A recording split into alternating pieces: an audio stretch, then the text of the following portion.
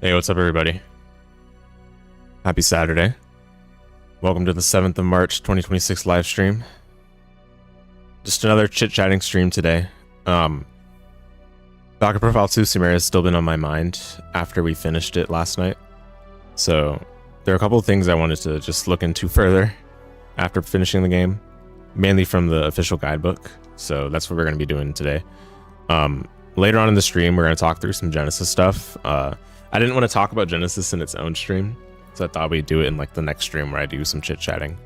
So I thought, why not put it after we do the Valkyrie Profile 2 discussion things.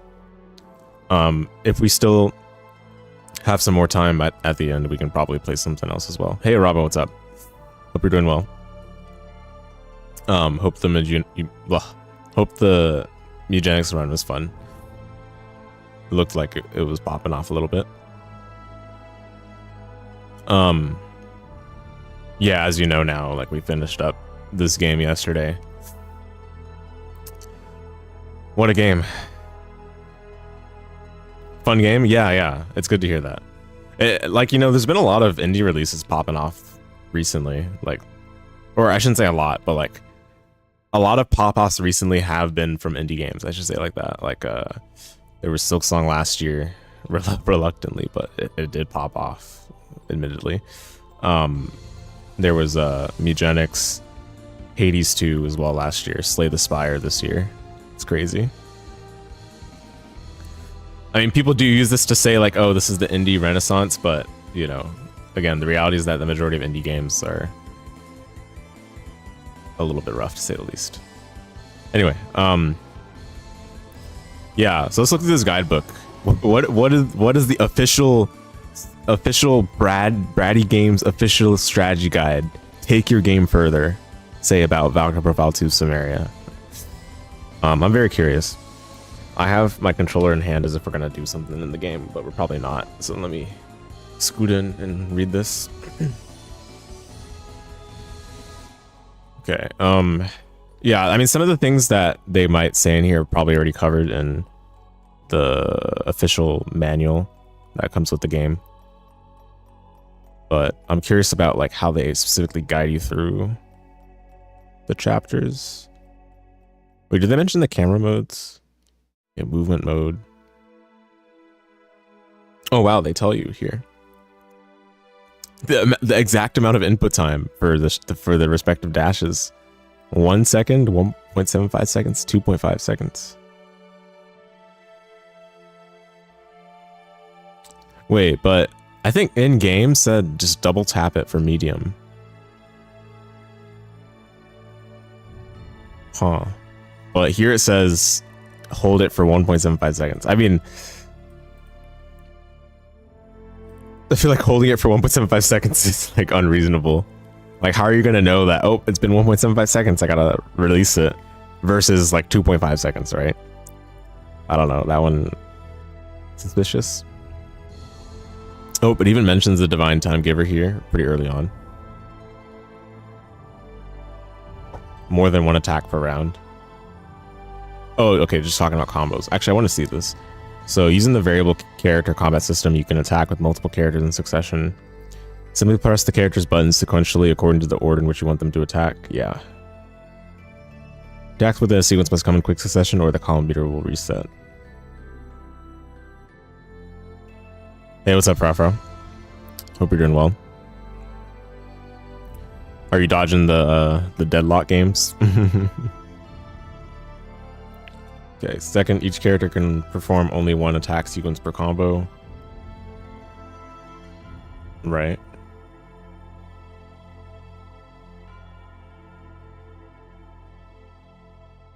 Must wait for the combo to end before they can attack again.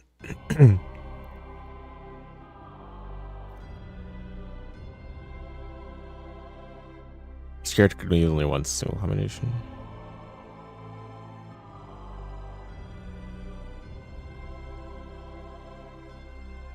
Oh, it just doubles the AP cost? So it actually doesn't increase it every time. It just doubles the AP cost. So I think you can go infinite. If you, I mean, you gotta be like really precise. with generating purple gems, but I feel like you can go infinite if it just doubles. Oh, you're doing something else? Okay, yeah, no problem, no problem.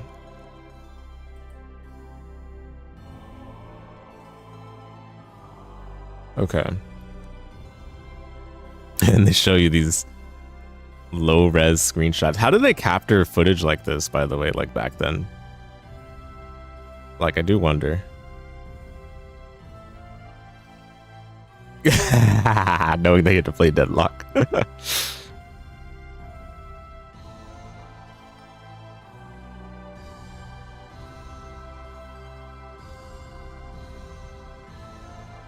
The combo counter isn't just for show. Its tally acts as a damage modifier to Soul Crush. Oh, dude, I was wondering why my Soul Crush was doing different amounts of damage sometimes. I'm like, nah, it can't be because it's random. Because this game doesn't really have that many random variables. It's like the random variables obviously exist for like breaking the body parts and for landing crits, but okay, so the damage modifier is based on the hit count. I see.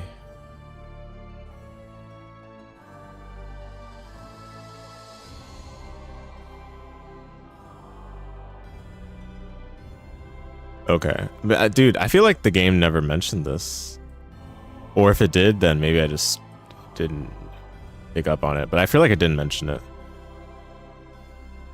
But of course, again, strategy guide, deferring to the strategy guide is like the classic thing to do back then. Also, I don't know how much a game, like there's a certain point in time where a game definitely should not like expose all its granular details to the player because it's just going to become overwhelming, right? Like there's definitely a degree of, okay, you gotta, you know, put the stop to explaining stuff here, especially because the player might not even know how to make use of it if they're too early on in the game. Magic crystals. Yep, they increase the amount of experience you gain. Yep.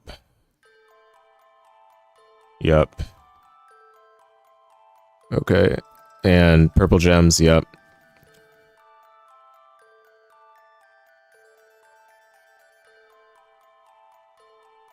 Blah blah blah. Soul Crush and Great Magic. Okay. So the blue number. Yep. Gauge reaches 100%. You can do Soul Crush. Yep. Sorcerers, it's called Great Magic. Yeah. Attack activates just as your turn ends. A new screen appears, prompting you to select the character you wish to perform the attack.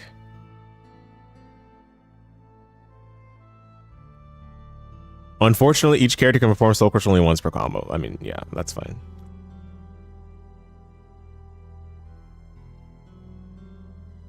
Combos designed to deal maximum damage should be based around grounded hits, while combos using aerial hits are appropriate for farming experience points. Yeah, I still don't know how to feel about that, because keeping the enemy airborne is inherently harder, and it's that being tied to experience.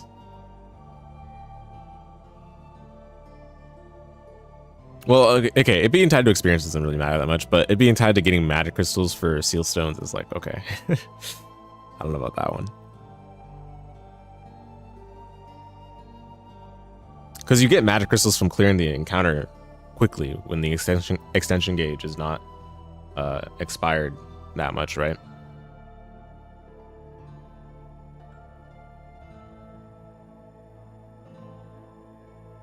And theoretically, when you're getting grounded hits to, you know, extend your combos for a long time and kill the enemy quickly, therefore,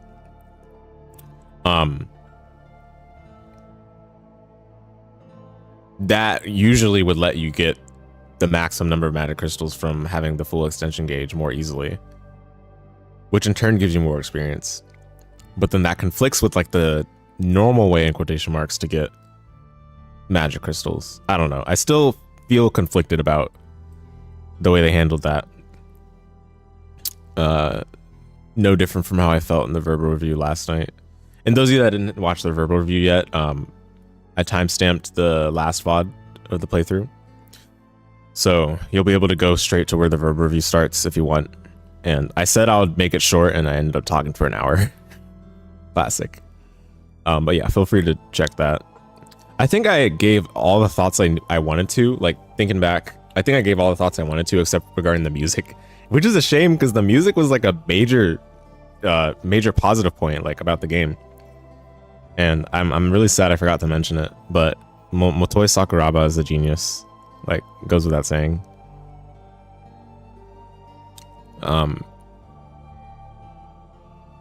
Yeah, every game could use an upgrade with his music, so I'll say that.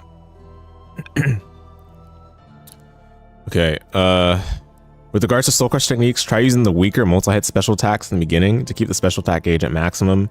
You use the stronger soul crush techniques as the combo's final hit in order to take full advantage of the damage modifier. Yeah, dude, I didn't know about the damage modifier, dude. Oh, I'm so sad.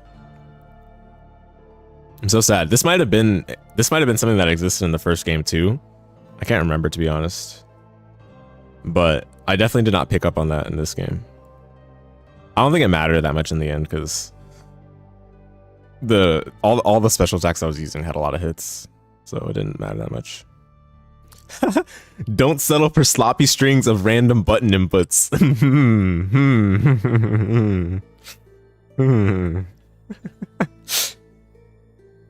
Are they calling me out?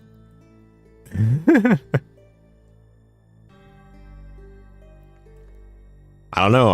I mean, I got pretty good mileage out of doing this. Nah, I'm messing around.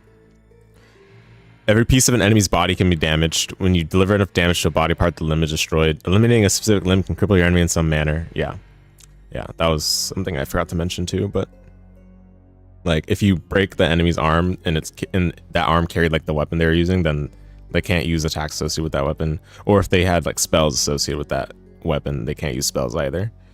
Similarly, like if you cut off their legs, then they probably can't stand and they'll just be prone on the ground, which means they won't act at all. So I think those small details were definitely cool. Some body parts are well defended by armor. I mean, here's the problem I had again with the body part stuff. It's just like, it's so random. Like which part of the body the attack actually hits. Feels like you don't have much control over that. I mean, you could definitely try to, like, dash behind the enemy and attack them from their back, and like that's reasonably feasible, but beyond that, I don't know. It seems like unreasonable to be intentional about this aspect of the game.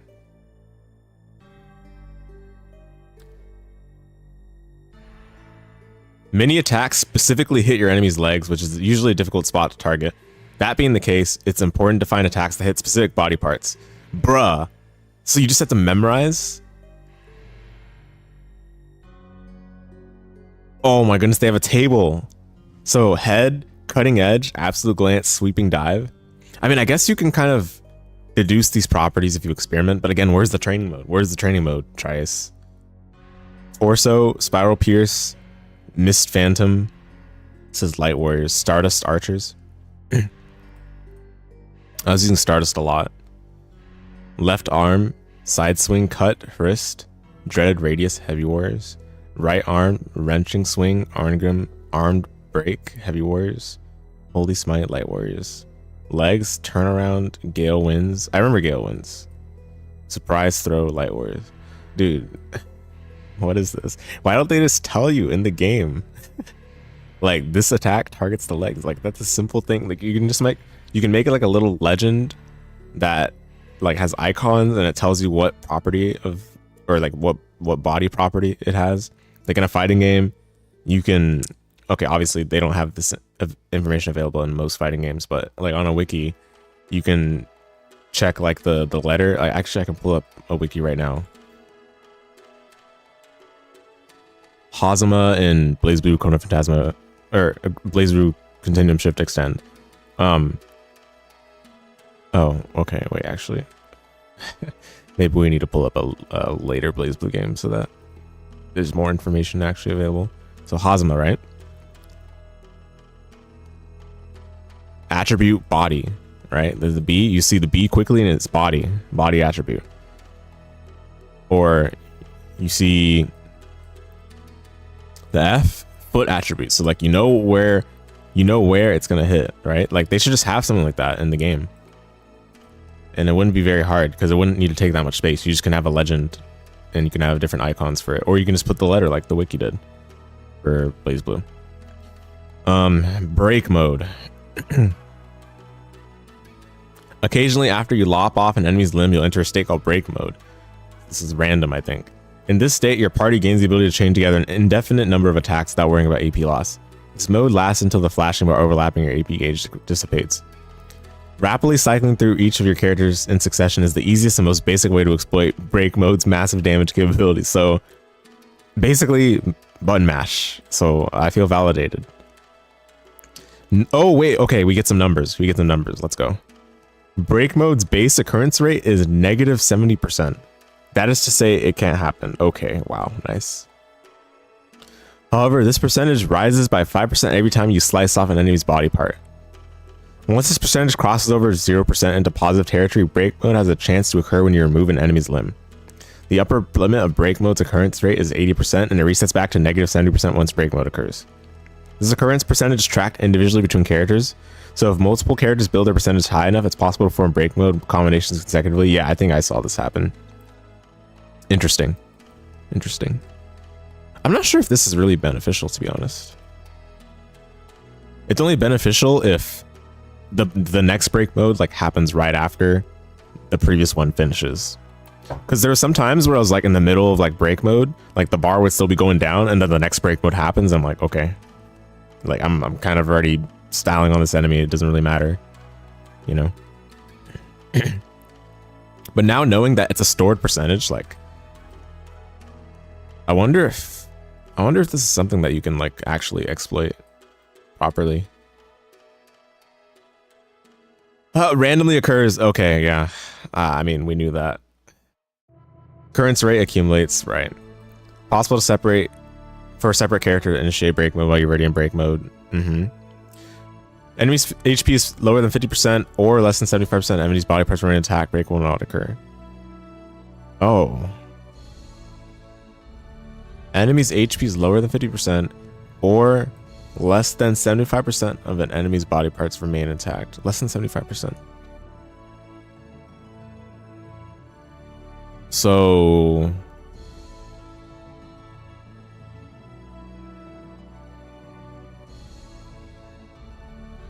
break mode can occur after you break enough body parts? What?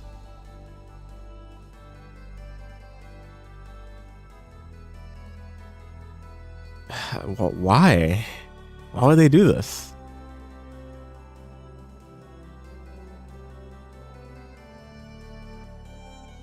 Oh, it persists? Oh, it's so manipulatable then, but I don't know, like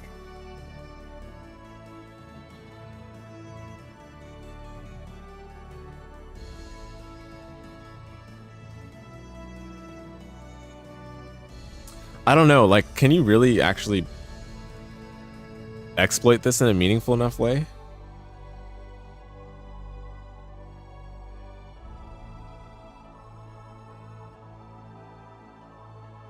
Oh, okay, the guidebook has got some solutions. All right, let's read on. There's a trick to collectively raising your party members' break mode occurrence percentages without triggering it, and thus resetting an individual's chance to negative 70%. Curiously, it involves fulfilling the conditions that prevent break mode from occurring in the first place. First, have one of your characters reduce an enemy's HP to below 50% or eliminate at least 25% of its body parts. This creates a condition in which break mode cannot occur. Next, have a second character join the fray to slice off the foe's remaining body parts, enable you to build up each character's occurrence percentage without worrying about break mode actually triggering. Oh.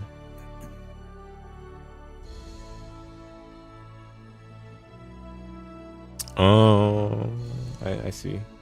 I see. So that's why they have this in place. So really, this thing is in place to punish you for not knowing how it works, which I mean, how are you gonna know how it works if if you didn't buy the guidebook?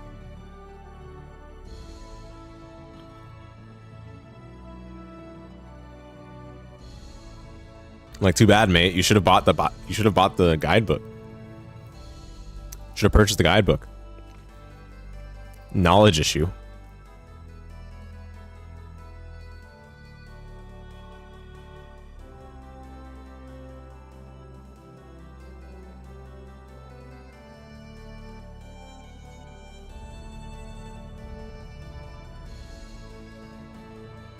Breakup skill set.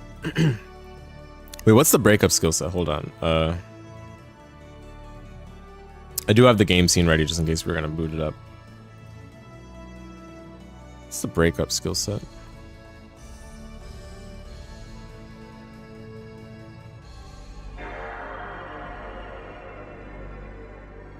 So that's not confusing. I'll pause the background music.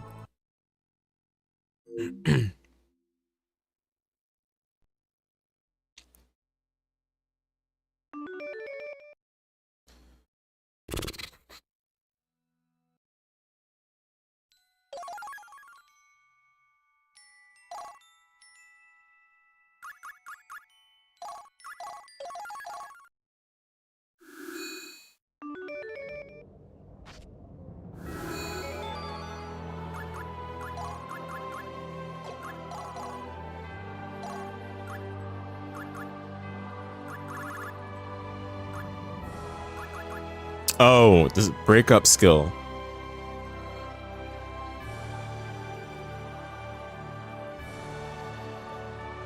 Okay.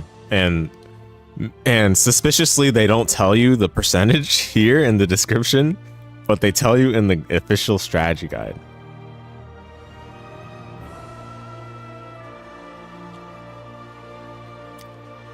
So you straight up get like a 40% head start, and for each body part, it's 10% increments rather than 5%. That's an insane difference.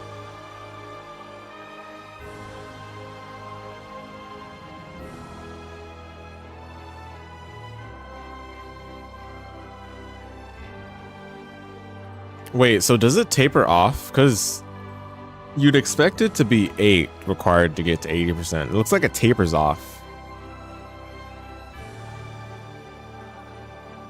Because yeah, this is definitely not like why do they have the ellipses here? Because I mean the ellipses will make you assume that it follows the same pattern, but it clearly does not. Am I going crazy?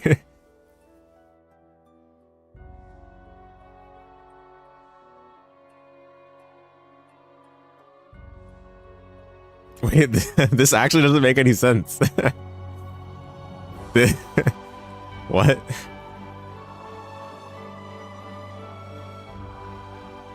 This has to be wrong, right?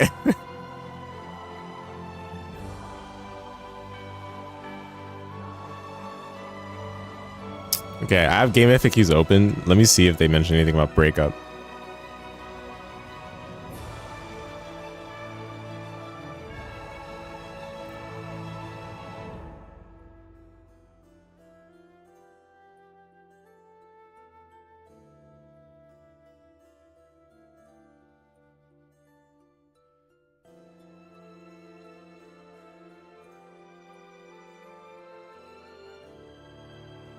Yeah, okay. See, game FAQs, it might be kind of tiny. Hopefully not too small. I'll zoom in a little bit.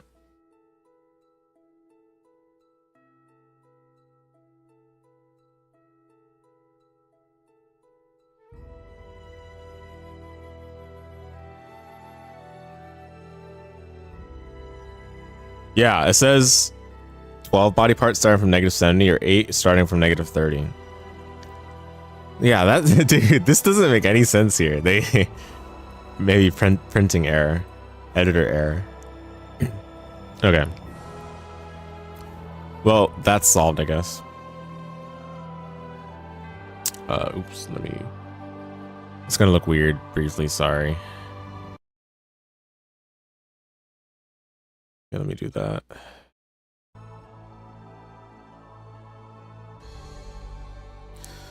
All right, we got all this stuff. Yeah,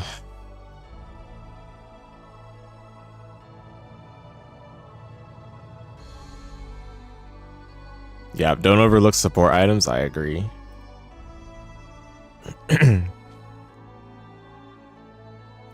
Oh yeah, I forgot about splitting off. I legit forgot. That could have been useful for some of the latter parts, the latter bosses and stuff. I forgot about it because I was just I was just one-shotting every enemy, so oops. Yeah, that was actually more useful than I kind of gave it credit. When they first were teaching that in the tutorials, I was like, this is too complicated. I'm going to ignore it. Right? Ignored it for a lot of the game. Then it came back to bite me for some bosses early on. But when I remembered that it existed for, like, I think some chapter 4 bosses, it really helped a lot. One of the turning points for that was Ull. I'm not sure if you guys remember Ull, those of you that were in the playthrough. He's the guy that is one of the Aesir archers, and he has heal, he has some other annoying spells, and he has some pretty good AoEs. So if you split your parties into two separate ones and kind of position them in like polar opposite ends of him, then it makes it a lot easier to deal with him and not like get bodied by his AoEs. They never mentioned Doom here for these status effects, the status elements. I'm kind of curious where Doom would be.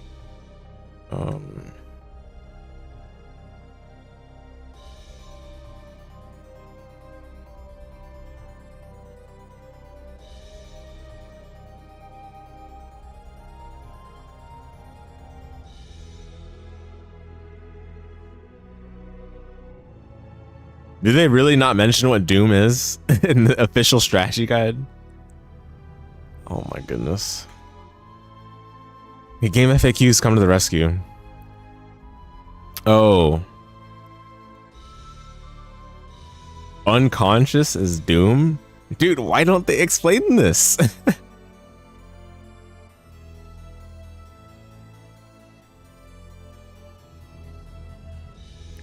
Oh, I see. So that attack that one shots that the phase 2 Lazard has is Doom.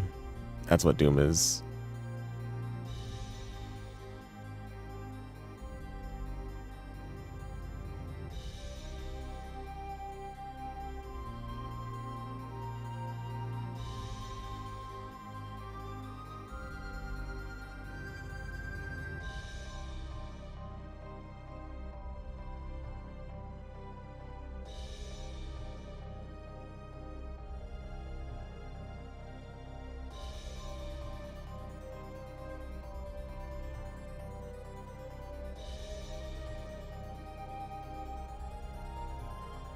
Oh, there are some attacks that can cause Doom.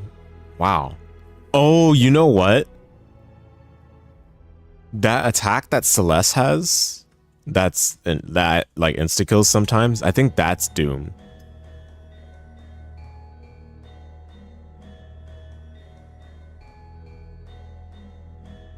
Is it called Soul Pierce?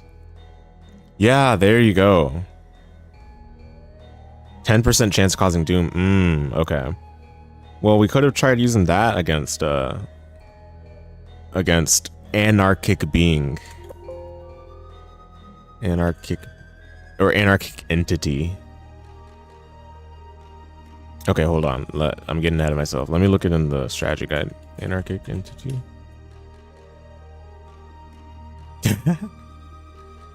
Anarchic entity. I'm kind of curious what the official strategy guide strategy is, but let me see what they mentioned for Doom. Oh, they don't really mention much. Oh, Seraphic Gate. Cool.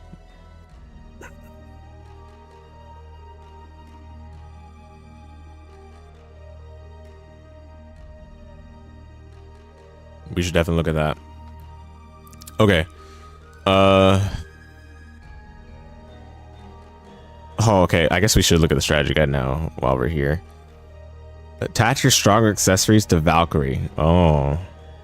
She's the only character that deals significant amount of damage to Lazard. So power bangles and Great Eagle Hearts are a must. Bruh. Bodied. Ah.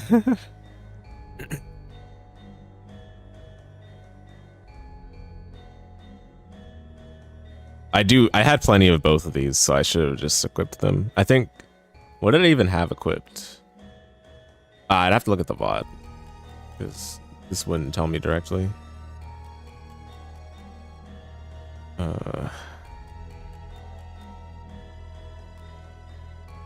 I'll just mute the audio in game. Oh wait, is there a, let me see.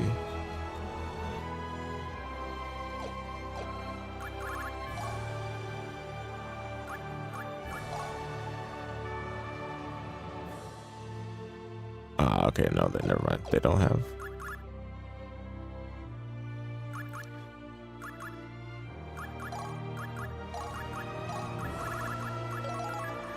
Yeah, I had 50 billion Great Eagle Hearts, and I definitely had enough power bangles.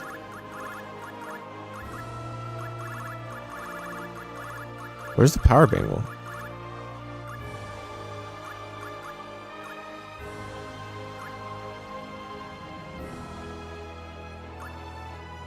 I guess it's not here because it's equipped.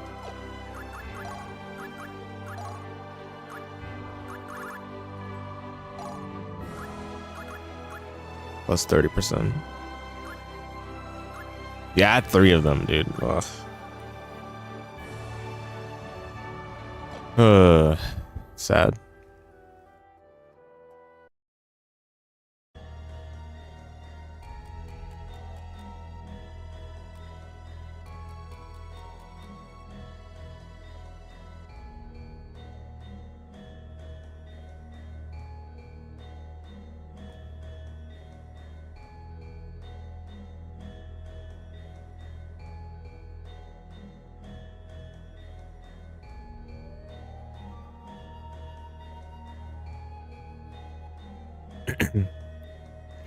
They say to do one party with, or one group with Valkyrie, and the other 3 are the remaining control group.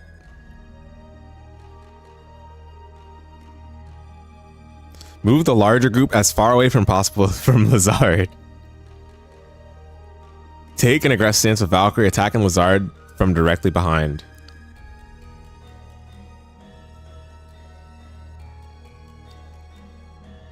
When the attack finishes, pay close attention to the direction Lazard turns. Walk the opposite direction to stay directly behind him. As long as you're close enough, you build AP very quickly without threat of attack, assuming he doesn't use spells or abilities to encircle his body. Oh wow, okay, so this is not even an airtight strategy. Still has a few holes. The preceding strategy works until 35 or 40% of Lazard's life is gone.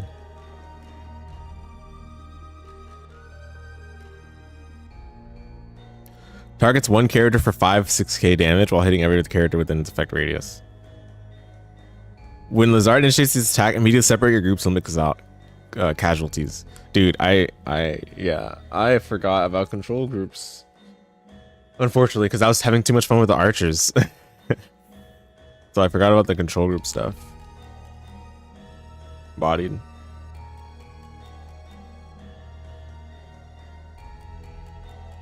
Yep.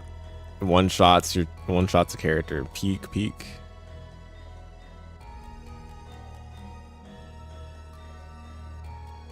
Bruh. Dude, I should have used this too. I forgot about it.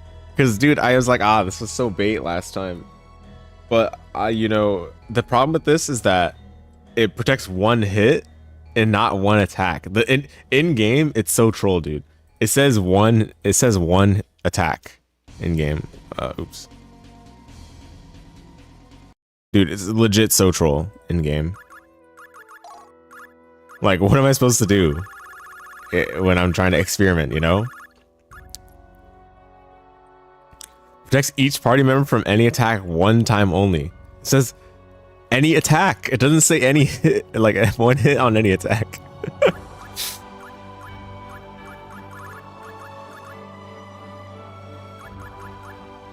Just a bad description. Deliberately trying to fool you. I'm not a fan.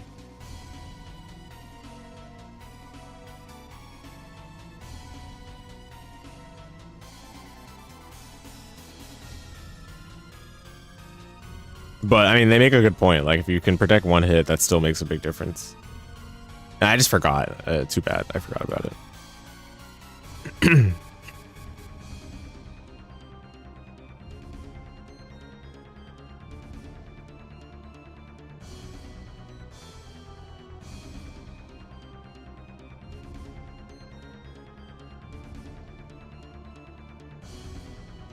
I feel like Meteor Swarm was not that big of a deal.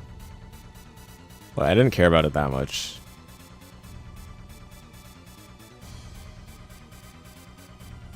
That's all they have on this boss fight?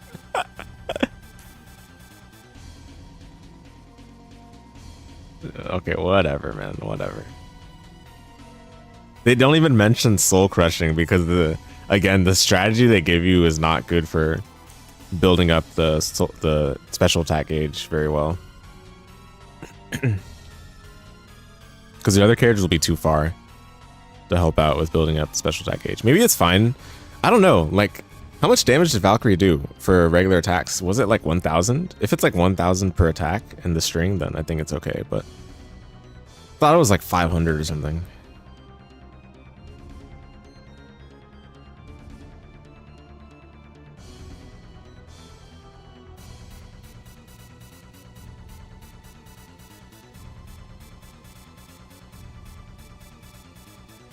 This is lame, dude. Like, this is barely saying anything. I guess they don't want to spoil it, but it's the official strategy guide, man. I'm looking for some guidance when I want to get this book, you know?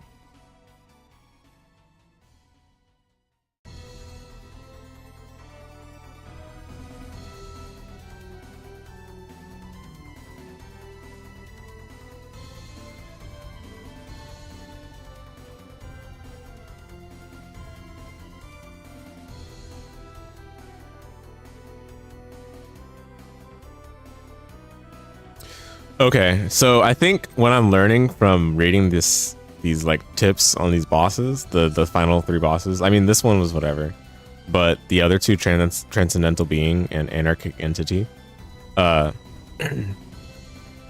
that I should use overdrives more.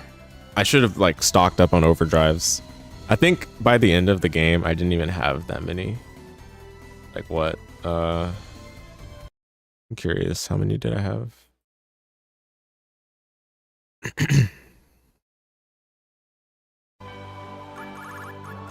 3. Yeah, I didn't even purchase any either. Actually, for that matter, I'm kind of curious to see what the Seraphicate looks like, so let me see how to get there. What did the strategy guide say?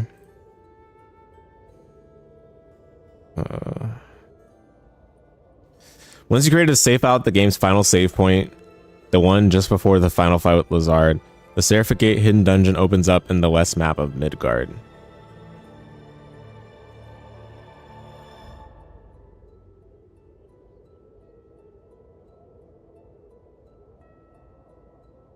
Preparation is the key to success in Seraphicate. We recommend that your party members reach level 70 before you attempt to clear the dungeon.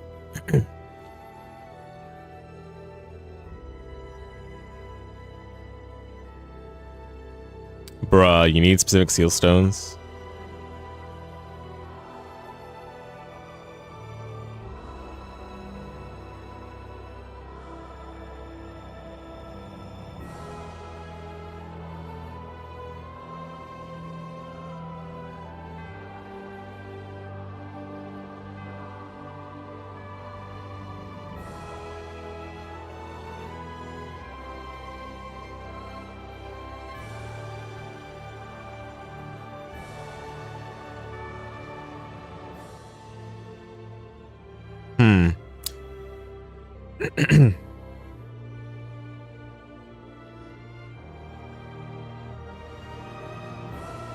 Oh yeah, Drainwing and Metabolizer. So how much of a chance do they give to lifesteal?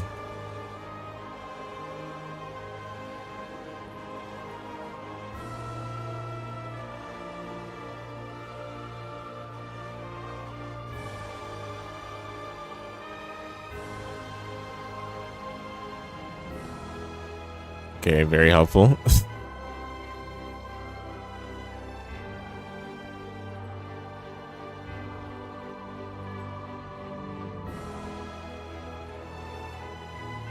Yo, stat number go up every time you clear Seraphic Gate. That's funny. Difficulty build up. Pump up the numbers. Spin speed is a thing. Oof.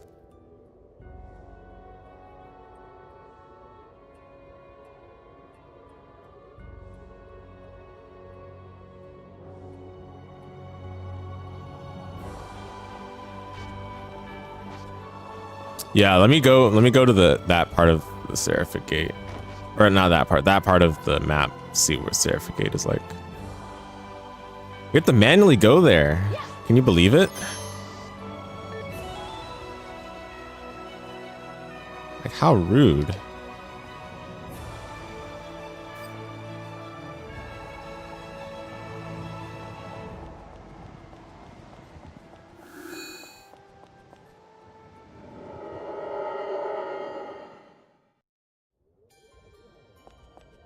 Yeah, the Seraphic Gate existing in this particular game is definitely a hard knowledge check, because in the first game they tell you, like straight up on the menu, that it's there and you can do it.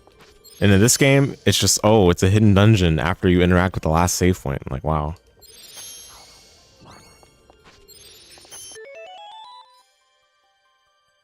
Extremely rude.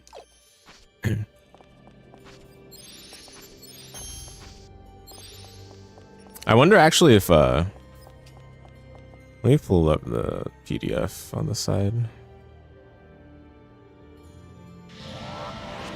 I got an encounter while I wasn't looking. It's funny. Run away. Let's find another foe.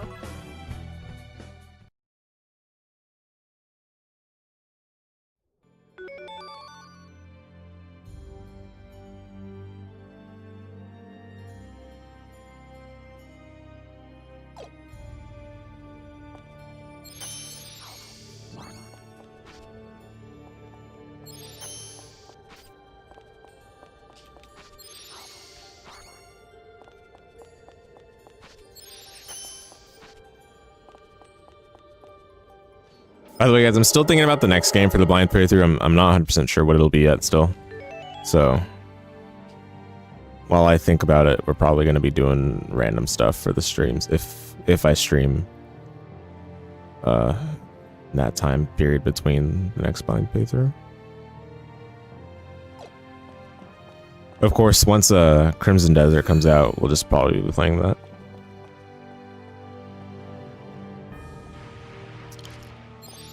So look forward to that.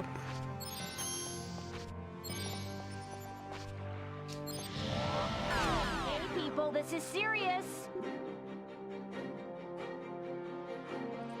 Bruh.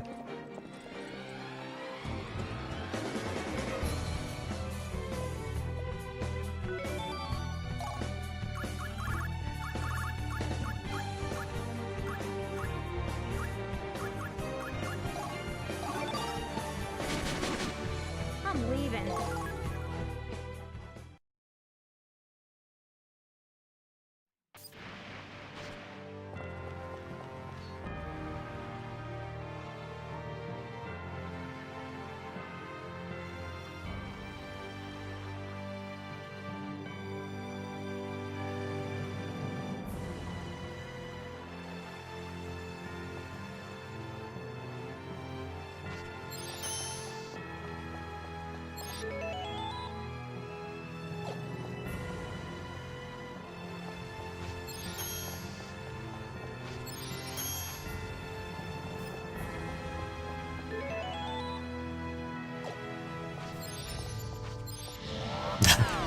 Bodied. The enemy is here.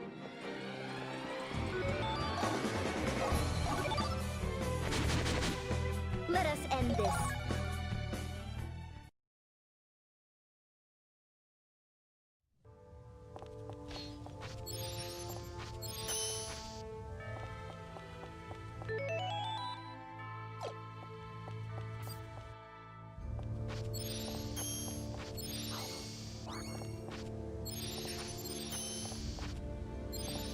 Oh yeah, that's another problem with the game. This game, there's kind of no reason for it to not have fast travel for certain things.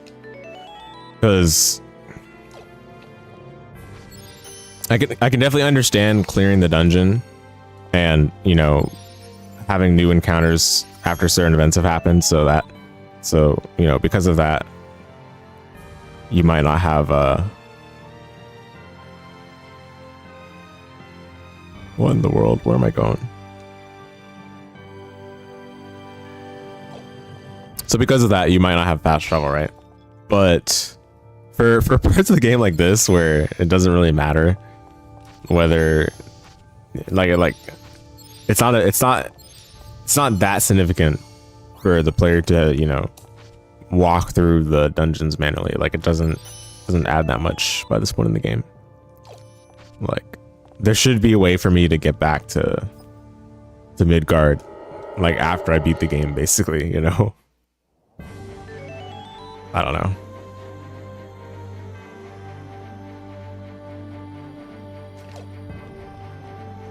Like if I'm allowed to go back to Midgard manually anyway, then you just might as well give me fast travel for it. Like I can understand not allowing me to go back to Midgard at all, like point of no return garbage. I'm not a fan of point of no returns, but like I can understand it at least for a point in the game like this, because, you know, it's like you're trapped here in Lizard's realm, basically, right? But no, you're allowed to go back apparently. I mean, after all, this dungeon only unlocks when you interact with the last save point, apparently, so that would imply you're allowed to go back, right? So at that point, why not just give me like a portal? Like I still have the water mirror fragment with me after all. It wouldn't be outside of the means immersion wise. And as I keep saying with various other things, like immersion should never, good quality of life features should never be at immersion's expense. It should never have to be at immersion's expense.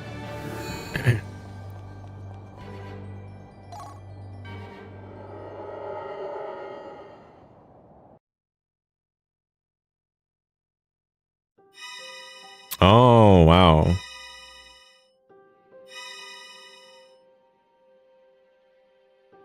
Interesting. See, as soon as you leave Tower of Lazar Villette, they actually show you. Oh, and actually you can... Wait, what? They show you Asgard. Wow. Okay, interesting. Oh, Tower of Lazar Villette is also here. Okay, fine. My fault for not trying to leave the map at any point.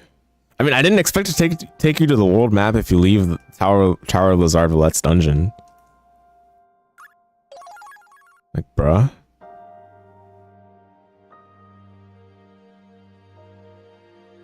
So there it is.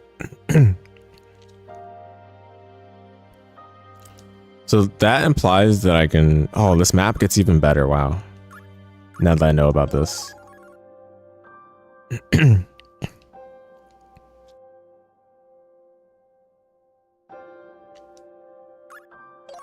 So now that I know about this, I want to go back to some shops from early game. If they even exist anymore. Well, I guess no shop here.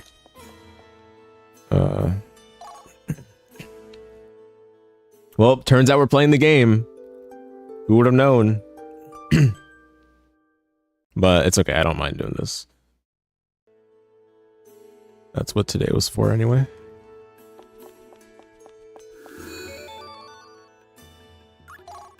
Bet you guys didn't see that coming.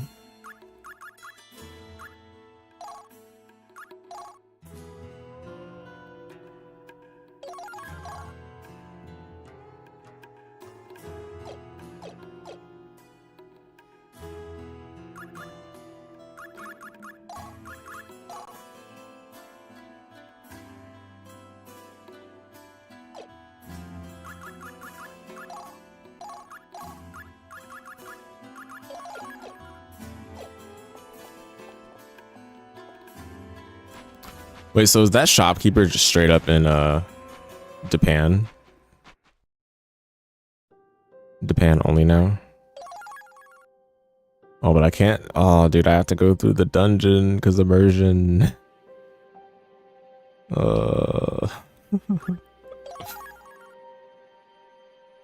Okay, man. I'm just just let me fast travel, dude. Dude, that Reddit thread where everyone's complaining about games giving too much convenience. Like, what does it add for me to not have the convenience?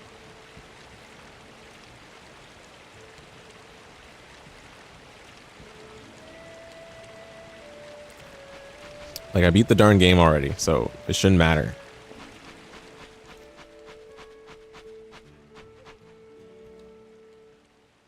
Oh, well, this guy's here for some reason. Why is he here? Doesn't make any sense. Okay, the stuff in this shop, like, whatever, man. It's not really that good, no. Ignite sword. Yeah, the stuff in this shop is like, whatever now.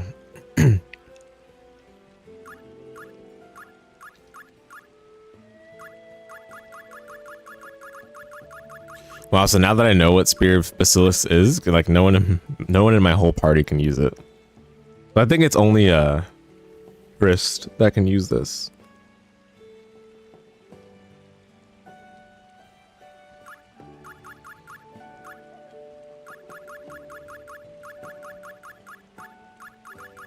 Sad.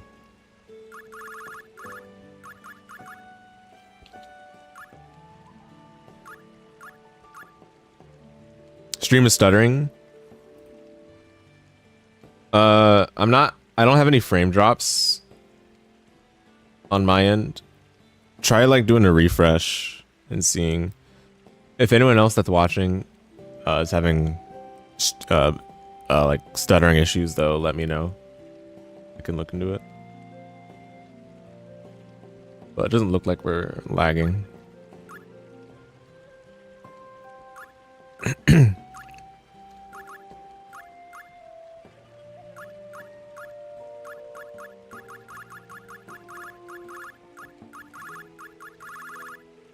Okay, no, honestly, this guy's shop is like really bad. I don't care about most of this.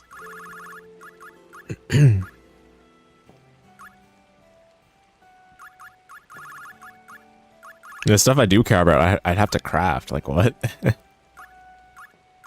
Why? Why is it like this? That is one expensive pendant. Dude, the stuff in the shop in this game is just dumb. The prices are dumb. The crafting system's dumb. Like, the best stuff you get is not even from the shop. It's from exploring the dungeons and opening chests. And potentially even from enemy drops. Is that like the Soul Eater ring of this game? Not even, dude. It's like this accessory here. Like, I don't even know. It doesn't even tell you what it does, but okay, we can look at the official strategy guide. Official strategy guide, right? What does the official strategy guide say? It's not even that good. RDM, okay, RDM plus 20% is not bad, but like that's all it does. Like, disappointing.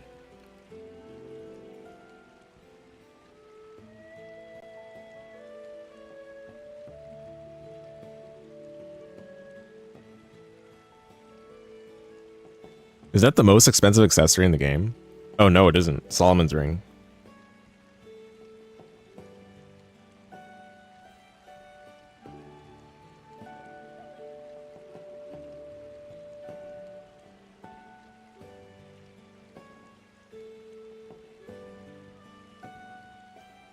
Oh.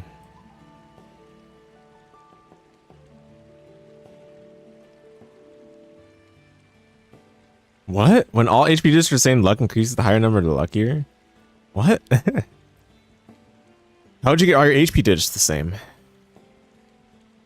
Is this like a reference to something? Is this a reference to something? I feel like this is like really, really whack.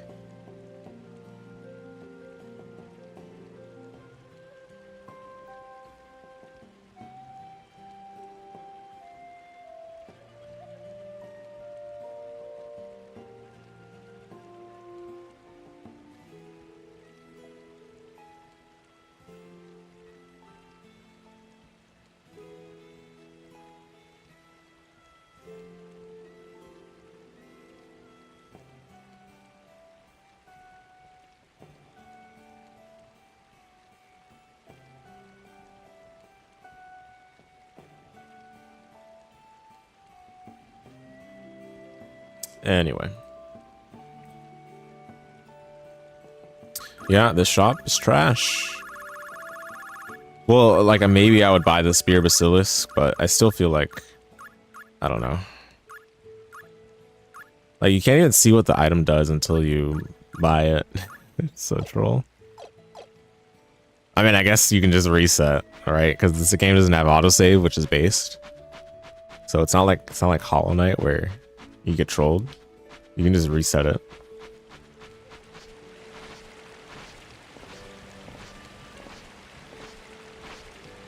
Actually, for that matter, I'm gonna go back to Asgard and check. It's actually really good that they let you go straight to Tower of Lazard Valeth. Like I'm kind of surprised, but it's a good thing. I'm gonna go to Asgard.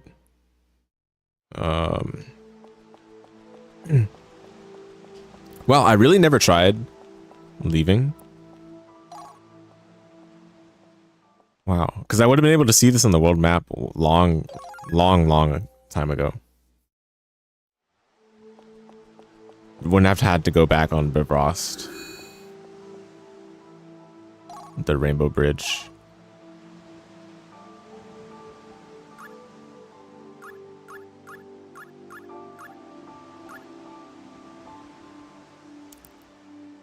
Orake Holocaust staff.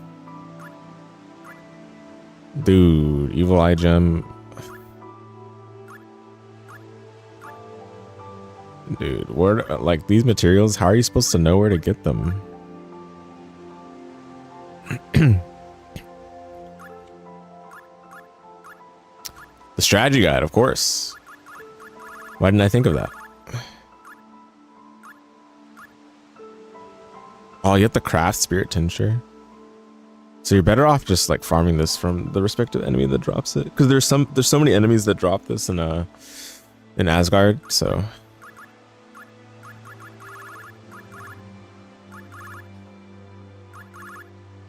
oh, Overdrive's here. Yeah, I would buy a lot of these.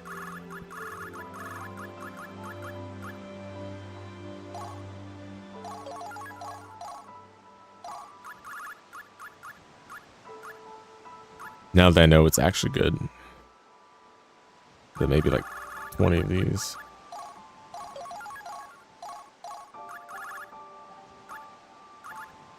Oh, there's Solomon's ring, but you need cat ring, bird ring, dog ring, bruh. Yeah.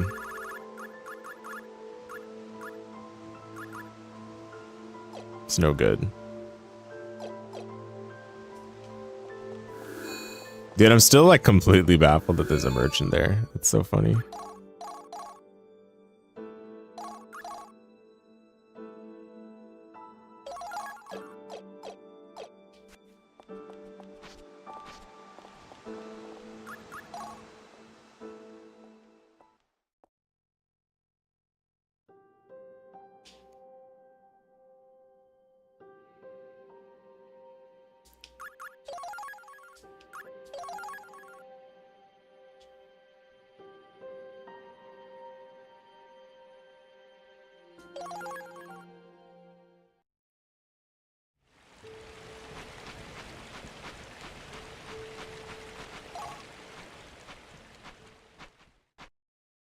Should probably go to Soul Day to see if the merchant there could still sell me good stuff. Yeah, I think my conclusion is becoming more and more that the shops are kind of not worth it for at least for gear. Maybe for consumables, but even for some of the best consumables that are in the shop and are locked behind crafting, you're better off just like getting them from the enemy drop. That's how I feel.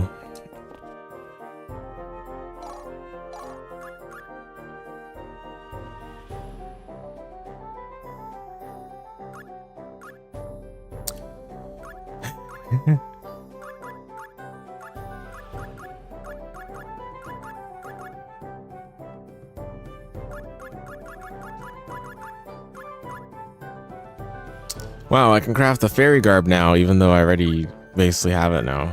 So it doesn't even matter.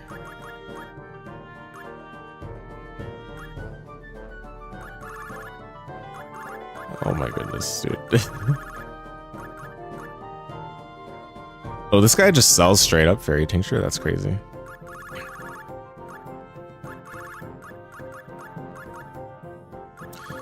Yeah,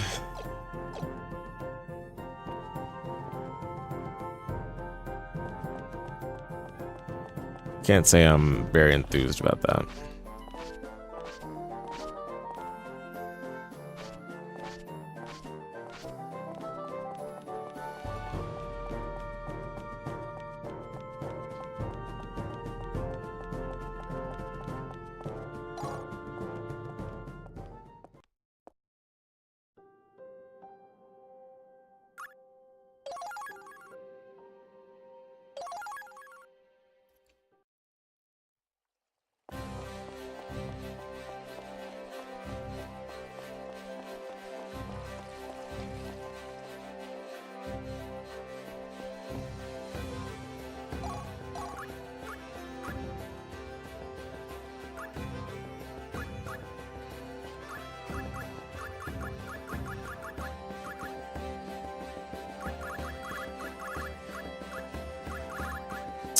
Yeah.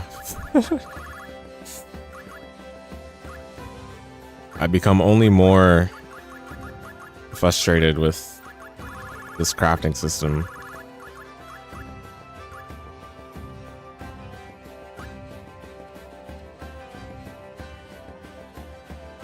Wow, we can craft Holy Grail. Oh, but not soft stone. Bummer. So 1 gold coin, 1 copper coin, 1 silver coin, 2 desolation gem. Dude, I don't even like, why don't they just let you say like, okay, I have the materials, right? I see that I have the materials. Why don't they just let you hit right and then buy it like right there? Like, no, you can't. You have to go and manually sell it, then go back, then manually buy it. And you have to like remember like, why?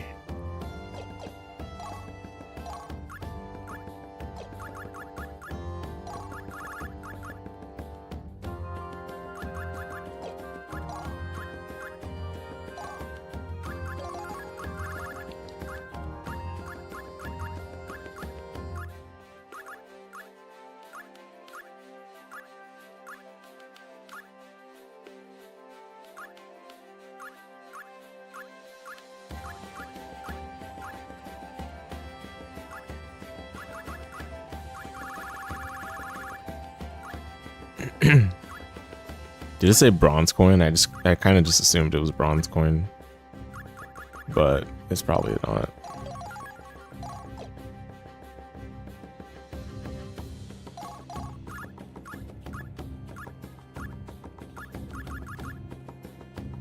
Copper coin.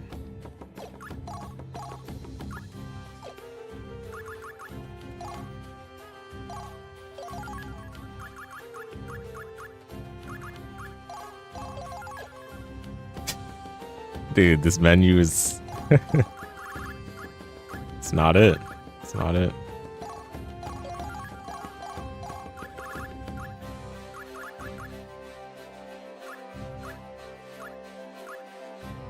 Soft stone cannot get.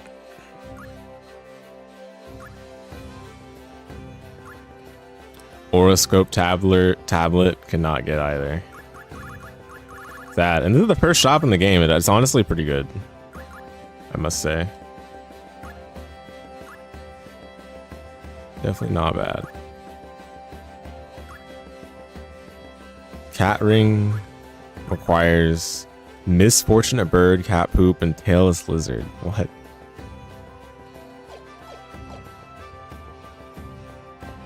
There's almost no one left in Solday, but I keep the store running.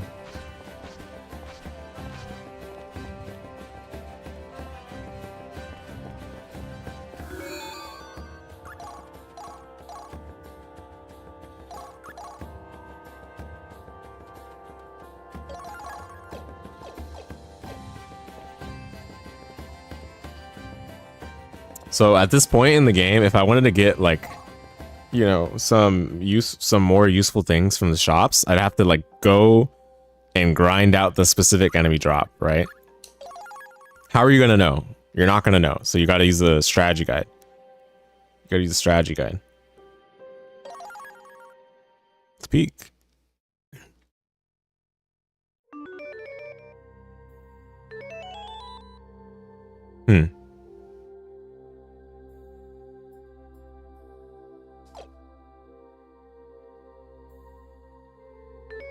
Interesting.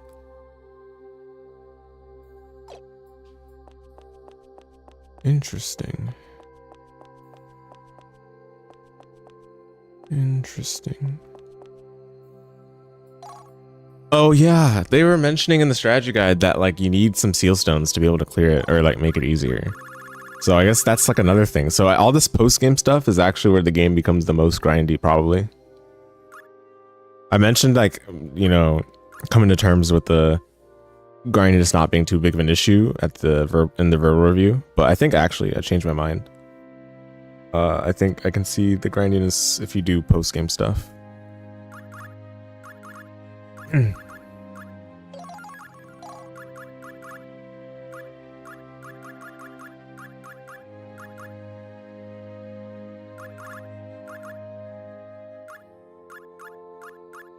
It's a big problem.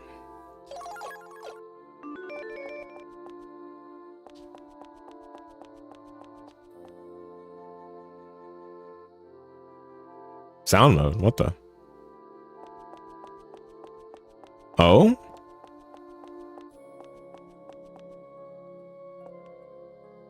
One song, 1,000 off? What? What? Huh? Why are they... What?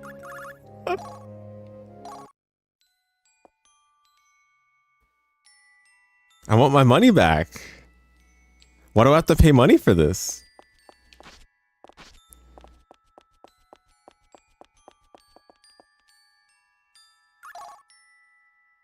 Dude, what? What kind of nonsense, man? The sound, dude, this is like something Ubisoft would do. I mean, obviously, like, this is only with in-game money, not real money, but... Dude, the first game sound mode, you could just play it from the menu. What is this?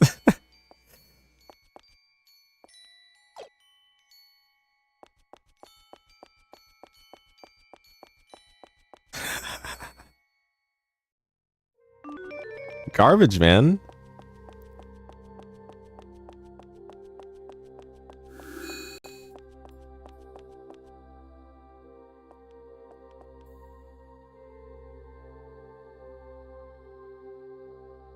Oh, this is pretty cool. Give you stats. Treasure chest 70%, areas covered 79%.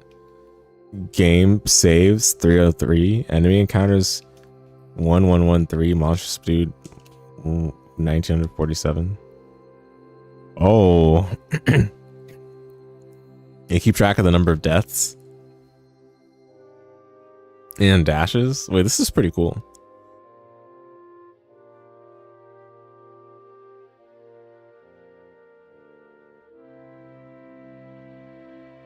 Wait, this is sick.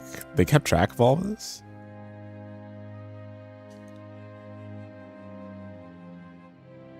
Look at that. Look at that time between chapter 2 and chapter 3. Dude, chapter 3 took forever. I mean, it's true. It did. It really did. Chapter 3 is pretty long.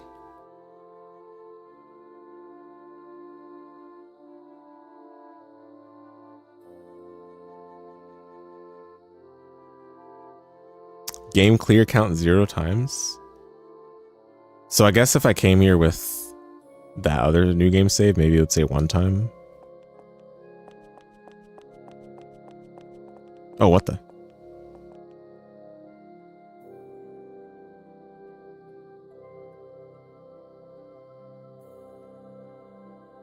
Fourth wall break? Fourth wall break?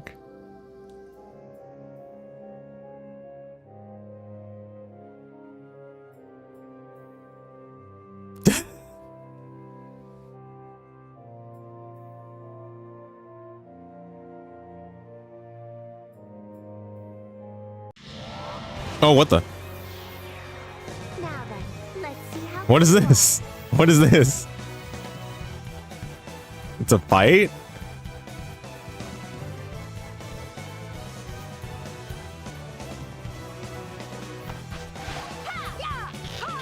I guess we're playing the game. Still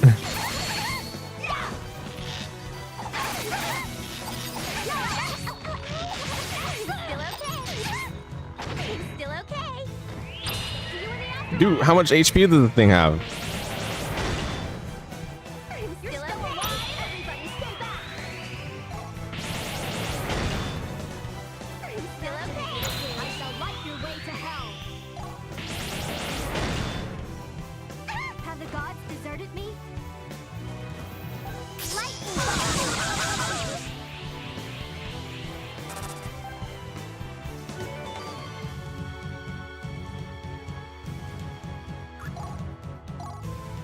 Reflect sorcery.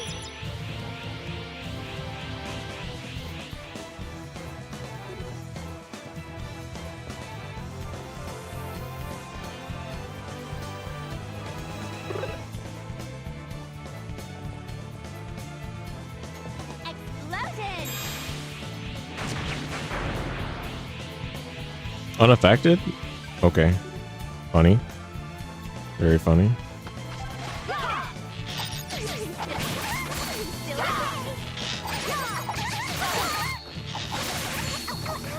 Still okay.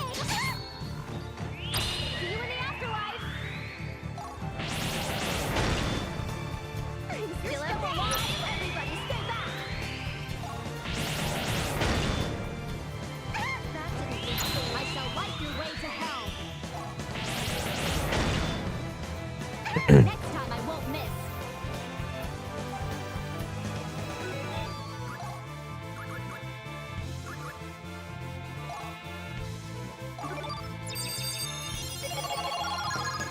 Exploded! I wonder if she's just immune to it straight up.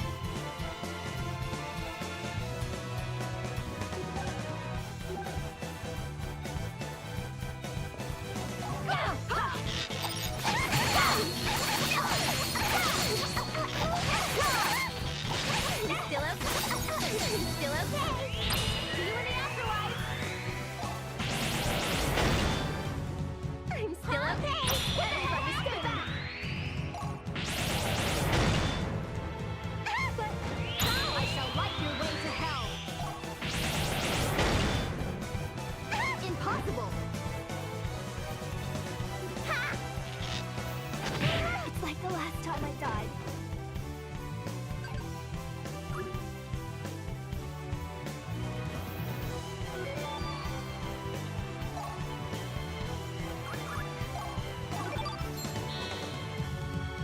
I should split up. Hey, what's up, Gelman? I'm doing some like, I was trying to do some reflections and like gain a better understanding of stuff I didn't understand during the blind playthrough. And I was reading this the official strategy guide, which is I'll pull it back up quickly. I was reading this official strategy guide, and they were saying some like some things that made me go and they also mentioned how to get to Seraphic Gate. So, oh wait, hold on. Let me just search anarchic entity.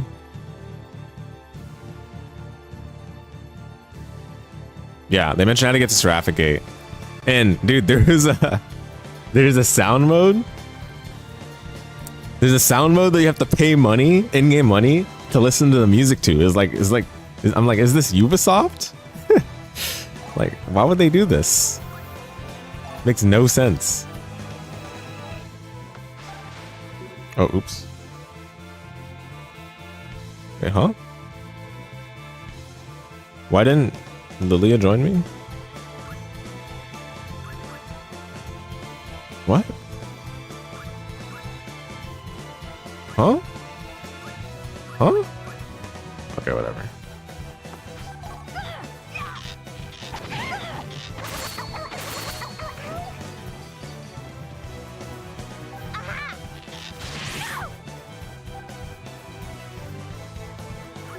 Wait, that actually made 0 sense.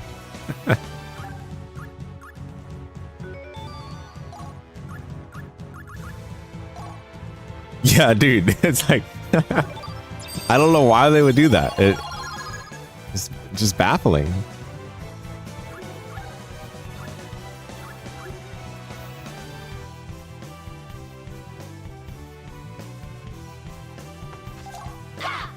Oh my goodness, they all joined too.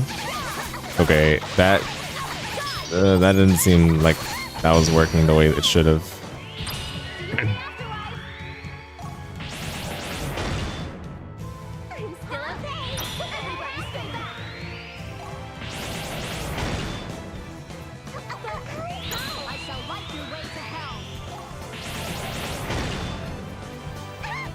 They walked so Ubisoft could run. Yeah. Actually true. Oh, I'm dead. Oh, not dead. Live, live, live. Oh, free elo. Free elo.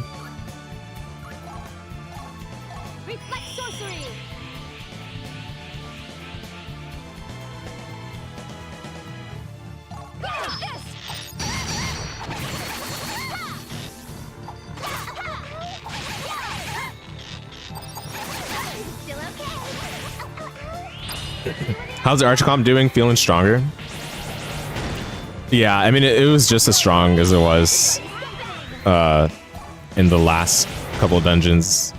It's still, even going into like the final bosses, it was still the strongest available option I had. But there was one boss phase where I was forced to use the character that's like basically one of the story characters they give you. I won't spoil it for you because I think it's pretty cool to not know about it, but that phase they kind of force you to use the character you get.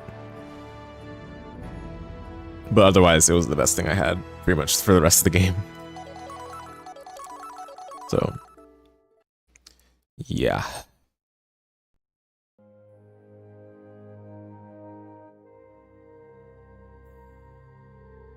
Though my feelings tend to be wrong.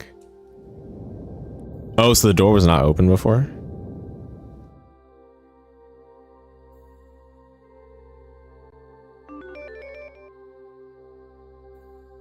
Here there be spoilers in quotation marks.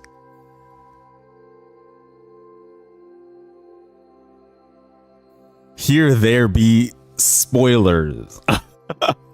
That's so funny. Well, at least they're, hey, this is better than Sekiro with the point of no return it never tells you about. Well, that's hilarious. Oh my goodness.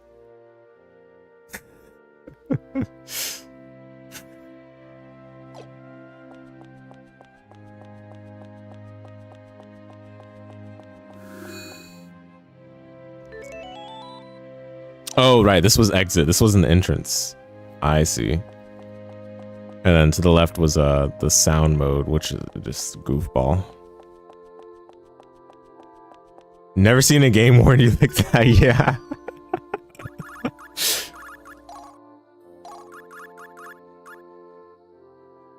It's pretty funny.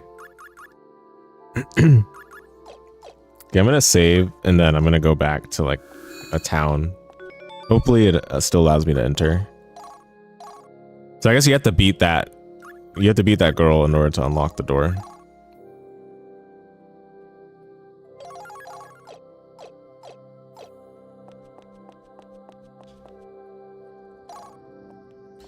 Yeah, okay, that's cool though. I mean, I do want to like check out a little bit of it before we go back to looking at strategy guide stuff. Because again, the whole point of the stream is just for me to bridge the knowledge gaps that I didn't pick up on in the blind playthrough.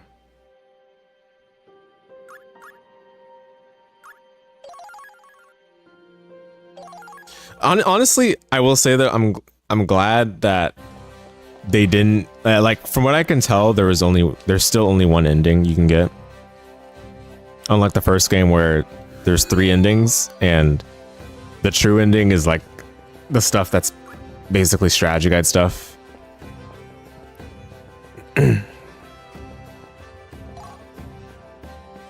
At least in this game it seems like if you just play the game normally, you can get the only ending that exists. So I'm glad about that at least. But then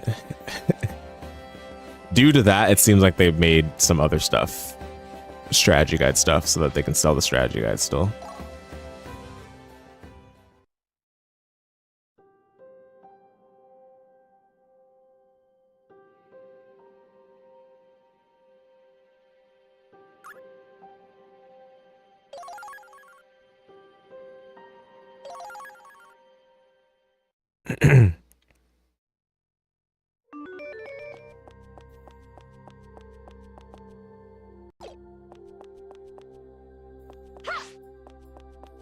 Did Lenneth bring an alternate version of herself? Check out. Before I answer, just let you know if it's worth knowing. It still didn't really make sense by the end of the game, but I've come to terms with the fact that time travel just kind of messes things up. I definitely understand it better now when I did some looking up on the wiki to like remind myself on the first game's things, but I think I just have to replay the first game to remember, because some things in the first game you just have no way of like really picking up on because it's just shown very briefly. Like something I didn't even remember from the first game is that Silmeria actually has an appearance in the first game, but it's so like it's such like a one-off moment that they don't draw attention to, that you know you can't really like notice it or pick up on it unless you play this game. Yeah, and I do like when I saw Silmeria's portrait in the first game, I'm like, oh yeah, I do remember that, but like there's no way I would have drawn the connection. I thought she was just like a new character, you know.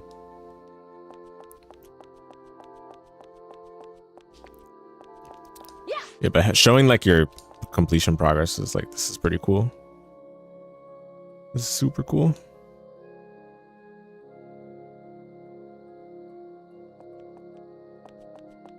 Okay. Oh. You can always fight her again? That's pretty cool. So is that how you grind?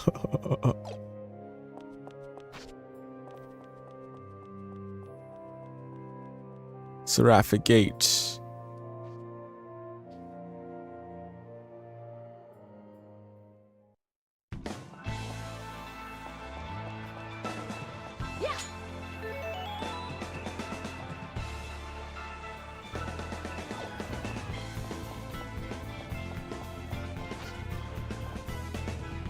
This is a remix? Sounds kind of familiar.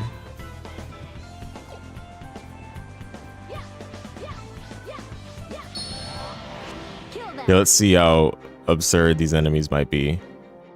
Killbone, Phantom Flame, Hell's Cannon. Amusing. Phantom Flame is the leader.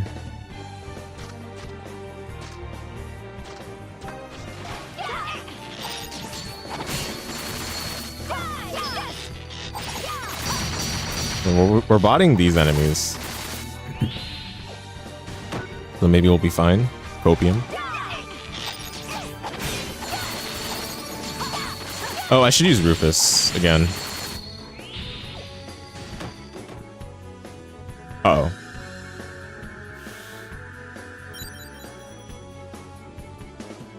Okay, I'm scared. What did it just do? I know not. No! Dude, why did it get collision blocked there?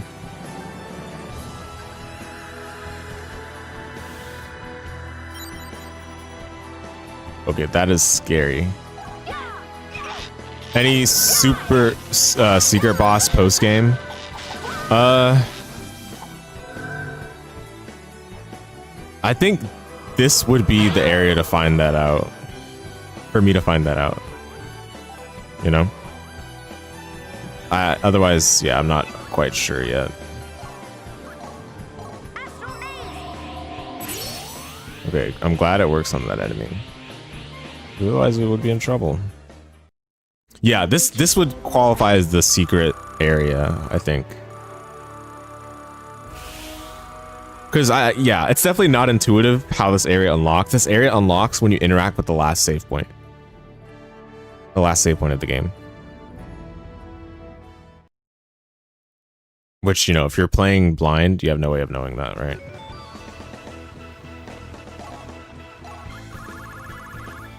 So Grail cures curse, right? Yeah.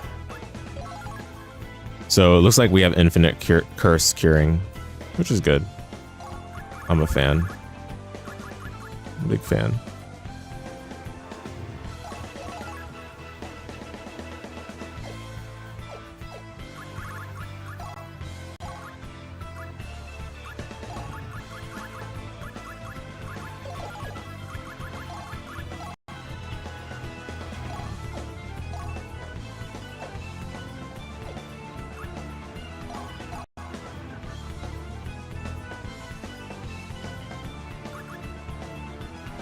Oh, I was gonna look into critical stuff. So before we continue, let me look at the stuff regarding critical hits. Because we were checking the stuff about break mode. That's cool. Some older JRPGs used to depress you as a kid because after fighting the last boss, reloading your save would just take you right before the last boss, so literally no more content. Oh yeah, yeah. I mean, they do that in this game too, but this game has the post-game dungeon, Seraphic Gate, and honestly, the way they unlock into this game, I don't know if I like it compared to the first game. The first game, again, very clear, where you beat the game, you get the last cutscenes and stuff. It takes you back to the, well, it kind of stops there. I think you have to soft reset. I can't remember, but when you get back to the title screen, it might take you back to the title screen automatically. When you get back to the title screen, you see that you've unlocked Seraphic Gate on the menu, which is great. I think that's the way to do it. Whereas in this game, it's very like hidden. I don't think you'd be able to find out without someone telling you. Okay, crits.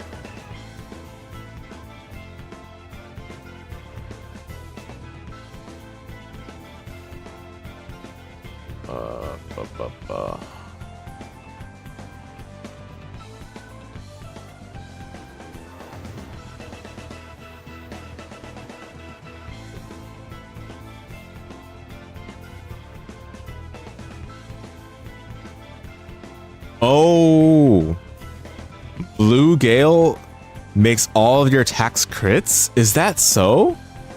Dude, how come I didn't know about this? What?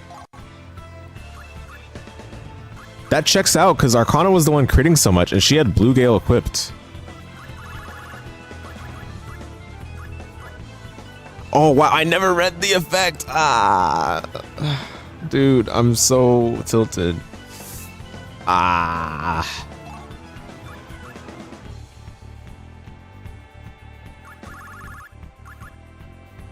Imagine if I read that, man.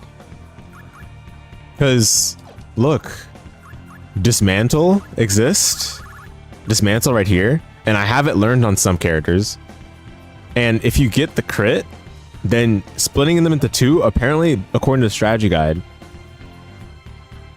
that instantly kills them.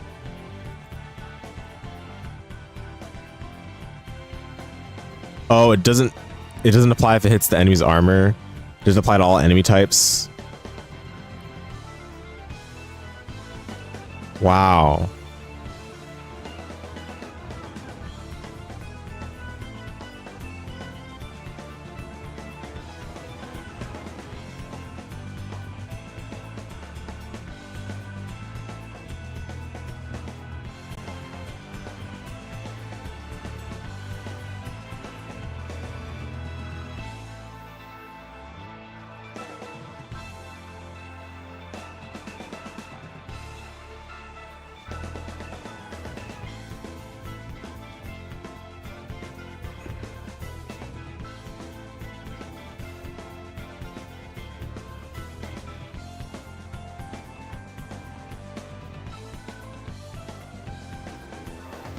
Dude, I could have been even more broken. I mean, I knew dismantle would probably be good, and I was like, I definitely, when I was watching back some of the parts, I definitely had an idea of making use of dismantle, but I never read the blue gale effect, man. Oh, that's sad. Well, given that I'm only going to be able to really do 3, how many is this? Yeah, I'm only really going to be able to do 3 anyway. 3 soul crushes anyway.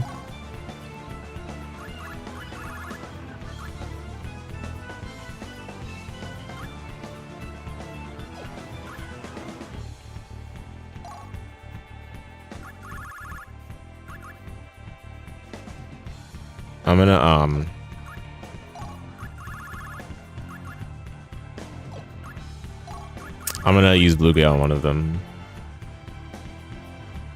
I guess her. Does she have dismantle though? She does have dismantle. Okay. Let's go. Should probably do this when playing older JRPGs. Such a vibe reading the old school manual while playing. Oh, this is not the manual. This is the official strategy guide. So I wouldn't, you know, for a blind playthrough, I personally am not gonna use the strategy guide while I'm playing. But I'll use the manual that comes with the game, of course. But basically, oh, I forgot to switch the scene. I'm sorry, guys. But basically, the official strategy guide is like the cheat sheet, you know? It's like when you take a test, and after the test, you want to check out the key. You might do that with Suikoden 3, well, after 2 and 1. Yeah, that makes sense. But yeah, oh my goodness, dude. This is like mind-blowing to me that I did not try to use this. Because I just didn't read the guaranteed crit, man. Ah.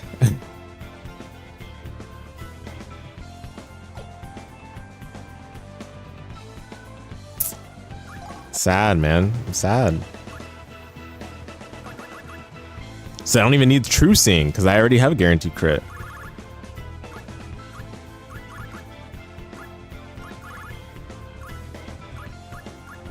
Oh, it costs 6. Wow.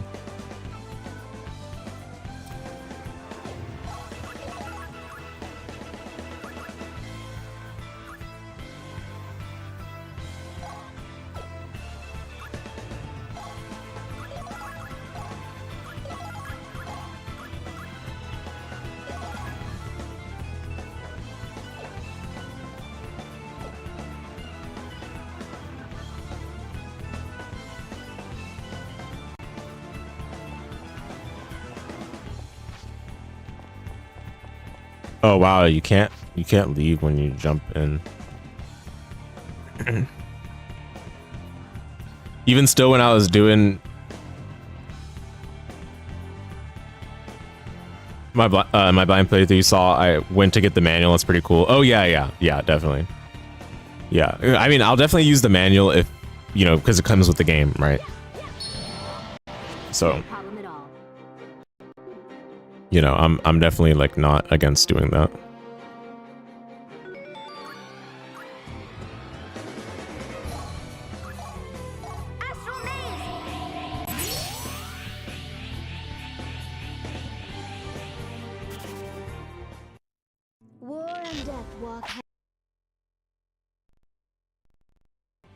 So I guess you get no experience for doing a transfer kill.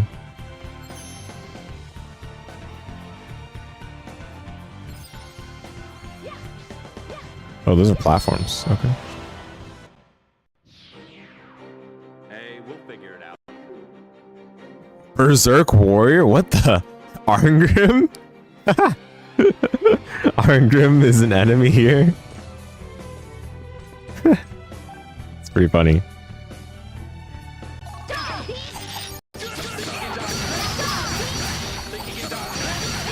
So I guess this enemy can't be split into 2 because it's Arngrim. And they wouldn't want Arngrim to be split into 2, it seems like.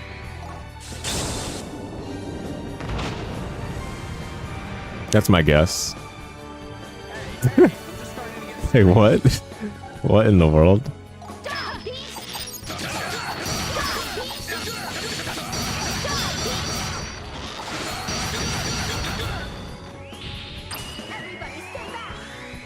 Look how they massacred my boy. I know, right? Dude.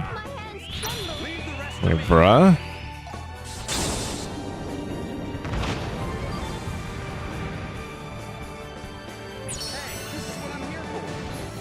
Okay, right now we're chilling though. We're definitely powerful enough for Seraphic Gate. They were spooking me a little bit. Maybe these are just like elementary rooms. But it seems like we're chilling right now.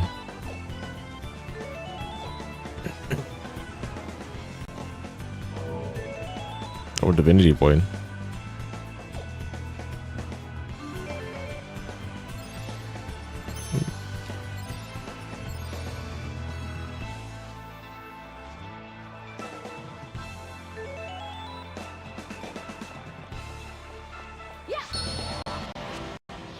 Well, I guess I'm playing through Seraphic Gate for a little bit. I mean, I'm not gonna finish it right now, but maybe I'll just play Seraphic Gate until Crimson Desert comes out. I guess I don't mind doing that.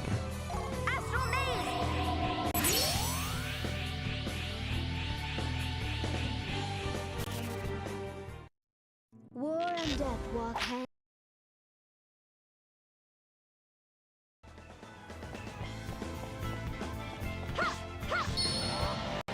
We fight battle upon battle.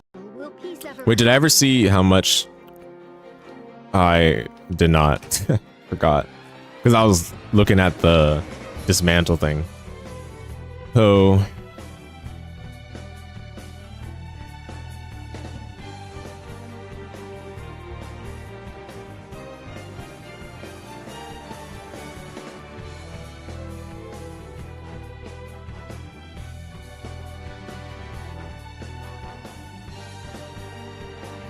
oh, critical skills only happen when you score a critical hit. Outside of true seeing, I see.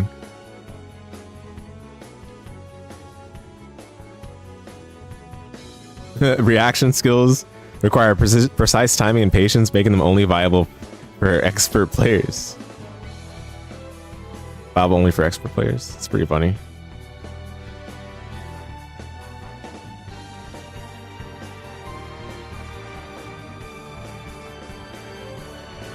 Oh, Celeste starts with his mantle. I never picked up on that. Wow, so there were definitely opportunities, and I had Celeste. Oh, wait a minute. So the viewer that mentioned that the Einherjar you get is random and you can just reload for the one you want. The strategy guide here is mentioning the two types, and I guess I got the one that was better to get. Celeste 30%. So they even give you the rates here. Wow, the strategy guide is like, wow, what, dude? The devs were hiding stuff because of the strategy guide. It's brutal, man. So that's 30% chance. So I got lucky. Simply be lucky.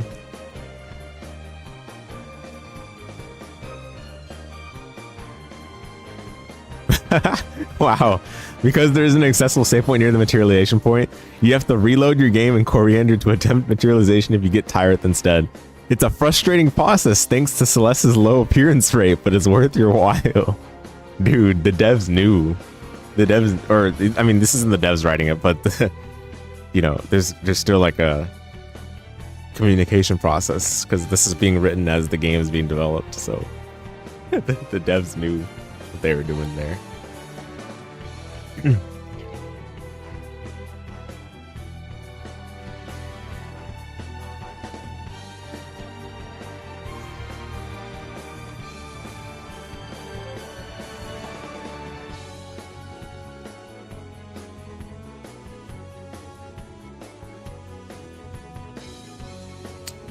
But what is a critical hit though? Is a critical hit just double damage? I'm still not really clear on that. Doesn't really say here. Maybe it'll say here. Oh, what the? Critical rank?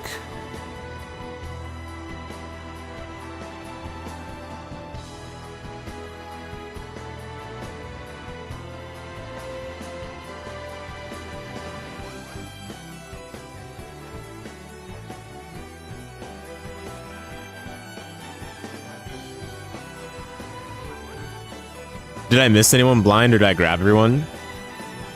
I'm not sure. Well, you can't. I don't think you can grab everyone because every Iron Harrier materialization has different possible characters you can get. So I think it's not possible to get everyone in a single playthrough, but that's a good point. Did I get everyone that I could have gotten? How many? Where's the Iron Harrier?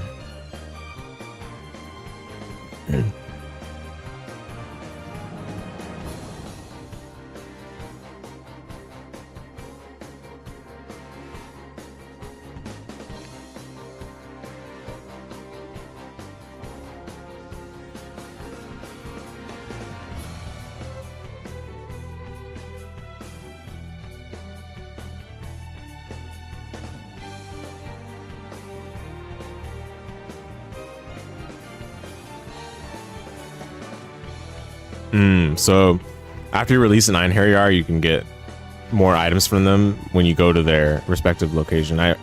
I did do that incidentally because of all the thorough experimentation I was trying to do.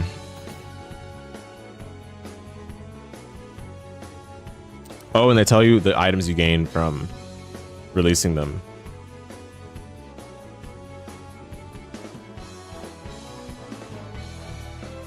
Oh, for every 20 attack, you get this. For every 10 magic from gained from equipment, that is, you get this. I see.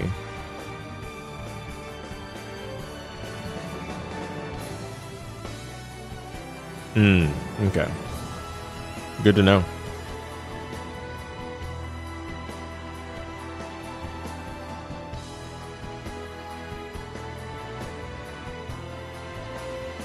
Okay.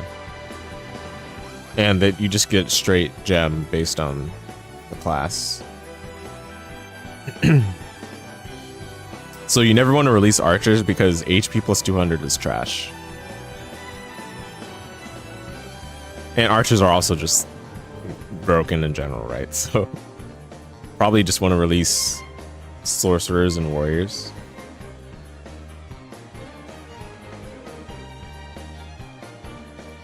Oh. How to gain experience quickly.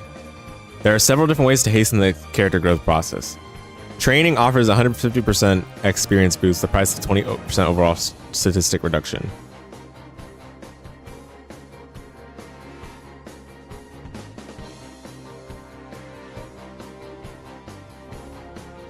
True. You don't really need auth after a certain point, I agree.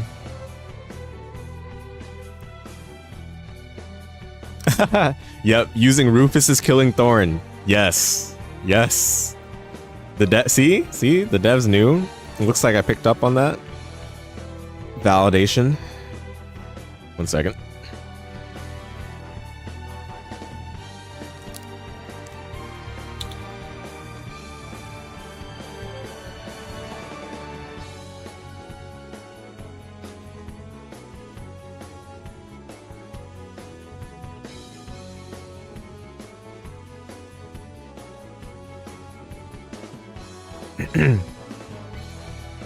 Oh, and double triple edge also work.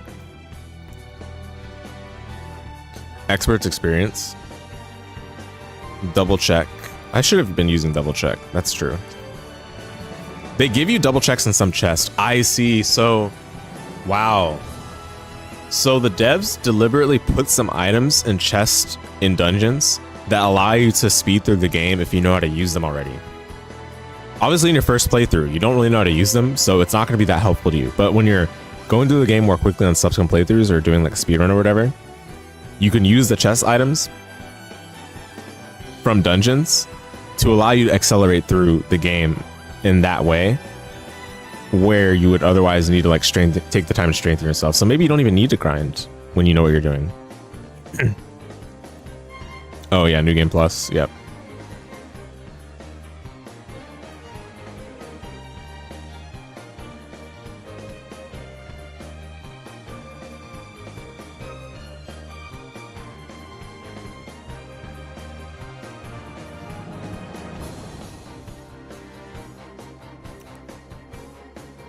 Bruh. What is this? New Game Plus 50?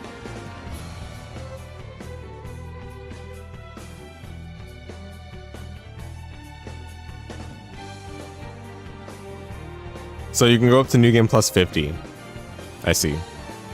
Well, you could probably keep going beyond that, but the stat boost here, you know, maybe I'll try it out. Maybe I'm kind of now that I'm, you know, absorbing the knowledge that I didn't have previously. I'm motivated to try this out. Sorry, I'm keeping you distracted. I haven't answered your question, Gilman. Classic distractions. Is there somewhere where they just list all the Einherjar so I don't have to like do this?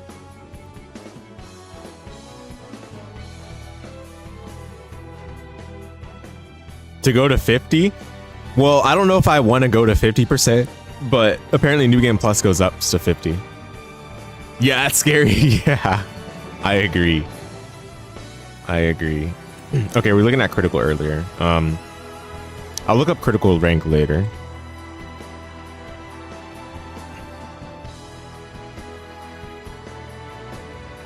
Dude, can you just give me the list of Einherjar? Like, goodness.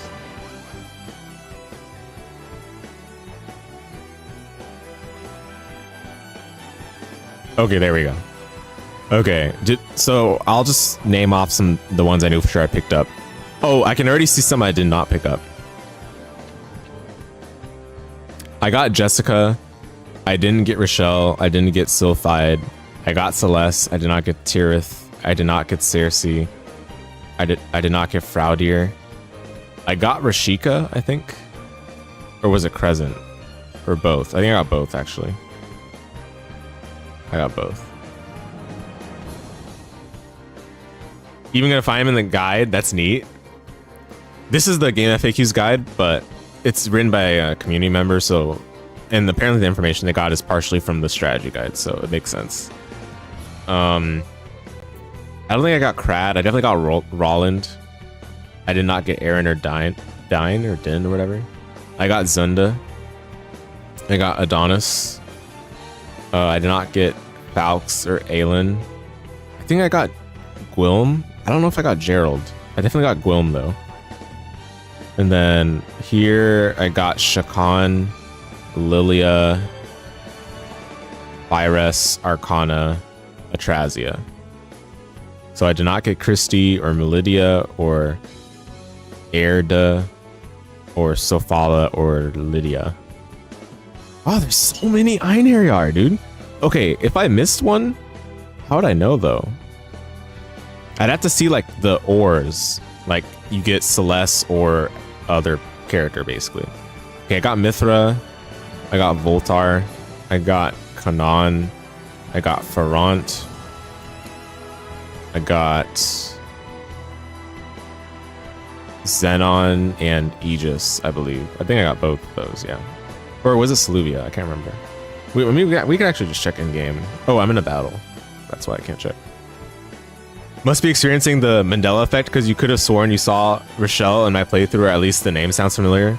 This character Rochelle. I got Rashika.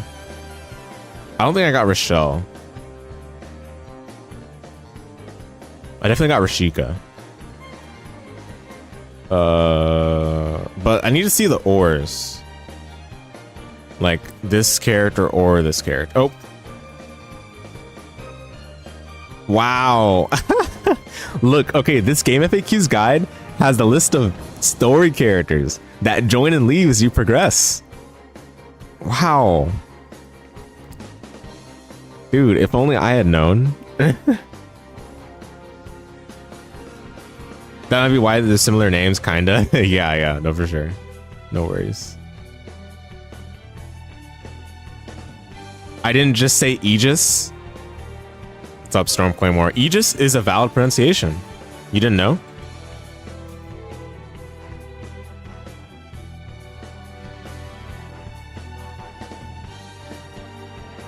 Okay, where's IPA?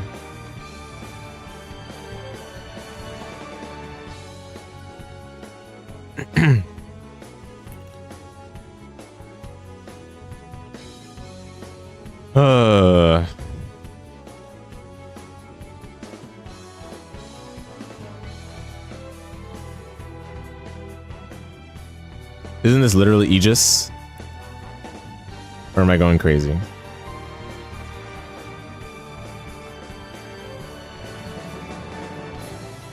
Aegis or Aegis? Aegis or Aegis? I'm pretty sure it's Aegis. It's consonants, vowels.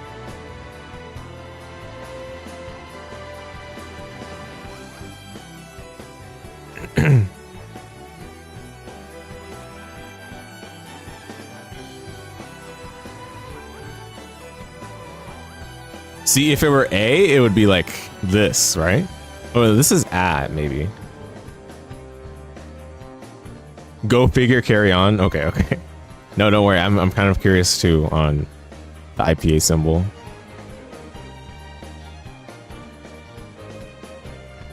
Okay, this is something else. Actually. Okay, anyway.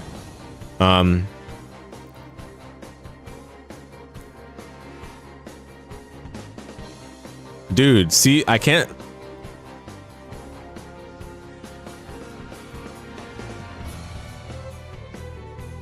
In P3, they pronounce it Aegis. Is that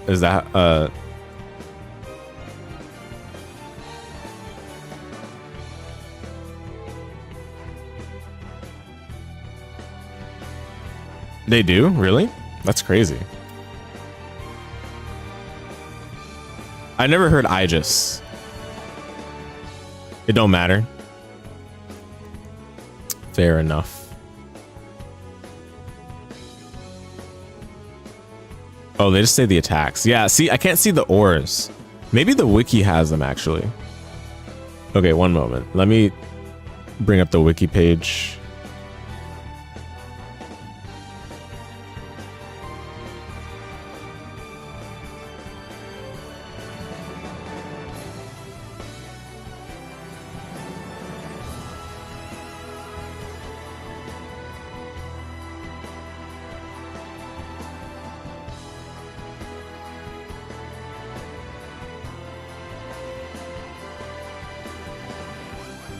Her name is...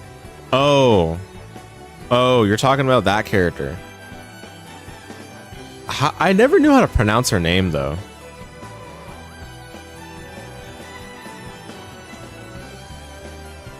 Okay, well, we can solve that. We can solve that easily with the katakana if it's available.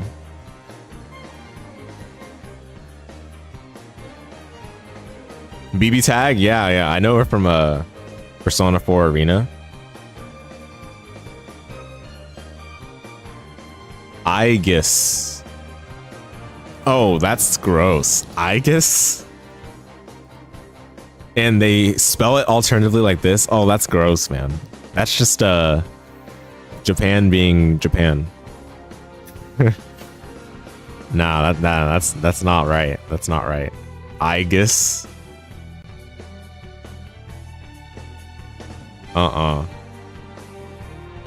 It grows on you.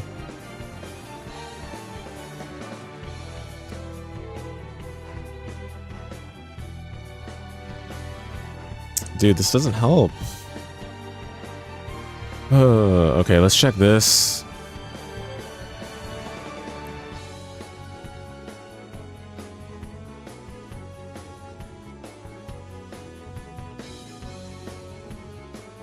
Do I have to really click on all the individual ones? Oh, okay, they show here. They say here. Leave your sentient toaster minigun alone. I mean, her gameplay is cool in Persona 4 Arena. Definitely. Okay. So, Sylphi, Jessica, or Rochelle. And I got Jessica. Alright. So we can skip Rochelle and Sylphi because we know that they're... Oh! I forgot the command for bringing back up the tab. Like recently closed. Control Shift T. That's it. There we go. Oh, they're grouping them for at least for Light Wars. That's nice. And then Tyrith or Celeste, we got Celeste. Okay. Fraudier, Cersa, or Rashika? We got Rashika. I remember that. So, okay. Crescent or Luin? We got Crescent. Okay, so I think we got all the light warriors we could have gotten. Heavy warriors. Okay, Dylan's a story character. Armgrim's a story character. Crod. Let's see, Crod. I definitely did not get Crod. Crod has a 50% chance of appearing. Rolland is the other option. Okay, we got Rolland, so that solved. Din, I don't remember Din or Dine. Is it Dine? Dean? Looks like it's Dean. Okay. So it's Dean, Aaron, or Zinda? We got Zinda. Oh, so Zinda was a good option to get, but too bad I freed him. It looks like. Man. Oof. So, okay, we got that. Adonis, Falks. Okay. Oops. Let me not get too ahead of myself. So we got Adonis here. Adonis 60% chance and Fox the only other option. Okay. So we got that. Gwilm, Ellen. We got Gwilm. Gwilm is a 50% chance of appearing. Ellen or Gerald. Okay, so we got Gwilm. So we got all the possible heavy warriors. Archers. Okay, we got Shakan. Christie's the other option, and we did not get Christie, so we got Shakan. Okay. Lilia, we got Lilia here, so what's the other option? Melidia. Okay, so we got among that pair, we got Fyrus here. What's the other option for Fyrus? Airda is the other option, so we did not get Airda.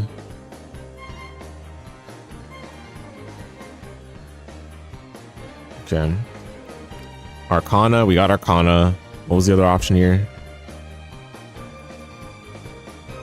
Sofala.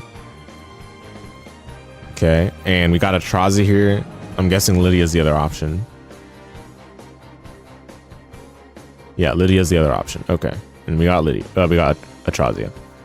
All right, so we got all the archers as well. Last one, Sorceress, Moment of Truth. Did we get all the Einherjar that we could have gotten?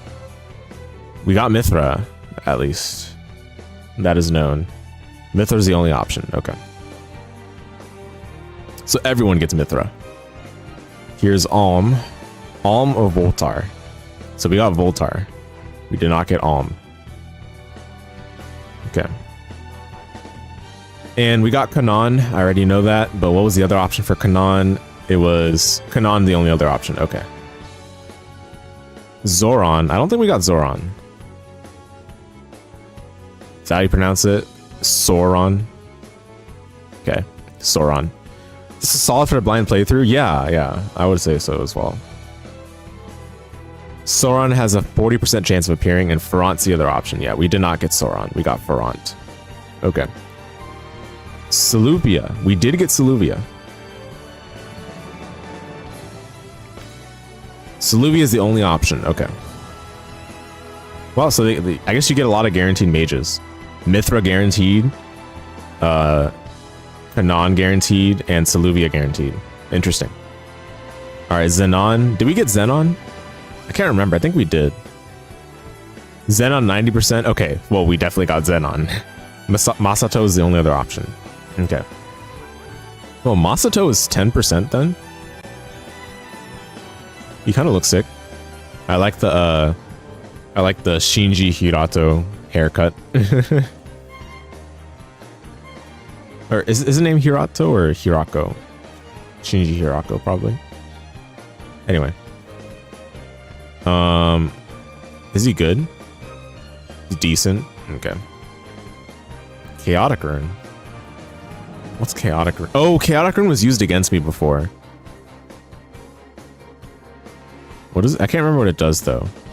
Reduces their stats by 20%. Okay, yeah, that's broken. Too bad I did not learn that because I wasn't using mages by that point. All right, so okay, and the last one is Aegis, which we got. So a lot of the mages are just guaranteed. Interesting. So we got every Einherjar. Nice. Or that we could have gotten at least. We got all the ones out of like the, how to say it? We found all the spots where you can find an iron hair. That's I think that's the best way to say it. We didn't get every possible one, obviously, but we found all the ones that were available to find. Dude, fandom is just horrible. Oh my goodness.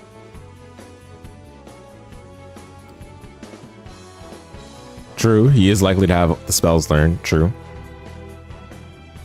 True. And yeah, I saw that he had Astral Maze. It's pretty good. But he doesn't learn Chaotic Rune. Okay, I see. Alright, well, yeah, cool. That answers that question, Gilman. Okay, I was gonna look up critical rank. That seems like a nerdy thing. Is that mentioned here? Nope. So that's some just research, I guess.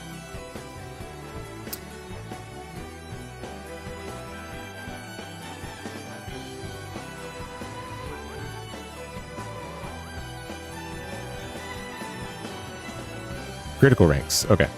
The effect of critical hits is pretty simple. I hope you guys don't mind the battle music playing on loop. I mean, I personally find it the best theme in the game, but you know, we can. How about this? We can pause the emulator and put on some background music to balance it out. Because we've heard it a lot, and we're gonna hear it a lot more if we do Seraphic Dungeon more. So, compromise, right?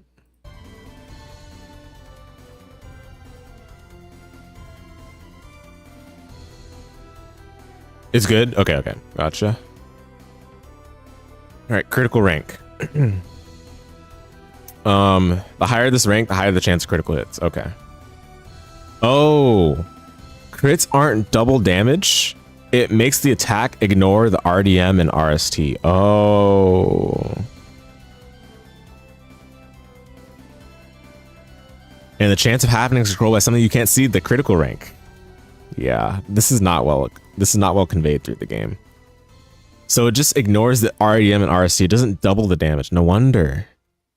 So if they crit and you, no matter how much RDM or RST you have, you're just bodied. So I guess the better way to protect against that is just to build up Avoid.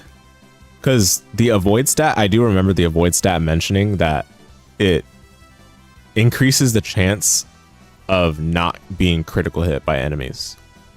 So I guess the strat late game, instead of building up RDM, because RDM would be trash in that case, right? So instead of building up RDM, you build up Avoid, the AVD. I get it. Okay. That's interesting. That reminds me of how BDO is like for PvP, where BDO being Black Desert Online, for those of you that don't know. There's like two philosophies of defensive builds.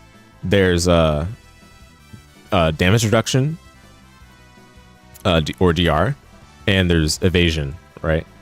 Evasion for a long time was really good, or I shouldn't say a long time, but there was a point in time where evasion was good and was the favorite option for PvP, but they nerfed evasion where it's not that effective until how to say it. Basically, evasion is not, they nerfed it to be not that effective until you build like a lot of it, right? So people were running DR instead. They switched over to that. But the problem with DR is that when the damage numbers get super high, you're still taking a lot of damage, and at a certain point, you're still getting borderline one shot, right?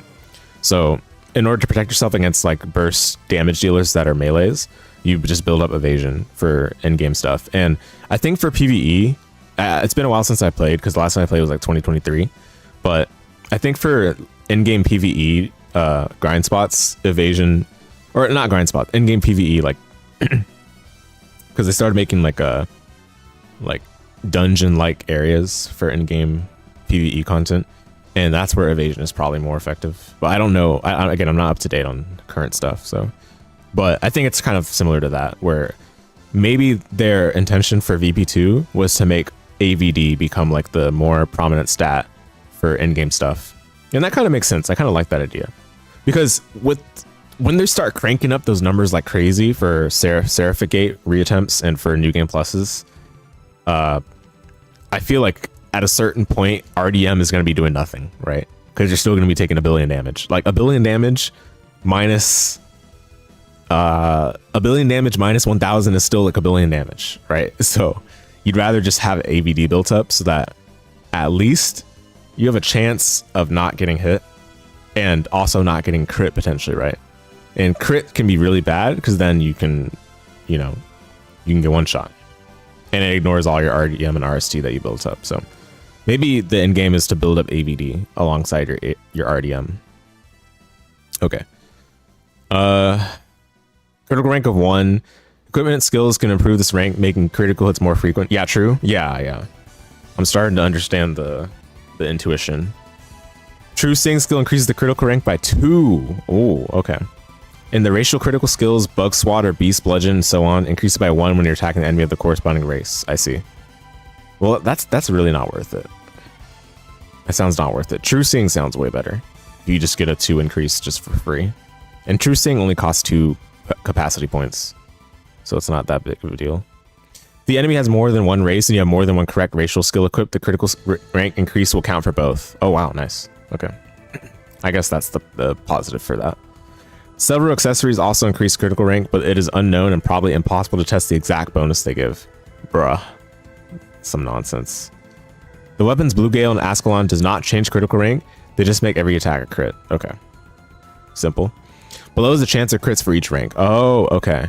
So the base rank is 12. So if you don't increase your crit in any regard, then you have a 12% chance to crit for any given hit. That's actually pretty good. Honestly, that's pretty high, I would say. That's like way higher than the average RPG. From what I can gather. But it doesn't increase by that much, it seems like, for each individual rank. Like, if you get True Seeing, then you're only increasing your critical chance by 8%. And let's say you get another way of increasing it by 2, then it's only like less, it's literally less than 8% increase again. Interesting. But the increase gets higher. It looks like there's not like a soft cap, it's like a reverse soft cap. Where if you get to rank 10, which seems to be the maximum rank, then you get a massive boost. You get a 15% boost. So it's a reverse soft cap. Well, it's still a cap. Like, this is a cap, but like the increase is so substantial compared to the other ones, where you're getting only 4% increase earlier. So how do you get to rank 10? I'm curious. Oh, full formula? What? Formula? Do they say that here? Formula?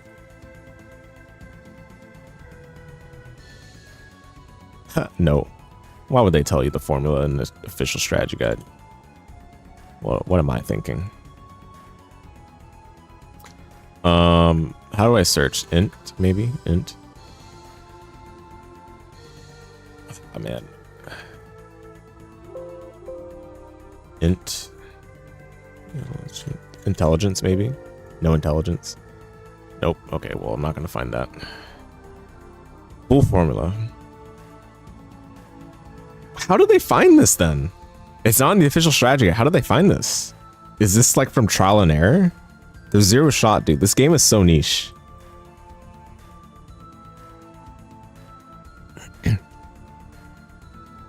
Oh, Mirage Pierce ignores the RDM as well. Wow. Attack minus RDM is less than 0. So attack calculation, 3 steps in the form of attack calculation plus magic calculation plus element calculation, or times element calculation. Oh, wow. Is base damage.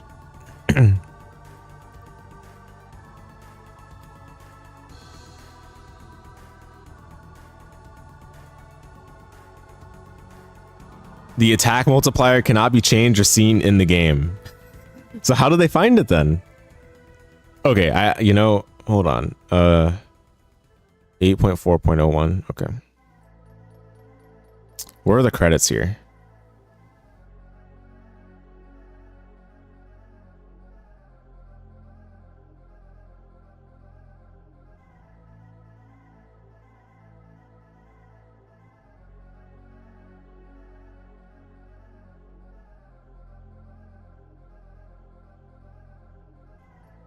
Source, I made it up. Legit though, dude. There's no shot, man.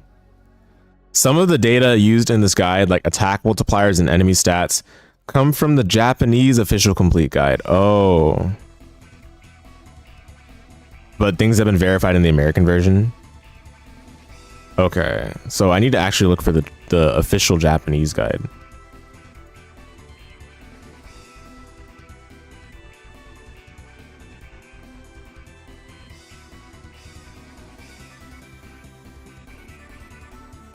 eBay.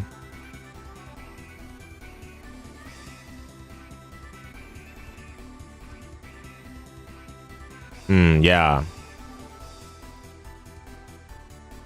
Okay, Solaris Japan is pretty reputable. Oh, nice. Someone's selling it looks like. Maybe I gotta cop it. This is not that expensive.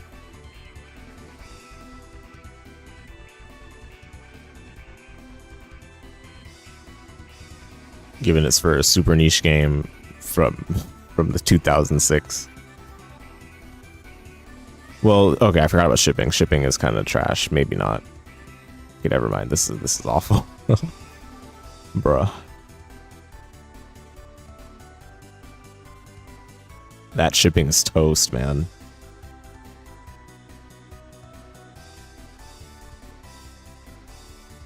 Okay, Internet Archive to the rescue.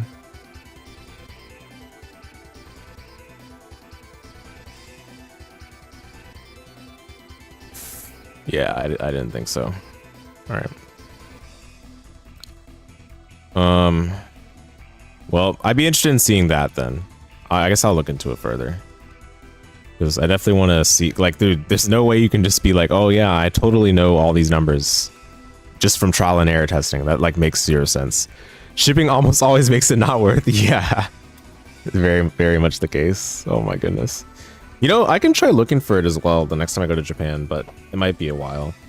Because these days the price of traveling to Japan from America is very expensive. Even more expensive than the past 2 years I've gone. So it's been discouraging. Okay. Back to this. So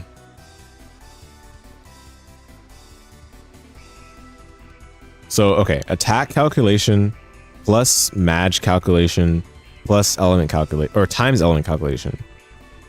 So magic calculation is multiplied by element calculation.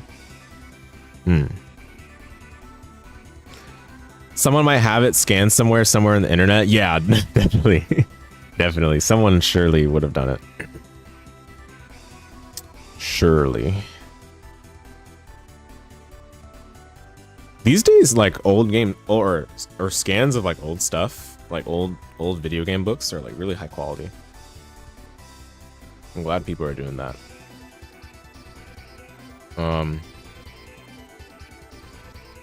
So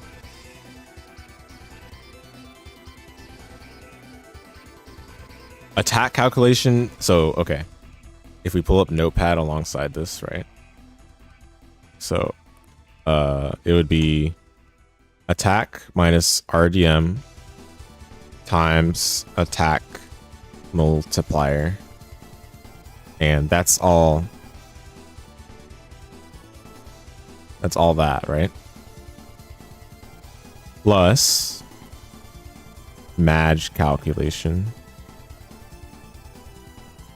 times element calculation.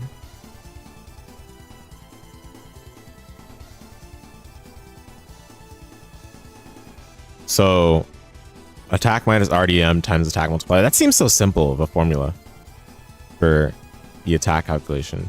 And I'm assuming you just set the Maj calculation to 0 if it's a physical attack, right? Surely. Unless you have Psychosoma. Maybe, oh, you know what? Oh, maybe Psychosoma, what that does is use this. Maybe. I'm not sure. Because if it does, that's broken. If not, then, you know, I guess we're going to see. Oh, they literally say right here. Okay, we're going to get there. If it's less than 0, it simply becomes 0, not a negative number. Okay. If the attack is not elemental, then the result of this calculation will be your base damage. Okay, just skip the Madge. Yeah, I was right then. So it says if it's not elemental, which means it's physical because there's only 2 types. Psychosomas changes calculation. Instead of attack minus RDM, it uses attack plus Madge minus RDM. Oh, that's okay. Well, that's, dude, I don't know. Like, Psychosoma feels so much stronger than this would suggest. This would suggest like it's just a flat bonus, which is, obviously it's not actually flat. But if you're doing physical damage, Psychosoma is kind of trash, honestly. Because all it's doing is just adding like a flat amount. It's basically just like plussing your attack amount for this formula, which is not really that good. Oh, sorry. There we go. Just gonna bring up Notepad. So if it's Psychosoma, it'll be attack plus Madge, which is, again, that's not that good for physical damage. So I guess the lesson here is that if you're doing physical damage, like meaning you're not doing elemental damage, then Psychosoma is trash. Don't bother. Which I guess because I was using archers by the time I got to endgame, Psychosoma did seem pretty strong. And also, I was using Psychosoma on characters that benefited like from it, from what I could tell, because they had elemental attacks. So I think that's the conclusion there. The attack stat is still just attack, not attack equals attack plus Madge. Okay, whatever. Madge calculation, this only applies to elemental attacks, right? Okay, cool. It's what makes them so much more powerful than non-elemental ones. Oh, see? This right here is why archers are broken. See, this right here is why archers are broken.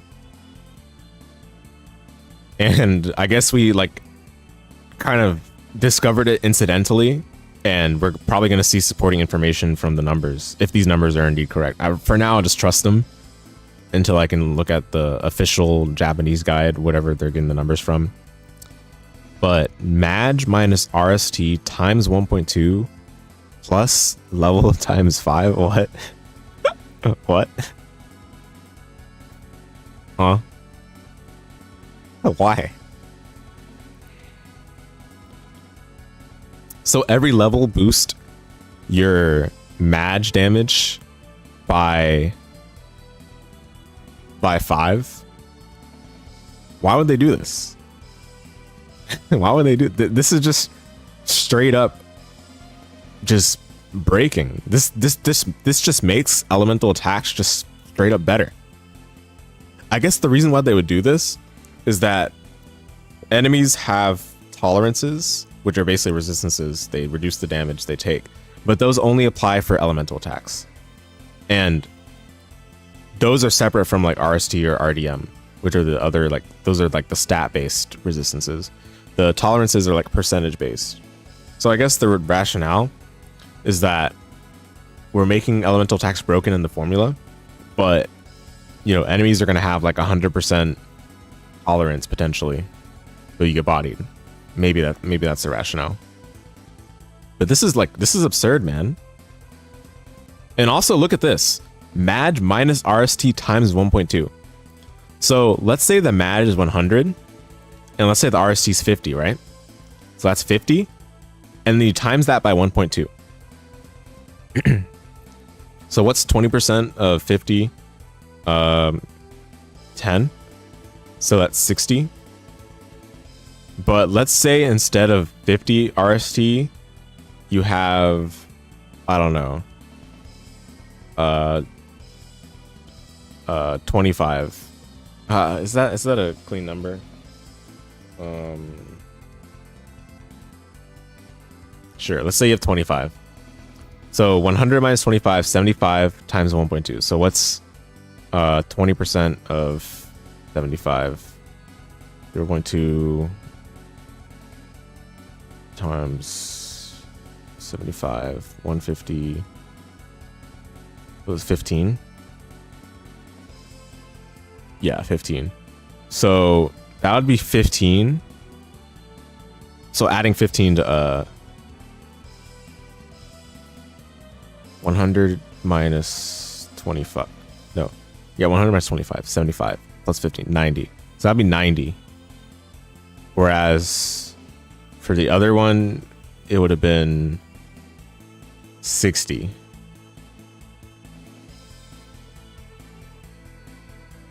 Is that right? So having less RST was 90. Having more RST, it became 60. So when we had double the RST, we're not reducing the damage by double. Oh my goodness. You guys, don't you realize this? So let me just like type it out a little bit. This is super tiny. I apologize. But I had two examples, right? One where you have 25 RST and one where you have 50 RST, right? For the example where you have 25 RST, you end up taking 90 damage, right? Because I'm assuming you have 100 Madge.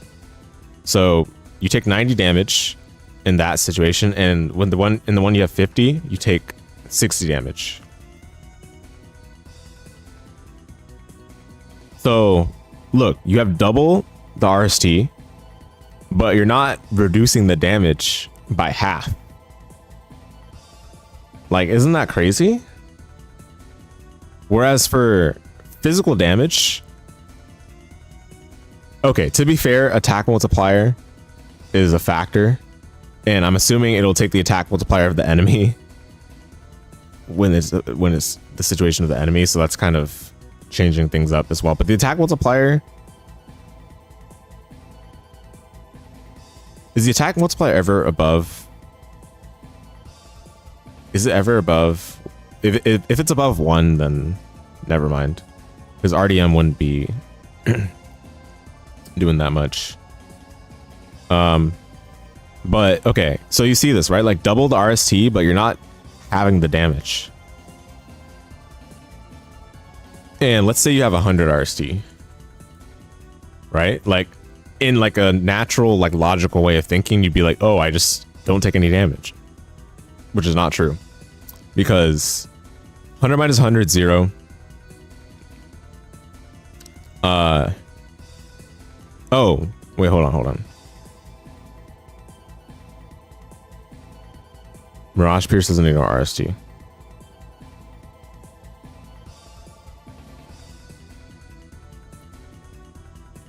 So even if you have 100 RST, you're still gonna take level times 5 damage from whatever that enemy. That's dumb, dude. So even if you have enough RST to block the respective amount of match that they have, you still take damage. That bruh. Wow. So elemental damage is just good, right? Because if you have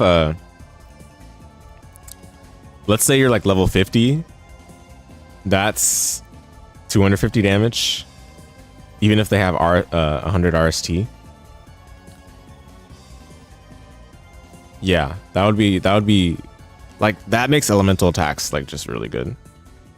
I'm not sure if attack multipliers, well, no, it doesn't matter though. I forgot this is a times.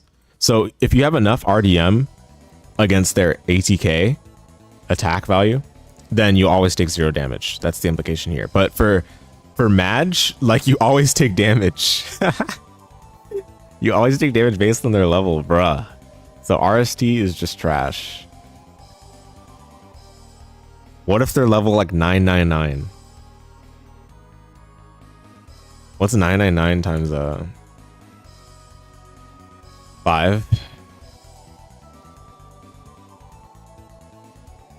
4995? It's a lot of damage, dude. Well, I hope you wouldn't fight an enemy that's level 999. The multipliers don't even matter. Yeah. In general, dude, RST is like, so the conclusions from this are that, okay, let's fix our formula here. So Madge calculation is Madge minus RST times 1.2, which is such an arbitrary number, plus level times 5. So level times 5 is actually what is making this formula. Like, why did they even add this, dude? Well, why did they even have the 1.2 multiplier as well? Like maybe they did QA testing, because I saw in the credits they had QA testers. Like, you know, great job on that, right? But I saw the demo, or I saw in the credits they had QA testers. Maybe the QA testing showed that they needed this 1.2 to make elemental attacks viable or something. I don't know. I mean, I will say magic attacks, like from mages, they definitely fall off. But I don't think that's because of not having this or not. If anything, that's like, why did they even decide that only fire and holy scale off of magic? Like, that's super whack. Or maybe what they did, if anything, was they made the multipliers different for this. I'm not sure. Because I can definitely see that being the case. But yeah, this is so sad. Because even if this multiplier were here, if they just removed this level times 5, if you had enough RST to match their match, then you wouldn't take any damage. Right? But they like deliberately made this. Oh. And. Oh. And the elemental attacks also get the attack calculation. So elemental attacks are doing so much more damage than physical attacks. Because physical attacks only get this one. But elemental attacks, like, not necessarily magic attacks, but elemental attacks get both of these. Bruh?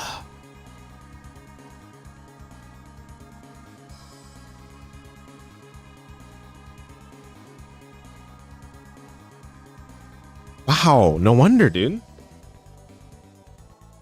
So the breakdown actually shows like this is just like clear-cut evidence that archers are broken. We're seeing like the We're seeing like the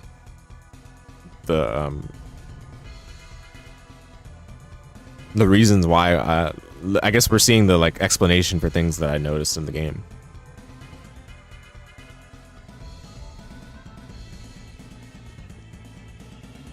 Good to know. Yeah. Wow. This feels like an oversight, dude.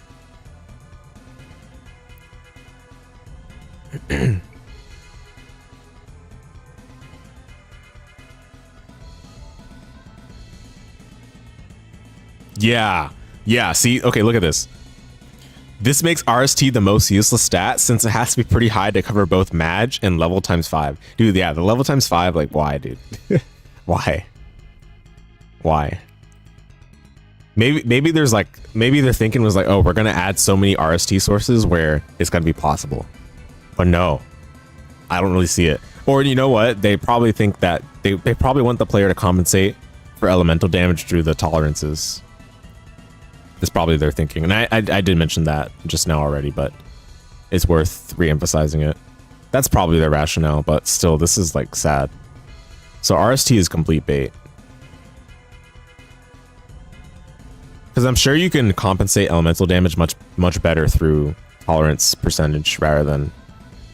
I mean, look, like, I mean, some of the armor, dude. Some of the armor is like 100% X element tolerance. So... and some items even let you absorb certain types of damage. So I'm sure that's way more effective than just using RST. Psychosoma doesn't affect this part of the formula. Interesting. Interesting. So Psychosoma not that good then?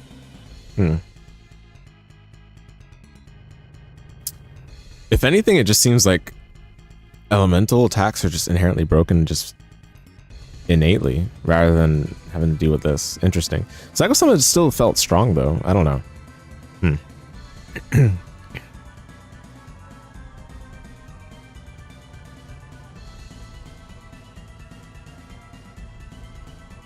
Oh, you're gonna set up elements in one attack, bruh. Elemental multiplier times targets elemental resistance or weakness.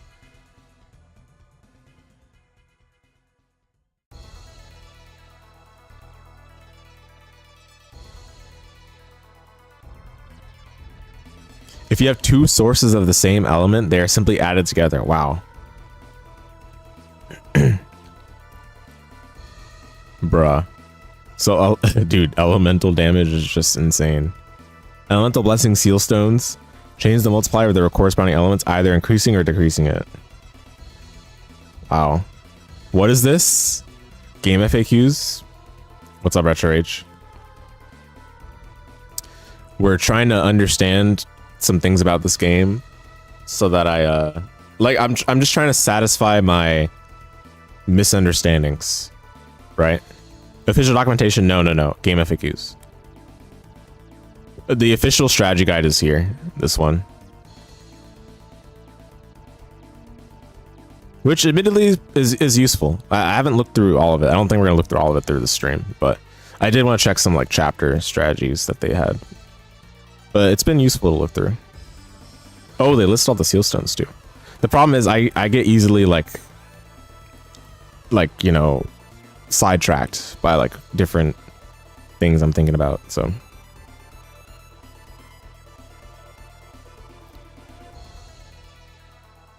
If your attack is elemental, you take the match. So if your attack isn't elemental, you're trash. Basically, this is saying that physical damage, trash. Because this is horrible, dude. If your attack is elemental, then you're broken because you get the match.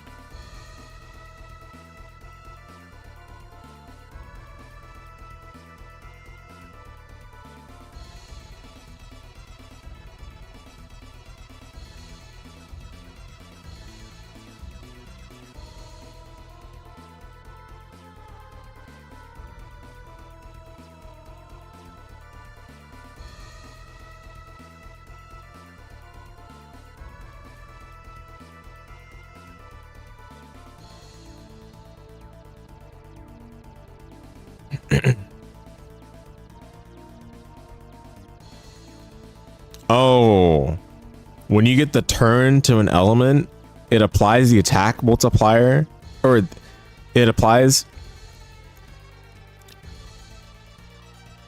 your attack multiplier to your elemental multiplier instead. That's garbage then. Why would you want this? It's basically just ignoring your attack.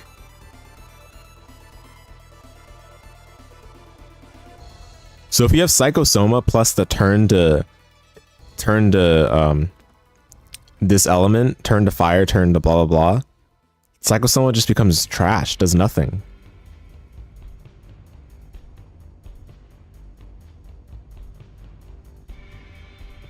Wow. So I guess these were just bait anyway. No wonder it felt that way. I mean, yeah.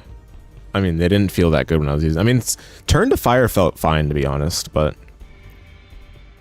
I wasn't that enthused about all the other ones, and they're so expensive, and turns out they're just not even that good anyway. Which is again, it's kind of validating, because I was like, there's no way anyone would be reasonable enough to grind for these, and also,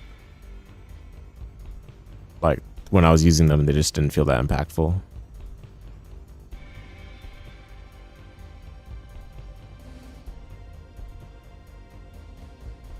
Spells are always elemental. Okay. So spell formula is this. Level times level multiplier. Oh, so for spells, the level multiply, it doesn't do this thing. So no wonder spells are trash. Because for elemental attacks, you always get a ×5 multiplier. Right? Which is the equivalent of, we're looking down here now, the equivalent of, oh, in fact, elemental attacks are literally this. This is like, so earth spells get exactly what you get out of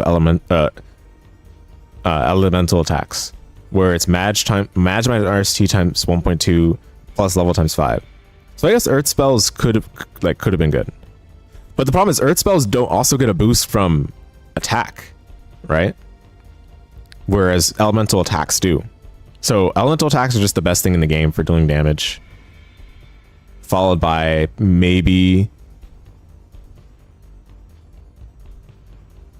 I mean, spells don't look bad here. Oh, what the? So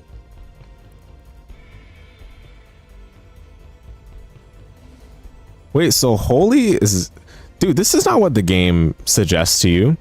They said that holy is similar to fire in terms of its scaling well off of your Maj, which obviously this multiplier looks good, but you don't get the level bonus here, unlike for fire. So if they have enough RST to compare to your Maj, then you're just bodied. No wonder. Wow, that's brutal. Whereas for darkness, you get level times 15. What? Oh no, but the multiplier is 0.5. I feel like that doesn't matter, because if they have enough RST to block out your mag, you'll still get like enough damage just from the level. Okay, well, they definitely messed up on the formula for magic attacks. No wonder they feel so bad. Look, a lot, like some of them, like Ice and Lightning, no multiplier. It's just Mag minus RST. Like, what? No multiplier. You do get the level, but like the level is kind of doing all the heavy lifting for the damage output, which is pretty bad.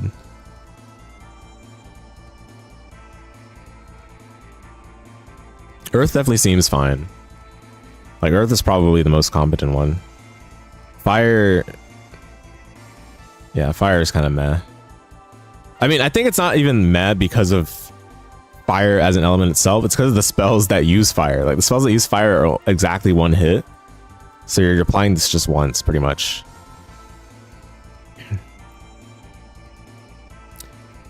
If the spell is a critical hit, then RST is ignored. Okay, that's kind of nice, but it doesn't really matter for some of these where you're not getting a multiplier anyway, so if you crit with holy spells, then that's really good, but there's only one holy spell, and that's Prismatic Missile, apparently, which I never learned on any of my characters. Oh, Psychosoma changes it for spells. Okay. Oh, I see. But Psychosoma adding attack to Mag in this case is not that... Well, okay, to be fair, it's really easy to increase attack because there's a lot of weapons and items and other things in the game that increase attack very smoothly. More so than Mag, I would say. Unless you're specifically on a mage, I guess. So... But if anything, that implies that elemental attacks are still just better. The best thing you can even have in the first place. Because you can boost attack, and the attack will still be used for the elemental attack along with your match. And the Mag is also added to your attack when you have Psychosoma. So actually, no, Psychosoma is still really good for elemental attacks. So basically, if you have elemental attacks, Psychosoma is broken. If you have anything else, Psychosoma is not that impactful. Like for physical attacks specifically, it's not that good. And then for spells, it seems just okay.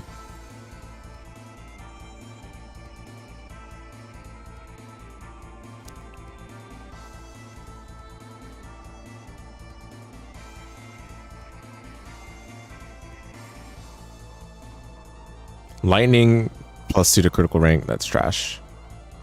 Okay.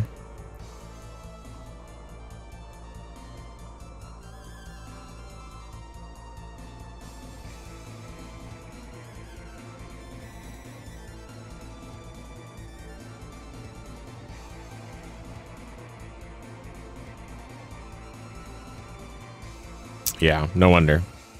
No wonder. Okay. Good to know. Good to know.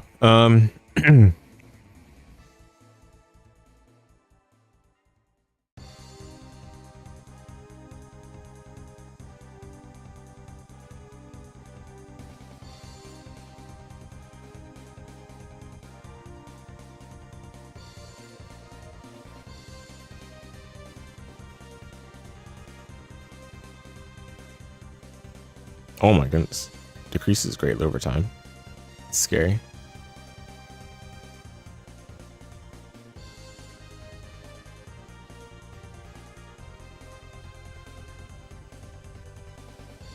Oh, they show it here too.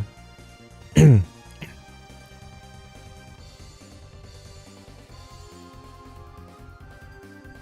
we got lucky with Jessica, I guess, but I released her almost right away anyway, so it didn't matter. Rufus, I love the art there.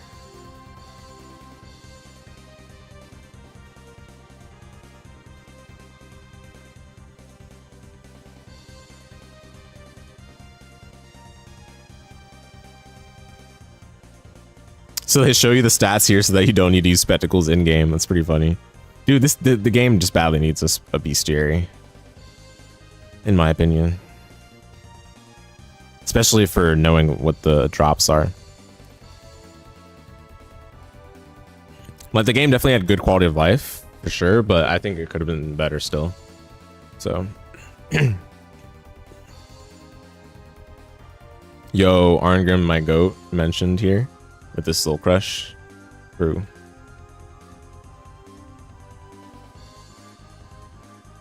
Interesting. They're already talking about Seraphic Gate well before you've seen a lot of the game. So that's pretty interesting. So Ancient Forest is optional.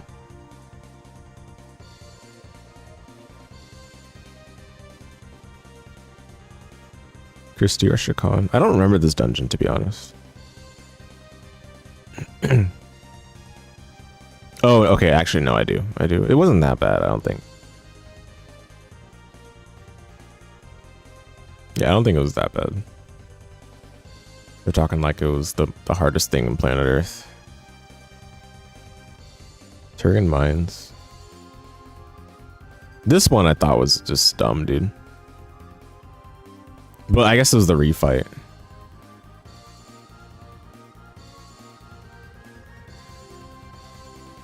Oh my goodness, they're talking about this attack, yeah. Variation Omega, homes on your party from anywhere on the screen, does massive damage, yeah. Only one way to avoid this attack, hide behind a wall when she initiates it. Bruh, of course, the knowledge check, man. Knowledge check.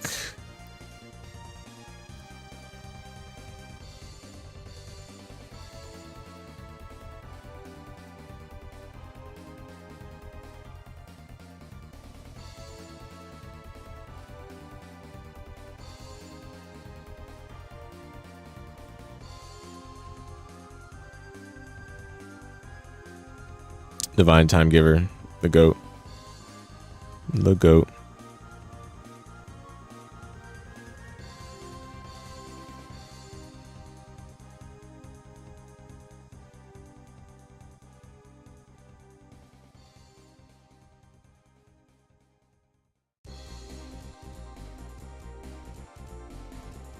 These screenshots are so difficult to parse.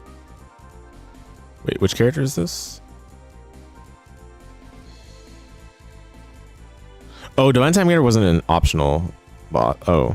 Wait, was this an optional dungeon? I can't remember. Through a ton of trial and error. I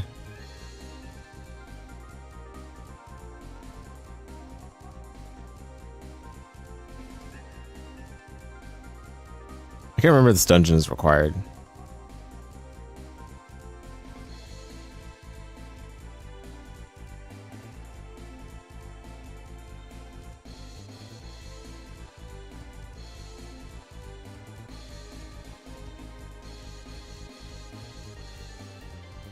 I don't think it is.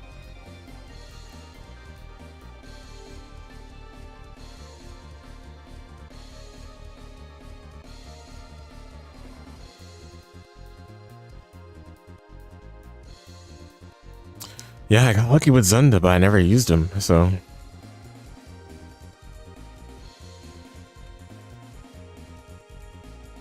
Both of them are stronger than Dean, and Dean is a higher chance of getting. That's pretty funny.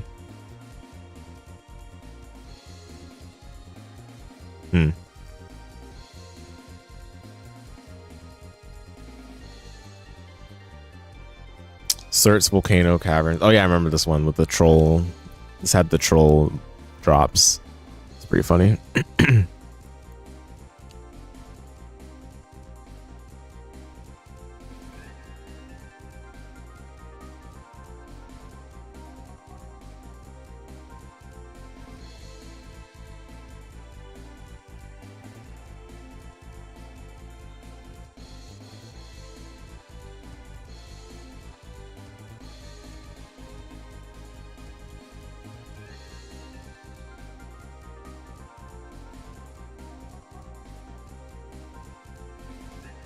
Bruh. 10 meat chops to get goddess tincture? Dude, how am I supposed to know that, dude?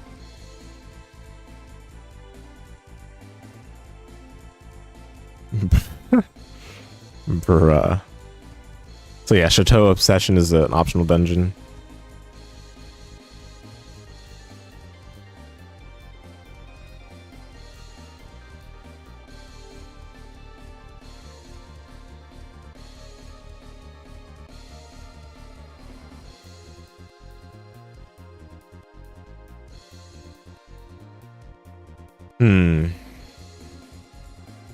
Oh, we got Rashika here, which was the lowest chance one. Let's go. I'm not sure which character is more desirable, but regardless.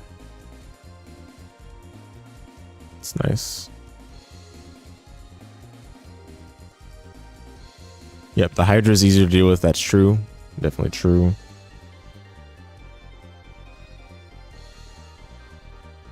Oh, it rewards items depending on the levels Leone and Arngrim have achieved.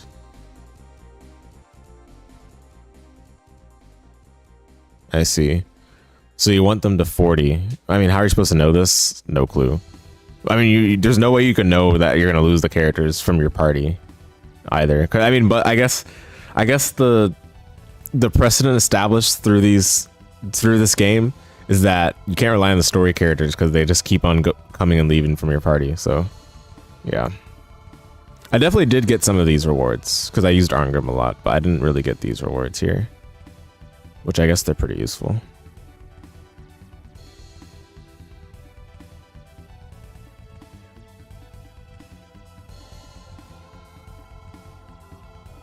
How do you get the animals rings, dude? What? What are they talking about? Dog ring, cat ring, bird ring? I was wondering how to get those.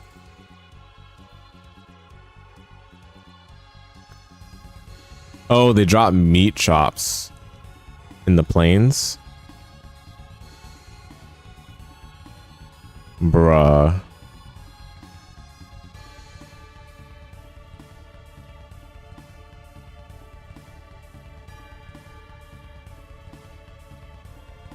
This is so funny, dude. How are you supposed to know this?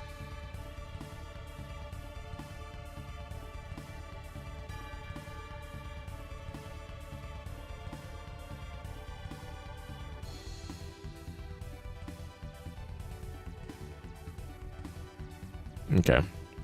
So I could probably still do this if I wanted to, but I see. Because it's the plains, I only spent time in the plains like one time, basically.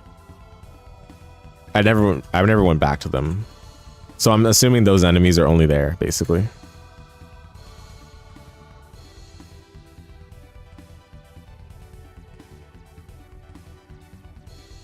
So how do you get the cat ring?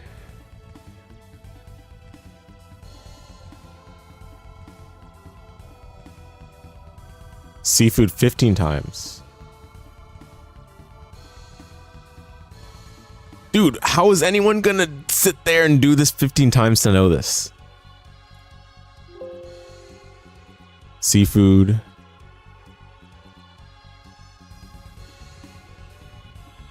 Flying fish in Kythena Plains.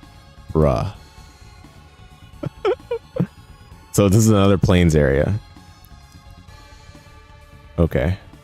So just go to the plains, basically, and farm the enemies there. Sure. All right. So there is farming in this game if you want to do everything, I guess. Okay. Dog ring, cat ring, and what? And bird ring. So how do you get the bird ring? Hungry chicken. Bone meal 15 times. I did get chicken feed. I remember getting that. I guess I didn't try feeding it more. I should have done that. Shame on me. Okay.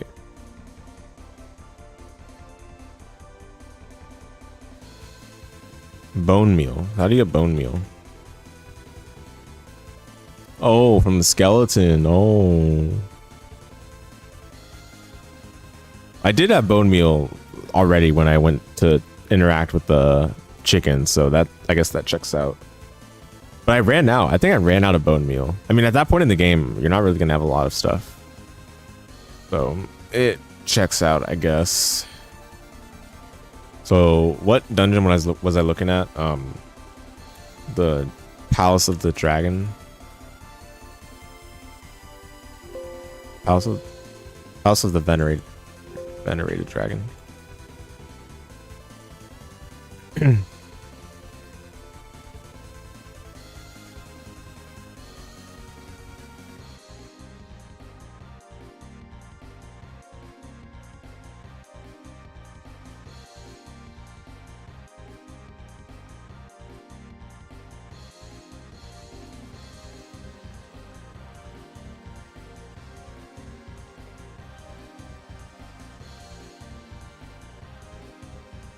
Yep, that is true. They are really strong.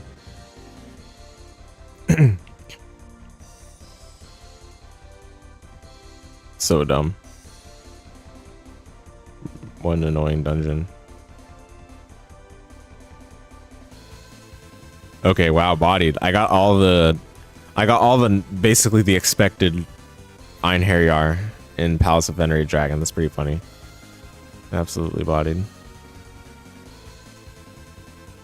I still haven't gotten all the treasures here. Do we wanna find said treasures? How would I know which ones I missed even though?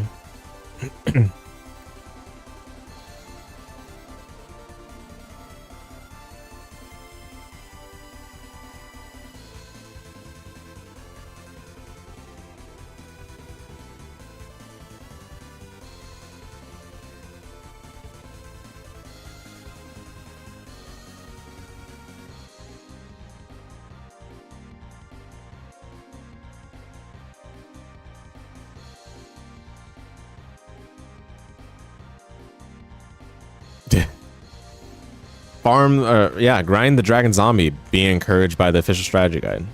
Very nice. That's hilarious.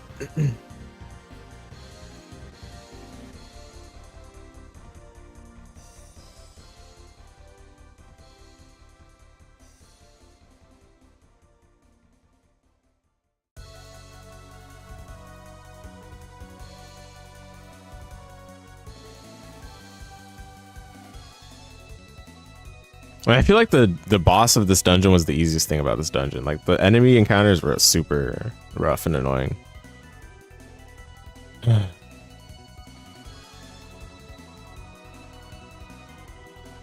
Or maybe we should talk about Genesys before I get too deep into looking into this. So we can probably talk about the Genesys stuff before going back to the Seraphic Gate gameplay.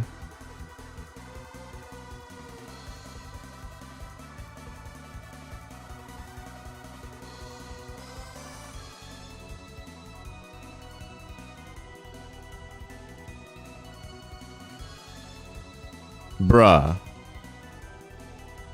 Again, like, wow. Okay. Okay. All right, nice.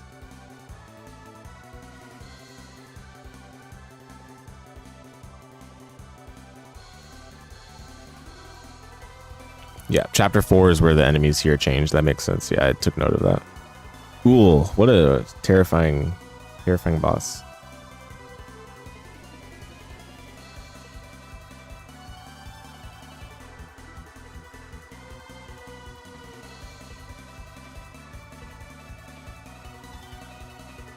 Missile protection. Okay, true.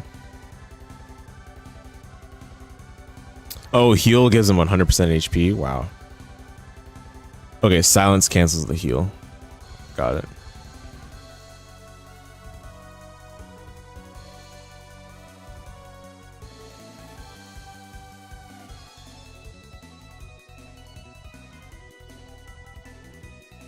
Okay, you can poison him too. Interesting.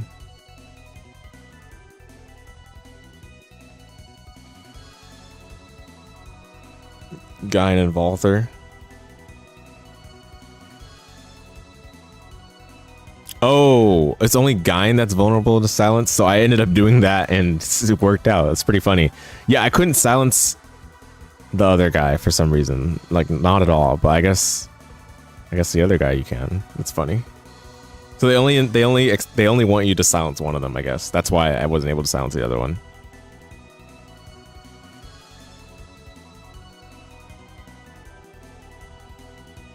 Fairy tinctures are a must? I didn't have fairy tinctures back then.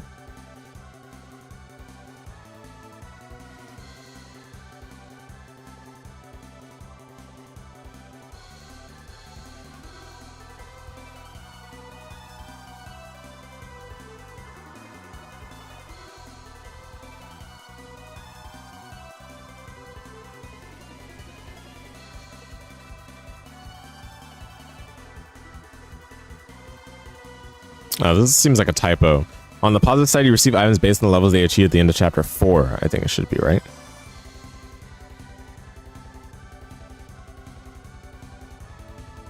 Oh, wow. So, I guess leveling them matters a lot, but... Oh, Philosopher's Stone? Whoa. Crazy. Yeah, so I guess... I mean, but what do these do, right? So I'll search. Let me see. Oops. Okay, Philosopher's Stone.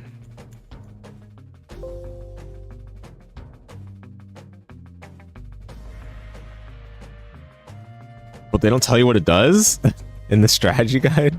They're like, oh yeah, they're powerful, and they just don't tell you what it does. Okay, all right, whatever. Oh, is it called Pebble?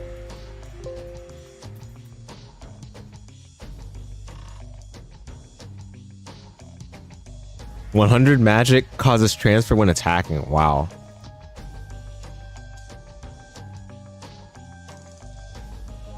So they just named it incorrectly. Dude, this official strategy guide has so many typos then. Plus under Mad and chance of causing transfer. Wow. So get knowledge checked.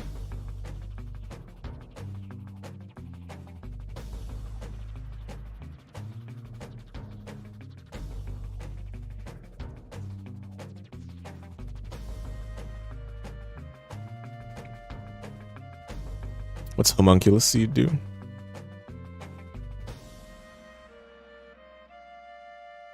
Resistance to all elements.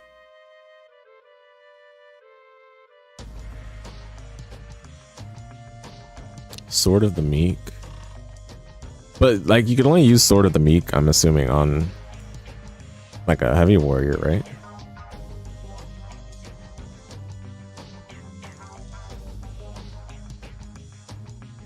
Yeah, only on heavy warriors. But it has 850 attack. Wow.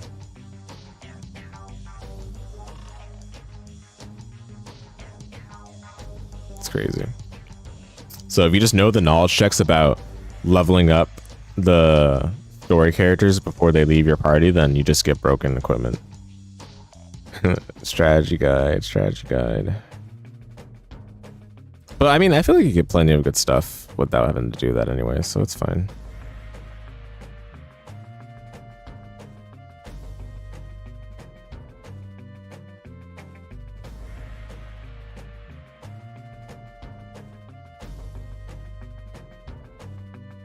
Oh my goodness, Angel Slayer, 10,000 attack, 10,000 match. I mean, by that point, you probably wouldn't need that if you beat Seraphic Gate 10 times. Do you really need 10,000 attack weapon?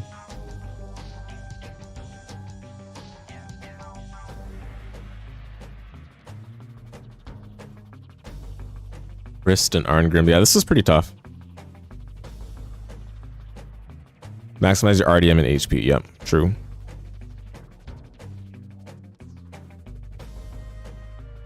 No resistance to poison. Knowledge check.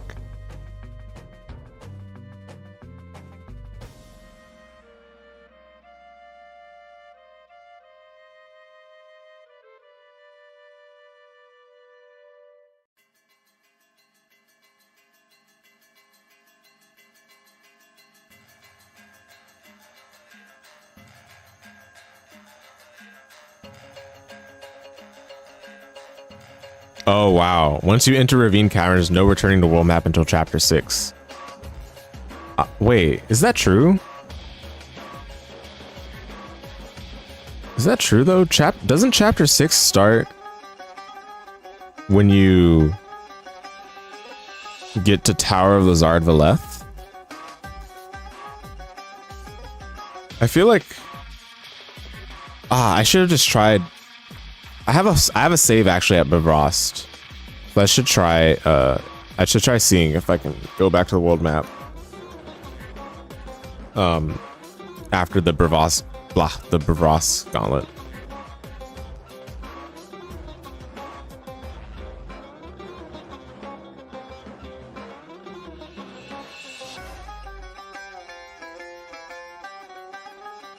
Oh yeah, what does Hunter Blessing do? Hunter Blessing?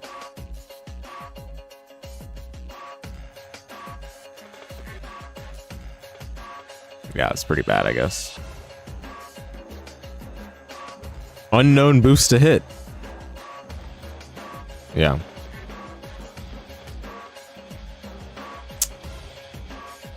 Yeah, classic.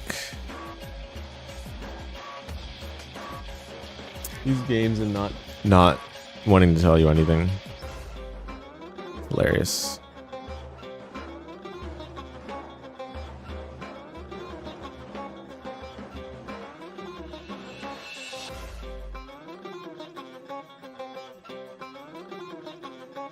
Yeah, I killed this boss before it even did anything, so that was no problem, I guess. Despite completing this dungeon already, you're forced to run through Japan Castle again.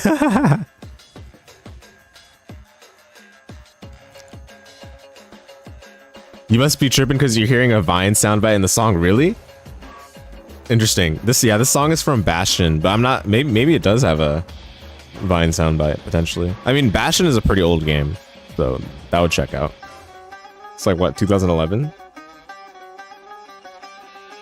2010? I can't remember.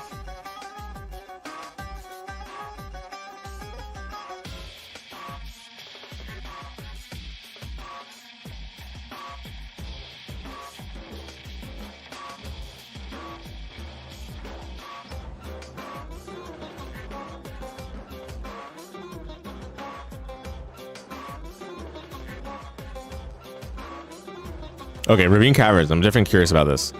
A timer appears at the screen's bottom left corner as you enter the area. This clock slowly ticks to 0, indicating the time left before Roos loses his soul, at which point the game ends. Heard his dungeon end within 8 minutes. Oh yeah, I didn't really get much in this dungeon. Oh.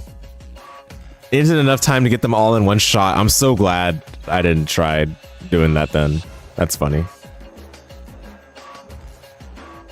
Wow, that's horrible then. Because you can't get to Ravine Caverns without going through Forest of Spirits. Trolling, man. They're trolling.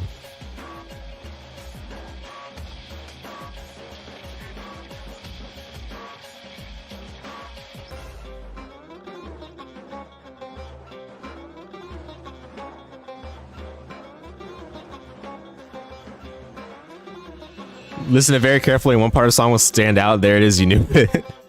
I'm not very familiar with Vine, so I'm not sure exactly what soundbite you're talking about.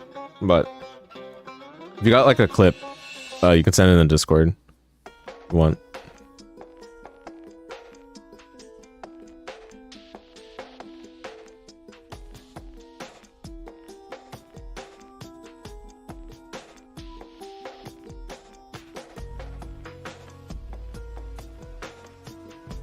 What's the song called? I'll post it.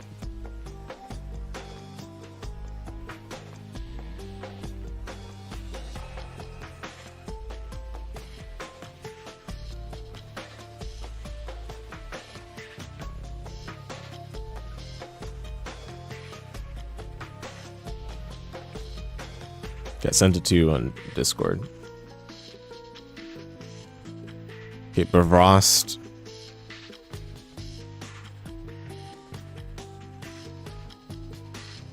Nowhere to run in this situation.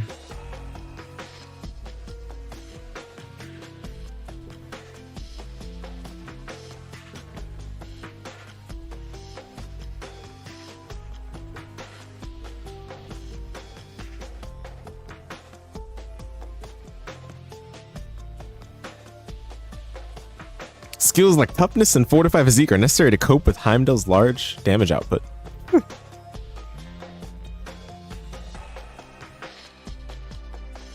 Yep, I agree. Free item is clutch. They make it seem like you're gonna have a 50 billion fairy tinctures by this point. Dude, I don't think so. I really don't think so. I didn't have that many until getting to chapter 5 proper, like the deep into chapter 5 when you get to Asgard.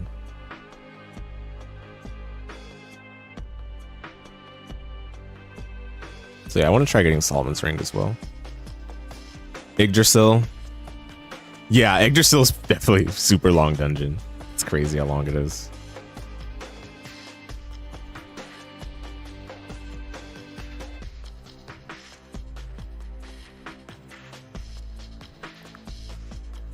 Dude, I don't understand why people would just like play a game and like have the strategy guide out like as they're playing the game. Like at that, like, don't you want to be able to like kind of experiment with stuff, you know?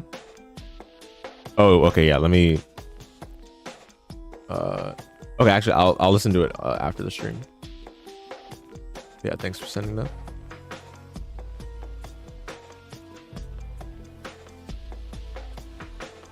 Also, I can't remember if I said what's up, but yeah, what's up? What's up?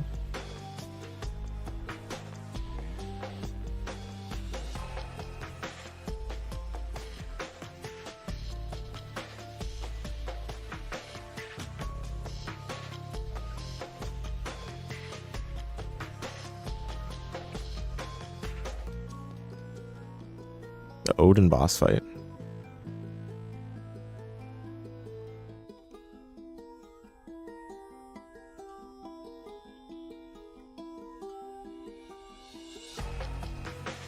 Odin has no resistance to poison. Dude, how do we know this? How do you know this though? Like, see, even this table doesn't show that. Like, how do you know this? Is poison something that works? Oh, you know what? I think they mentioned poison works against like humanoids or something. But it doesn't work against all humanoids though. Right, because they say like lightning works well against armored enemies. Poison works well against like I guess natural enemies or humanoids. I don't know, whatever. Odin's not a humanoid though. Isn't he supposed to be like the god of Asgard or something? Like, I mean, it doesn't seem like it because we got taken down so easily by the party members, but you know.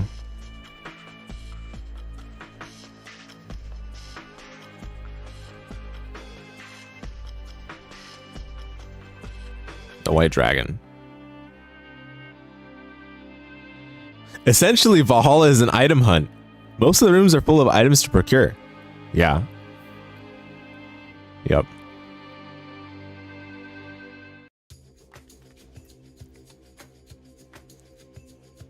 Definitely the case.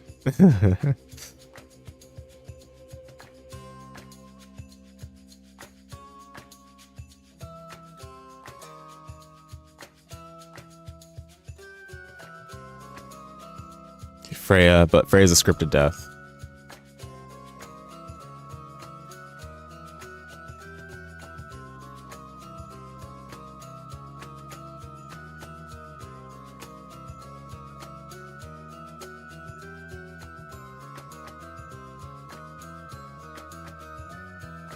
Oh, bruh. So yeah, just that's a menu check. Did you read the items? Read the items check.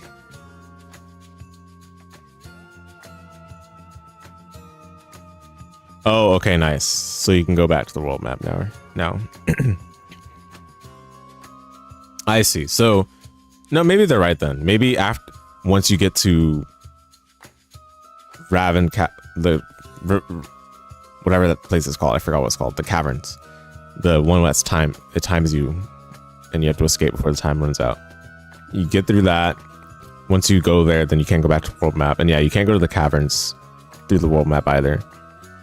But you go through the caverns, go to Bravost, go to Asgard. I guess you can't go back to the world map still. And then you go to Yggdrasil, go to Valhalla. And then after you beat Valhalla is when chapter 5 ends. And that's when you can go back to the world map, is what it sounds like. But how are you supposed to know that again? I should have tried leaving Asgard, but I was just too scared, you know? Too scared. It doesn't make any sense either, though, because I think there's a dialogue from Alicia or someone that says, like, oh, we can't go back to there's no going back to Asgard or Midgard now. Like, bruh. Oh my goodness, dude.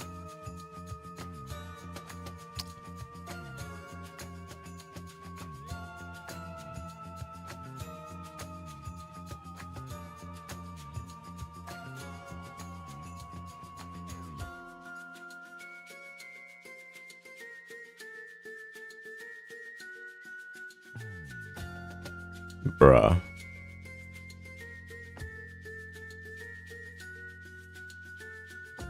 Oh, you can get the Cleave Soulish if you received an item from him. Wow, I remember that guy. I should go back to him. Oh, it's Claire. If you go back to the back of the room and examine the guard lying on the ground. Oh, this is sick. Oh, but it's a weapon. Never mind. I thought it was an accessory. Go to the area where you fought Freya. Bruh. How are you supposed to know that?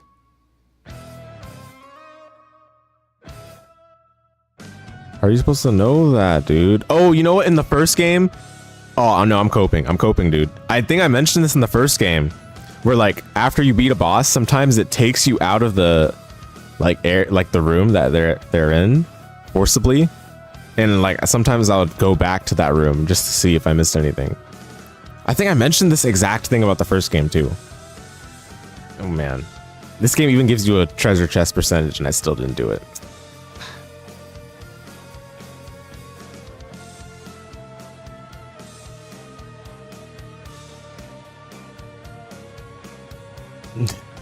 Give her even more oomph with the power bangle. It's funny.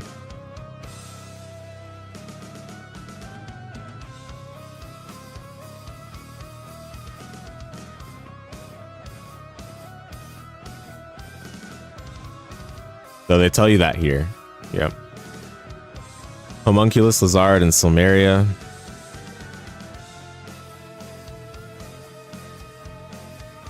Oh. She can get back HP, I see. But we kind of, like, I feel like we kind of bodied him still. Not like kind of incidentally, but yeah.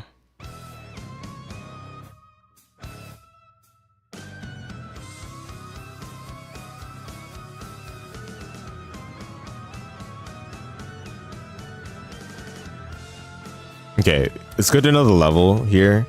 Again, it would seem like the level is not that significant, but the level apparently affects the damage from like elemental or magic attacks.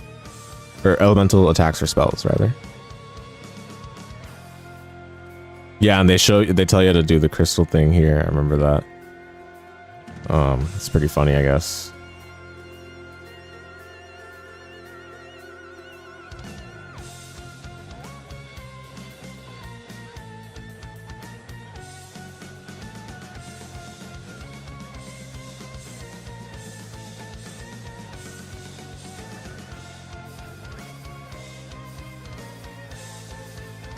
Okay, this official strategy guide does tell you quite a bit, but I don't know, like it's kind of not as expansive as I would have thought.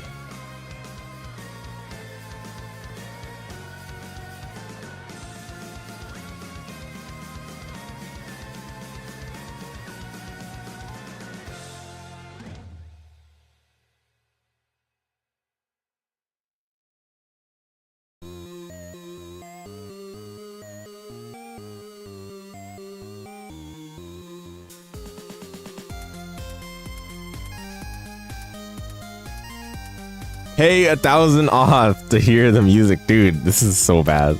This is literally so bad. Horrible. Oh, the boss we fought earlier at the beginning of Seraphic A is from Star Ocean 3. That's pretty cool.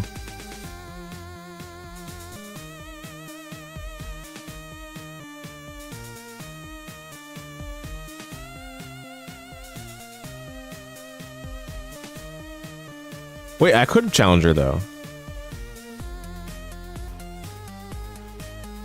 Oh, but I guess maybe what they mean is after you jump in. Okay.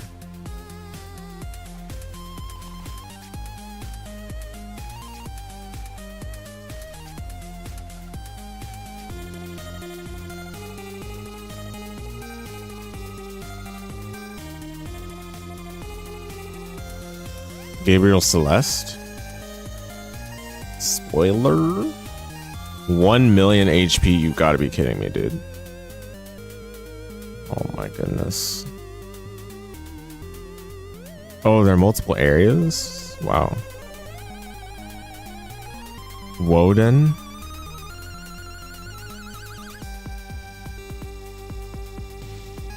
Multiple areas. Oh my goodness, dude. What in the world? Lazard? Dude, spoilers, man. Obsessed X? What?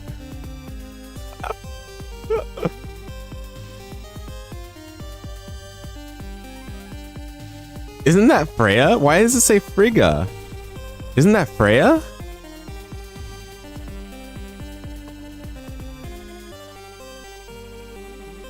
Ethereal Queen? Looks that guy. Okay, dude. Okay, I'm looking at it just to understand stuff. Okay. Dude, what are these HP numbers? Absurd, man. Millions of HP. I guess they're like supposed to be super bosses.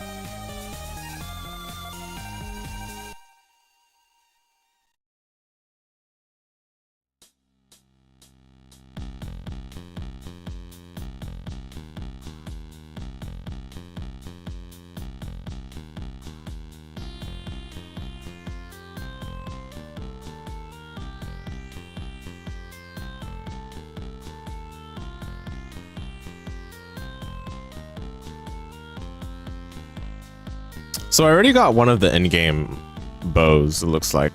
It doesn't get much better than what I've got. Like the one that's in Tower Lizard Valeth.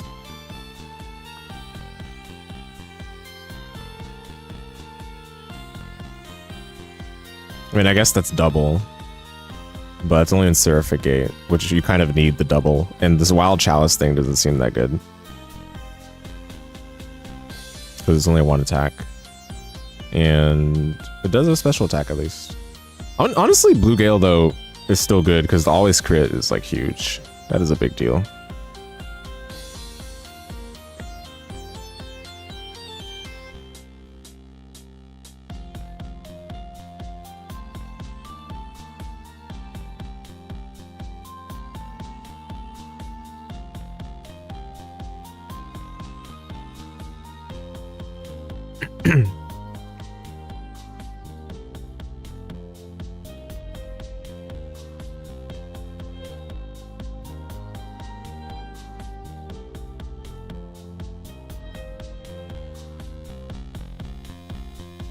Meh. I was more impressed with the weapons in the first game, to be honest. Well, I mean, the weapons here are cool too. It's just a lot of them are like super... Like, they don't really do much. They're just stat sticks, you know? And the same with the first game, I guess. Whatever.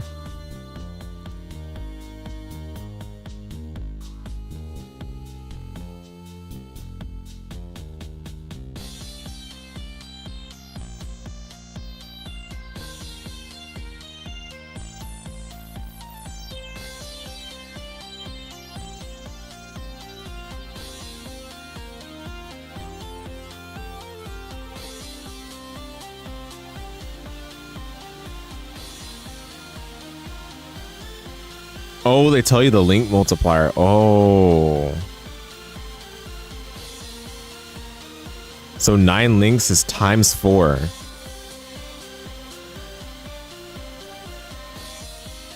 So if you have 9 links of red, and the red accessory gives you, let's say, 5% attack boost, that 5% becomes 20%, which is a big deal. And that's per accessory, I believe, right?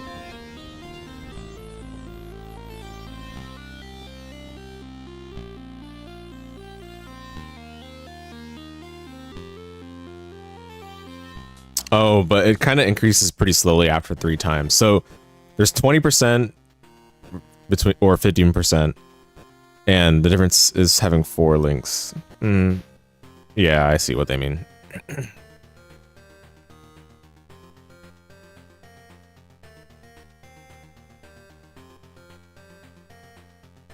Okay, so I guess it's better to do 5 links and use accessories for the other 4 slots.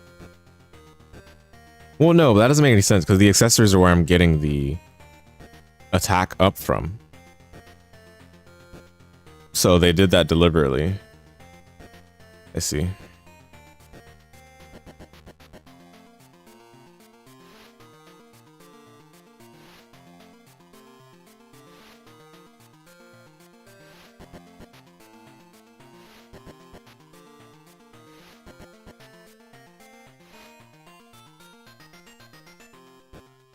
There are way too many accessories. Oh my goodness. Yikes. Wow, Tri Emblem. The poem event, bruh. Knowledge check, knowledge check. You get only one of them, I guess.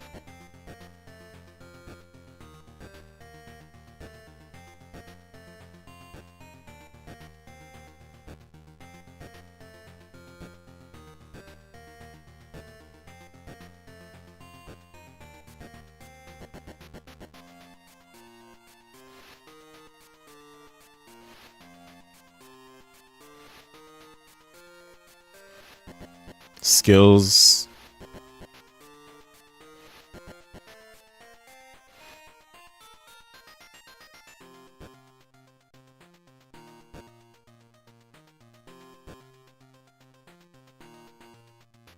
Oh, there's a creation rune? I don't think I ever got that. Is that Seraphic Gate only? Probably.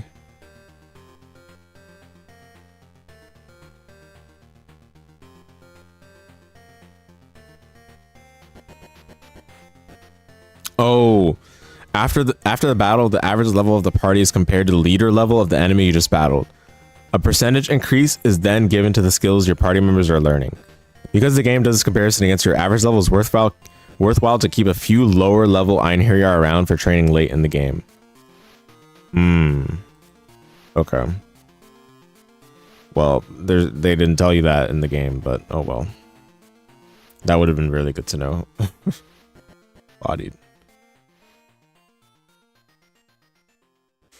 Strategy guide.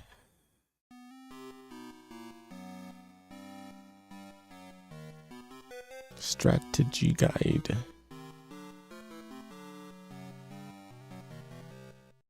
Triple edge requires creation.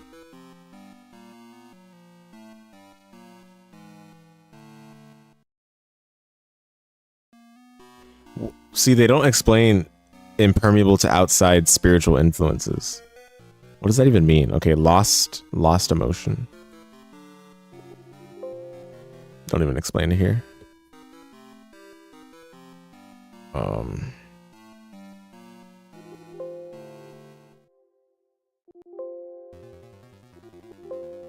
Yikes. Not mentioned in the guide, so probably not important.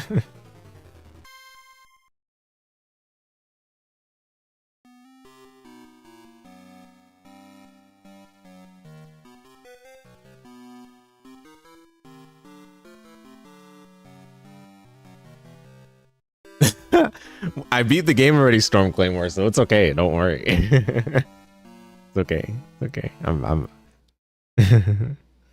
I mean, yeah, it's unfortunate, but it's okay.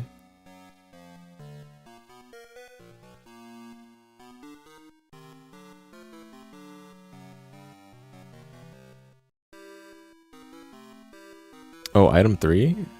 Bruh, I better go back to some of these then. Oh, Zinda can give me the goddess pendant. Oh, Zinda, I'm gonna go back to speak with you. This is the official strategy guide? Yeah, dude. These RPGs, yeah, I know. That's what I'm saying, man. It's crazy. They've hidden so much information. Like all the information they give you in like the manual and in game, it's great, but they also hide so much because they want to put it in the strategy guide to sell it. It's rude, man. I'm actually about to reset my save right now to do some of these things, but I do want to talk about Genesys. What time is it? It's 10:01. Oh man. Did I just talk about Genesys in the future stream? No, because it's on my mind right now and I didn't want to talk about it for that long anyway. They're fun reads. Oh no, for sure. I mean, you don't get me wrong. I am glad it exists, but it's brutal, man, that they just lock so much knowledge behind it. The RPG guidebook is to a gambler's almanac, all numbers game. Yeah.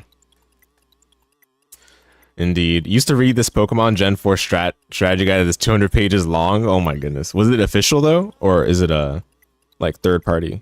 Because this strategy I'm reading right now is the official strategy guide, like the, you know, the one that they start writing as the game is being developed, and then the publisher partners with the strategy guidebook publisher to have these made. Yeah, I'm about to reset right now to get that goddess pendant.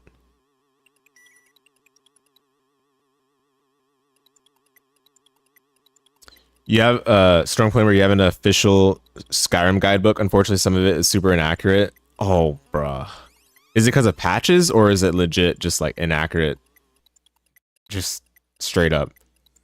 It was official, it was peak. Oh, wow. Had all the infographics and the Pokedex info. Okay, no, that's awesome. That's awesome. Love to hear that. Love to hear that.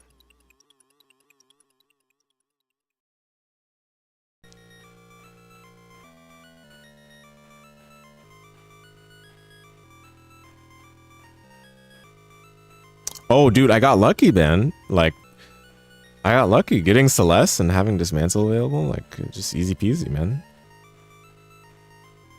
Mix of both. I see. Gotcha.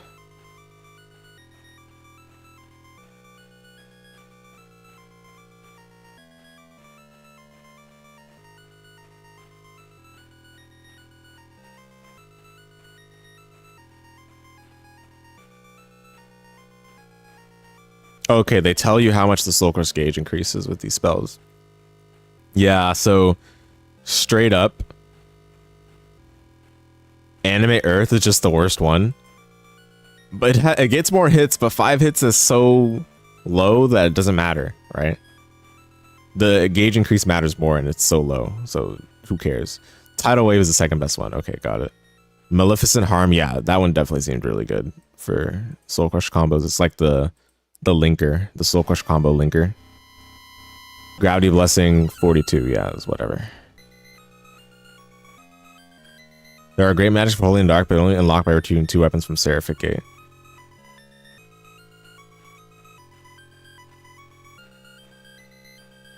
Okay.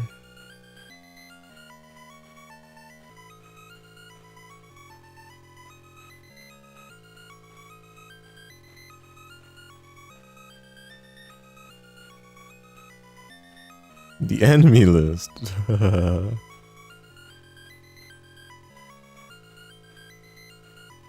my goodness.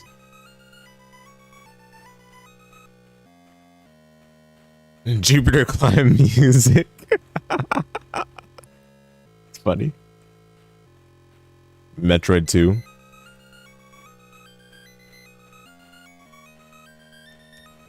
Metroid 2's music is kind of banger though.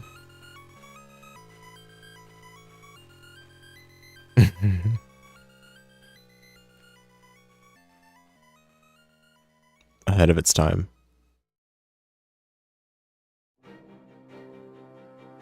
There's the VP2 music.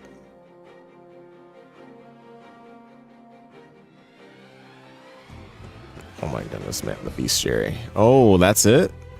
Wow. Look at this. The official strategy guide for Valkyrie Profile Lyneth. I think actually the publisher for the original release of Valkyrie Profile was different than Brady Games. I don't think it was Brady Games. I think it was different from what I can recall. I have the PDF though, so I can always check.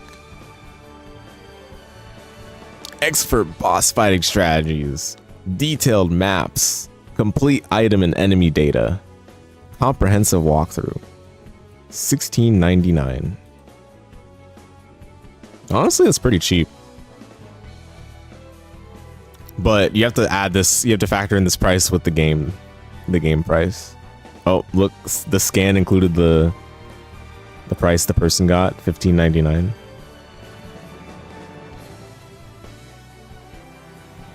All right, let's talk about Genesys real quick. I'll timestamp the VOD after it's processed so that there won't be too much disorganized. So, all right, yeah, YGO Genesys got its points update released on March 5th. This was, I think, 2 days after they had given the blog post where they discussed some of their like, I guess, thoughts and dude. How do I say this? I'm losing words. Streaming is difficult. They made a blog post update before the points update so that they could at least say what they're going to change ahead of time. And now we have the points update proper. Some of the things discussed in the blog post, the pre-points update blog post, were very concerning and very frustrating, honestly, especially related to the side deck philosophies. I'm hoping that, or I shouldn't say I'm hoping, I already know what the changes are. I'll just put that out there right away. But I know that going forward, there's going to be more cards that will be necessary to point. So I'm hoping that in the future they will continue to address those issues, and we'll see how some of their philosophies mentioned in that pre-points update blog post unravel. Because again, it was very concerning regarding the side deck stuff, namely with Ultimate Slayer and DD Crow and stuff. So you already see Cooltoon Clip, Q and Synchro got 6, 6, and 10 respectively. I mean, to be honest, these hits are good, but this feels kind of like a slap on the wrist. And as far as like pointing this deck is concerned, I would much rather them point Cooltoon as an archetype rather than point the hand traps that every single deck would want to use, you know? And they ended up splitting the points. They ended up increasing the points on Cooltoon, like a few Cooltoon cards, and increasing the points on some hand traps, which to me is just not the way to do it. Like, I'm completely at odds with that. So Cooltoon is probably severely crippled by this, but again, I don't think I agree with this way of handling the pointing of this deck. And it feels like they're so reluctant to point these newer archetypes, which is honestly kind of blatant pushing the newer archetypes for this format. And you know, I don't really want to go there with regards to how that is being handled compared to like how some older decks have some incredibly severe points. I understand the idea of selling product in a way that allows for some archetypes that otherwise just be deadweight trash in the set to be played in Genesys, but I don't think you need to, you know, I don't think you need to box out the older archetypes so hard in order to compel people to play these new archetypes. These new archetypes are always just going to be better regardless, right? The older archetypes don't need to have points in order to facilitate that. So I'm just at odds with it.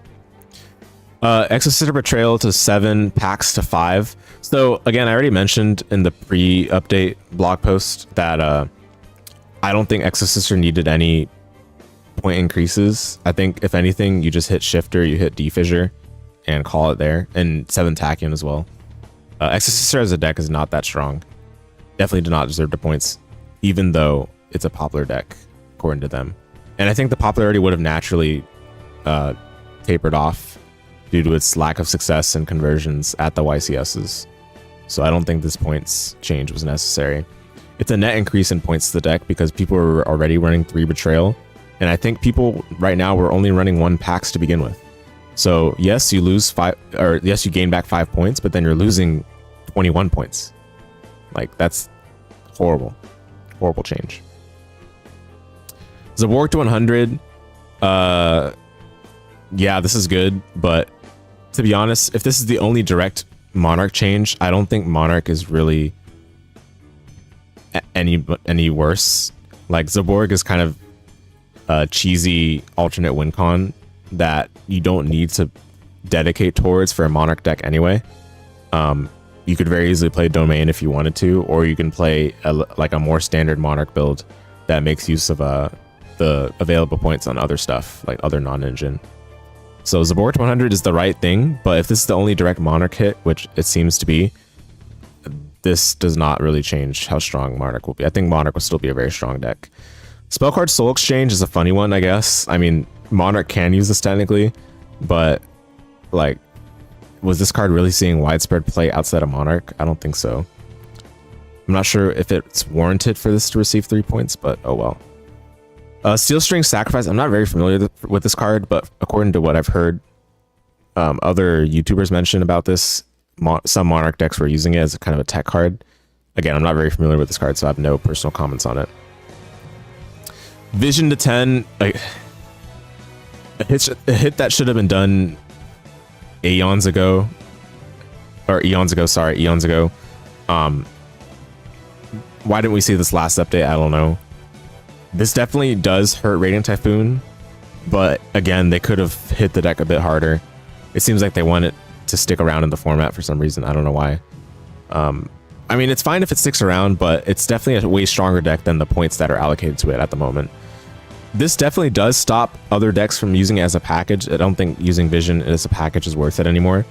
But for them to say that, oh, now we're starting to see popularity of this card, in the recent pre-update blog posts, like that to me is completely disingenuous. People were already running this in an abundance before this format even first happened. Like the last format where Radiant Typhoon was already really good before Cool Tunes were released.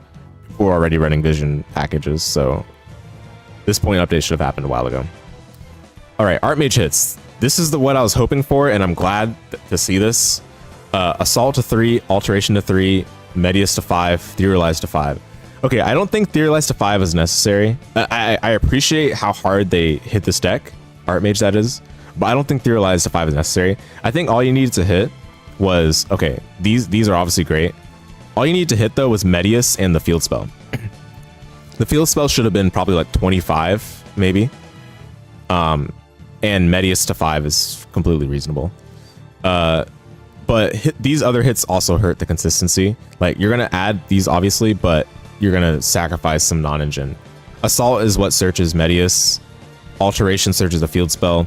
And it can search any Archmage card if you already have the field spell in the field. And Medius is obviously one card starter and the bridge for all the power patron, or all the decks that run power patrons, including Elf Notes and Dooms. Honestly, Dooms is not a problem. They shouldn't really be thinking about this hit in the Dooms perspective, but Elf Note for sure deserves to be considered within this context, so I'm glad that they addressed that. Again, I don't think Theorize really needed points. This card is not that good.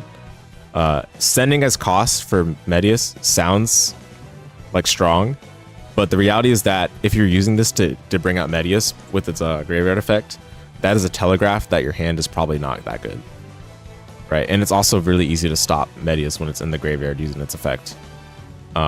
Since you can crow it, you can bell it, you can Skullmeister it, you can do all sorts of things that people were running. And of course you go -1 when you resolve it, but that's not a big deal because Medius is a 1-card starter when it resolves. Oh, but actually no. The effect when it's summoned is separate from the effect to summon it from grave. So actually going -1 is pretty bad because they can just if they let you bring it out from the grave, you're going -1, and then they can negate it with like Veiler, the on summon effect. They can negate it with Veiler, and then you're in a bad position. So never mind. But yeah, anyway, these are good hits. Considering that Non-Finito is already 15, I I think these are all the hits I would have wanted to Art Mage, and I'm saying this as someone that played Art Mage. Last format I played Elf Note Art Mage Charmer's Pile. And Art Mage absolutely deserves hits. The board that it makes is completely unreasonable to play against when it's backed by some non-engine, like a Droplet or like anything else. So I mean, even without non-engine, like it's just so hard to break through it. So these are the right hits. Malulu to 7, Rahu to 10. Why didn't this happen last format? I honestly, I don't even think this kills Dragotail. I think this just makes the engine extremely tiny, right? You have to run a very compact engine now, but obviously that does make it a lot weaker. I don't think it's unplayable though. Like you can still probably play this deck, but it's probably not going to be as prevalent as it was in the past formats.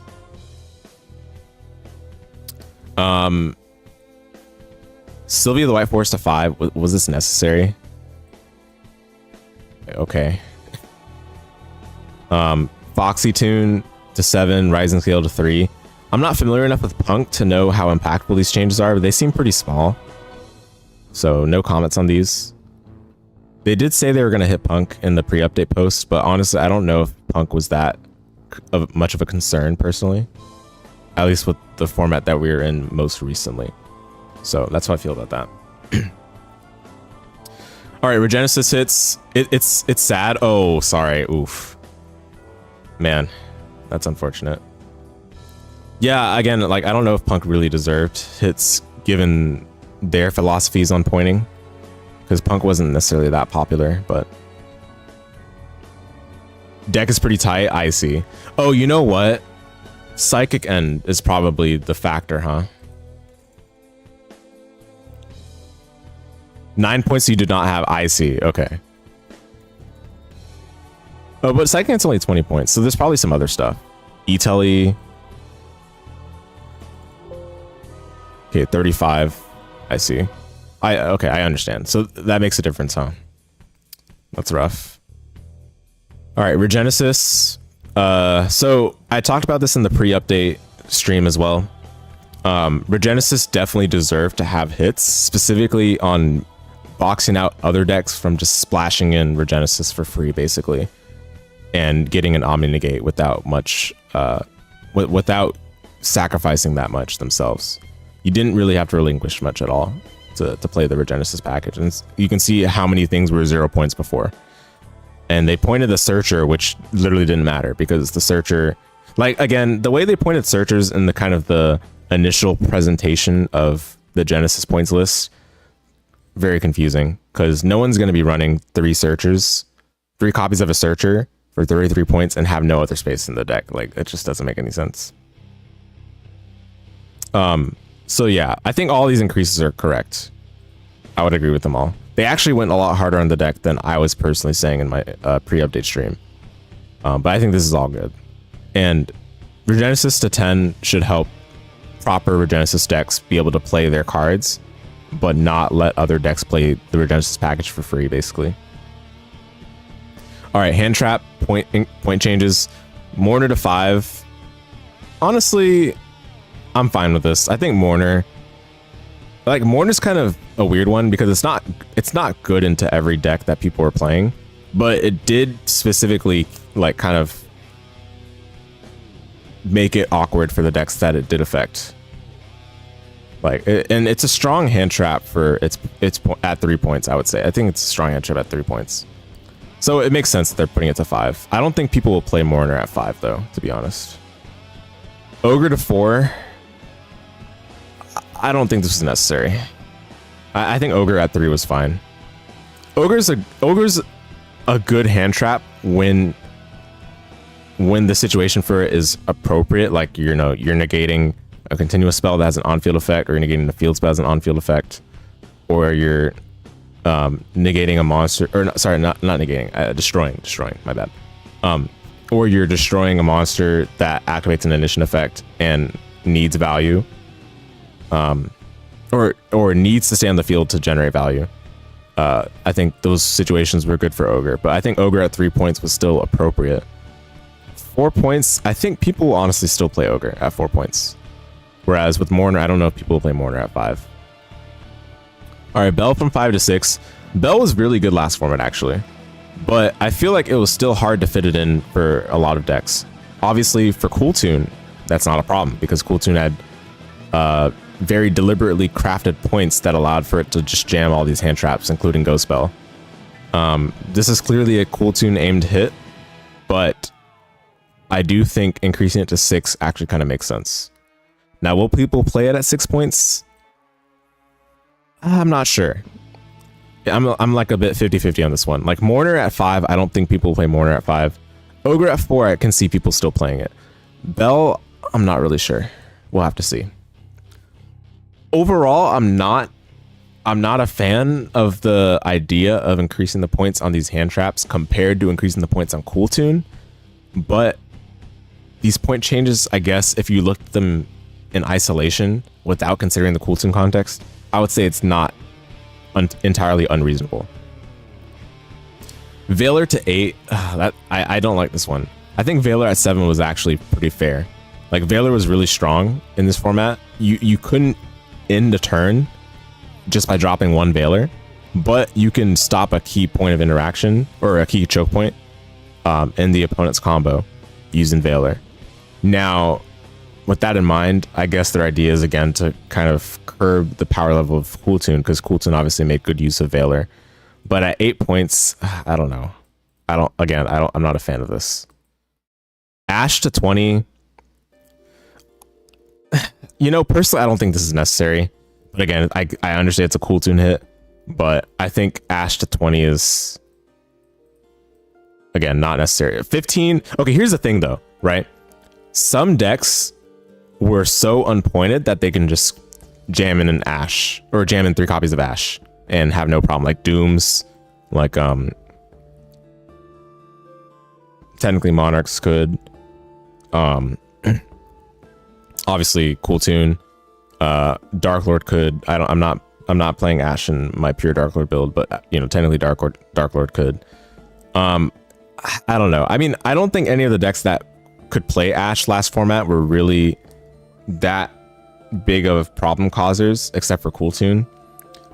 But I guess their idea here is that they don't want to be in a situation in the future where they release a deck with few points and they can just play Ash, right? So I guess their idea here is just to box that out preemptively. But again, I don't think it was necessary. I think Ash at 15 was reasonable. It's actually really weird to see Ash and Droll at the same point value now. And speaking of Droll, it's 25 to 20. Why would you do this? This is the actual just goofball nonsense. Like, don't get me wrong, people will still probably not play Droll at 20. And I was originally thinking that they would point Droll to 20 last format, the update for last format. But them doing it at 25 was like a big applause, right? Because it's like, now people will for sure not play this card. And anyone that's playing it is playing a bad deck, right? So you could rest assured that you won't be too threatened. But who asked for this card to be reduced? You don't reduce a card just because it's not being played. This card is not being played, and it's a good thing. It's saving the format that's not being played. You don't want to give any chance for people to start thinking like, oh, Droll might be a consideration. Now, again, I don't think people will play it at 20 points, but this is just, it's just a bad look. This is a really bad look. I really hope they keep it at 20 and just don't move it anymore. And if they do move it, they should point it to 100. Crow to 1. So here's some controversial. This is the controversial section. Crow to 1, Cosmic to 1, Dark Ruler to 2, Slayer to 1, Arrest to 10. This is the one that I'm very surprised to see, given they didn't mention it at all in the pre-update post. Malong to 4, Garuru to 4, Aggregator to 4. Let's talk about it. Crow to 1. Actually, I'm not really that unhappy with this. I think this is actually fine. I still don't think Crow deserved to be pointed, but since it's only 1 point, I think it makes it appropriate for people to put some thought into like the cards they're putting in their deck. The problem with this though is that people will just play the next best card that is 0 points if they don't have Crow available. And Crow wasn't necessarily that insane last format to begin with. In fact, Crow being played in Genesis, I feel like is a good thing, because this card requires thoughtful interaction in order to actually be an impactful interruption thing. And also, I feel like its power level is not anything that's of concern for like the health of the format compared to something like Droll, right? So this card being pointed just feels so weird. Same thing with Cosmic. Cosmic is even worse, actually. That this point, this makes absolutely no sense. Why would you point this card? It being played doesn't matter. Like, it's fine. It's just spell trap removal. Spell trap removal shouldn't be a premium cost. Like, 1 point is actually a premium for this. It's a 1-for-1 trade. It's very simple. It banishes instead of destroying, which makes it valuable, obviously. I really hope they don't increase the points in this, and I hope they actually drop the points in this later. Cosmic at 1. Now, will people play it? Probably. I think people will probably still play Cosmic at 1. But it shouldn't have to be costed because they're deciding that they want to keep floodgates around, clearly. So having the option, having a cheap option like that 0 points to get rid of the floodgate is something that I think should be allowed. And it goes beyond floodgate. It's just back row in general. Because there's a lot of floating effects on back row nowadays, so banishing is like a very valuable thing. Dark Ruler to 2. Dark Ruler is a really good card that felt weird that it was at 0, but again, it's not the fact that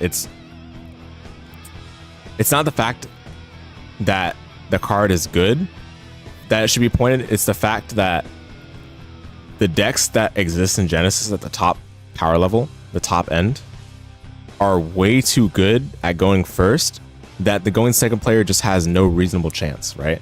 Which is why Dark Ruler was seeing so much play, because it gave you the option against those decks that get bodied by Dark Ruler. So pointing this just feels like very tone deaf. Again, it is a good card, and it felt weird that it wasn't pointed, but it shouldn't have been pointed given how they've been handling the power level of the format at present, especially with newer decks. Like, this card should not be pointed. But again, in a vacuum, I understand it being pointed. Slayer to 1. We can talk about this together with the Malong Garu aggregator. I do not agree with the way they did this. This just seems unreasonably harsh for decks that actually rely on sending stuff from extra deck to grave, like Dogmatica. Dogmatica gets absolutely obliterated by this. And these cards weren't problems in general. Like, people were playing it together with the Slayer package. If anything, you should probably hit Slayer harder and just leave these cards untouched. Because I think what will happen is that people will actually still consider playing Slayer, but they might play it with some of the fossil monsters instead. We can pull those up. Was it Fossil Warrior? Ignore the deck that you're looking at right now. It's not complete. So Fossil Warrior Skull King, which is no, not this one. It's a Skull Knight. Skull Knight, you can banish it, then pop a monster, right? Nowhere near as good as something like Aggregator or Malong, which are trigger effects. But honestly, I don't think Slayer becomes unplayable from this change because they were way too harsh on the Slayer targets rather than Slayer itself, which is a board breaker that can't be responded by monster effects, right? Which again, I don't think that's a bad thing for Genesis. In fact, if your deck is losing the Slayer, you're probably not playing a good enough deck, and it deserves to lose the Slayer. Slayer gives the going second player an opportunity to play, right? Yeah, it's just a shame the way they handled it, because if they're saying that Slayer's too popular, and they should point that and the targets, because the target's also being played, you have to give stuff up to play those targets in your extra deck. You're already giving up extra deck space to play them. And now they're further making it so that those cards will just never see play in any deck that's actually making reasonably fair usage of them. So now people will play stuff like Skull Knight and Skull Wagon, which pop monsters, spell traps, respectively, for fusion at least. For Synchro, there is Wind Pegasus, but it's not really that good. So I think people will just play whatever they're already playing in their regular deck, and unfortunately they'll just have to lose out on getting value from Slayer, unless they're playing like Lulu with Lilith targets. And then for Xyz, there is Valon, but Valon is nowhere near as good as a aggregator. So I think that's kind of cope. Yeah, I'm really disappointed with this change. They should, like, these should still be 0. You could argue that Garuras can have some kind of points to some degree because it is strong, but I don't think it's strong enough to be pointed still, because nothing Garura is doing is in a vacuum. It's always together with another card. Slayer to 1 doesn't feel like the right thing at all. Okay, Mistaken Arrest to 10. So technically people will probably not play this anymore, but why not just make it 100? Like, what kind of nonsense is this? And why did they not mention it in the blog post? It's just baffling. So now, instead of Mistaken Arrest, people will probably be playing Shared Ride. So we have to deal with this nonsense again. And they still didn't point D-Fissure, they still didn't point Non-Fusionary, they still didn't point Poisonous Rinse, they still didn't point some other options that people run. What was the other one that people were running for Monarchs? It's like monsters cannot be tributed.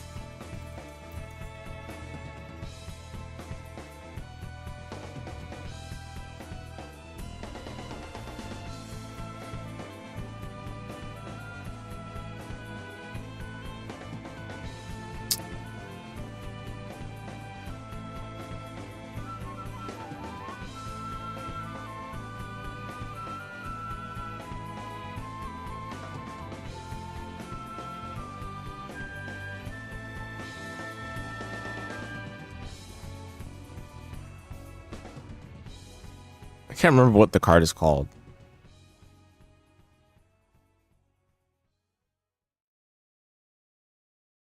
If any of you know, let me know.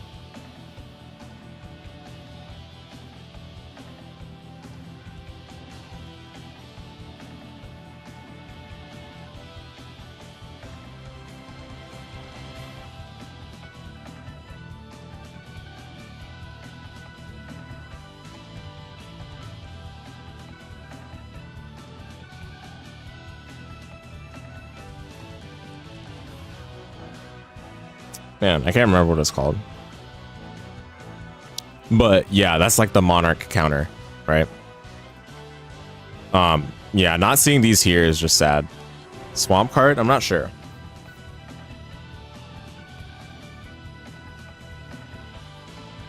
Yeah, but this is disappointing.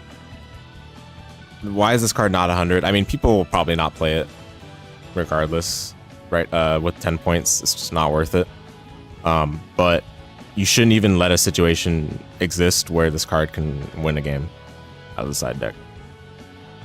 All right, the board breaker changes. This is the part I was most excited about, right? In the pre-update blog post when we did the stream. Eclipse to 3, Moon to 4. This is huge. Book of Moon to 4. I think I like this a lot. Eclipse to 3, like the decks that were playing this already liked playing this at 5. I don't think that changes. I still don't think this will be a very popular card per se, but Book of Moon to 4 is like is huge, definitely. Darkhold to 1, huge as well. Mask of Restrict. Oh, okay.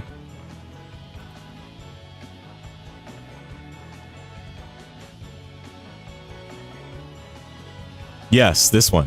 Oh, it's not to contribute cards. This says cards, not monsters. So this kills True Draco as well, to some degree. Yeah, this card should be pointed as well, 100 points. Because people are definitely going to be playing this with Monarchs being meta right now. Darkhold to 1, I love this a lot. I think it was already really playable at 3. Extremely playable. So at 1, I think we'll actually see quite a bit of Darkhold as well. So both Book of Moon and Darkhold, I think we'll start seeing a bit more. Book of Moon less so, but still worth considering.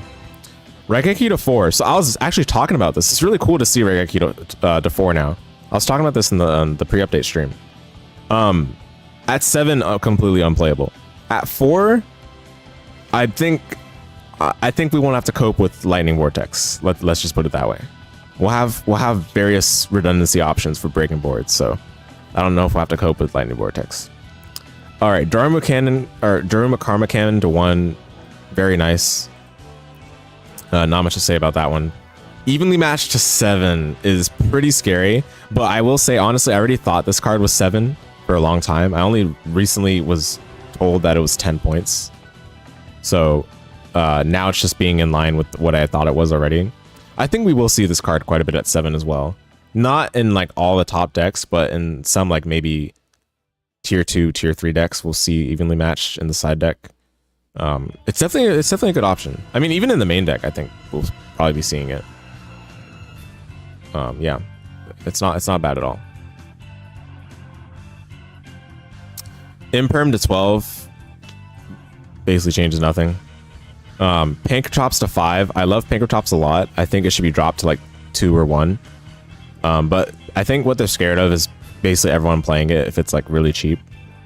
But honestly, I don't think that's a very bad thing if everyone's playing Pankratops. I think it's a solid, like in a non-link format. I think Pankratops being widely played is no issue at all. If anything, maybe what they're scared of is the 2600 body that you special for free going second. Obviously it gives a pop, but it's 2600 body, so that could be a scary factor for them that's causing them not to point it lower. But I like this change still. It's going to be good for my Vernisylph pile whenever I finish that. I do Slumber to 10. Why was this card ever 33? It still needs to be lower to be played, but this is in the right direction. Meowth to 2. I hate the Charmies, so I don't want to see them ever be decreased ever again. Please stop doing this. I'm going to be making a video about hand traps in modern Yu-Gi-Oh! And it'll include the Charmies. But I am very much at odds with the Charmies. Heavy Storm to 6. Perfect. Awesome. Probably still won't see widespread play again, similar to evenly matched. It'll probably only see play in like tier 2, tier 3 decks that have enough of a point budget to be able to afford this in the side deck. But I still love seeing this because I love Heavy Storm. Duster to 9. Again, right direction. I don't know if people will play this though at all. I think 9 is still too much for Duster. Maybe as a redundancy option with Heavy Storm, but I think Heavy Storm by itself fulfills that quite well at 18 points of a playset. Lightning Storm to 12. Okay, I love board breakers, but I think Lightning Storm is too strong to allow to be available to a lot of decks. Now, of course, at 12 points, I don't know if decks will still play this. 12 points is still quite a bit, so you'd have to have 36 for a playset. But it is a really strong card. So I'm kind of hoping that they leave it alone at 12 points from here on. The times where we're saying Lightning Storm is a good card to play is when the decks in the format are just way too good at going first, which in Genesis is currently true. And that's why, again, I want to see more board breakers be cheaper to be able to have a chance to play going second against those decks. But Lightning Storm becoming widely played is not a good sign for... It's like a litmus test for how healthy the format is. And if this card is seeing play, that means the format is probably not healthy. So I don't really want to see them lower this any further. Chain of Heart to 6, Statue to 4, Monster Reborn to 4. These could go to 0, honestly. I would kind of love to see Chain of Heart to 0. Yeah. Okay, maybe not 0, but like these could go lower and people will probably not really play them. But I think Chain of Heart to 0 would be pretty cool to see, to be honest. And Monster Reborn, no one's going to be playing this card even at 0, to be honest. I don't think anyone will play this card. Snatch Steal could probably go to 1 before it starts seeing play in decks like other than Dooms or Mikonko. Speaking of Mikonko, I think Mikonko was pointed here, and I didn't understand at first, but now that I've looked into the deck further on my own, I kind of understand why they pointed it. We'll talk about it in a sec. Diagram to 15. I was running this in like a 6am pile decks like a long time ago. Seeing it go to 15, I think is the right direction. Again, archetypal searchers shouldn't be so expensive where you can't play anything else pointed in your deck. That just makes no sense. But they probably will not lower this lower than 15 in a while, I can imagine. Unit Hanger to 15 is also fine. Hecahands Gygas to 0 and Zeno to 0. Hecahands is not as scary as the Genesis devs thought at first, so this is fine. Stratus to 0, fine. Fire King Ulcanix and Avatar Kyrian to 18 and 7 respectively. Again, I was talking about Fire King a little bit in the pre-update stream. I think this is fine. Fire King is a deck that I think is reasonable to allow to be played in Genesis. Obviously, you have to be careful still, but I think these point adjustments are small enough where it's not going to change too much, and it's going to be a positive thing for the Fire King players. A gigantic sprite to 15 is fine. It probably still won't see play. Chi-Xiao to 20 is in the right direction. Why was it even 33? I think this card should still be pointed. Don't get the wrong idea. Having a negate and a searcher on a card is so strong. But Sword Soul is not going to be doing anything, so nothing to be scared of. Bear the voice to 15, sure. Rhoda to 33. Why is this card 35 anyway? No one's going to play it at 33. Fossil Dig to 33, Miscellaneousaurus to 67. That's pretty funny, actually, because you can play Fossil Dig and Miscellaneousaurus in the same deck now, but I don't think this changes much in the long run. If anything, this is bigger for Miscellaneousaurus than Fossil Dig. And then the big Dragon Lures to 5.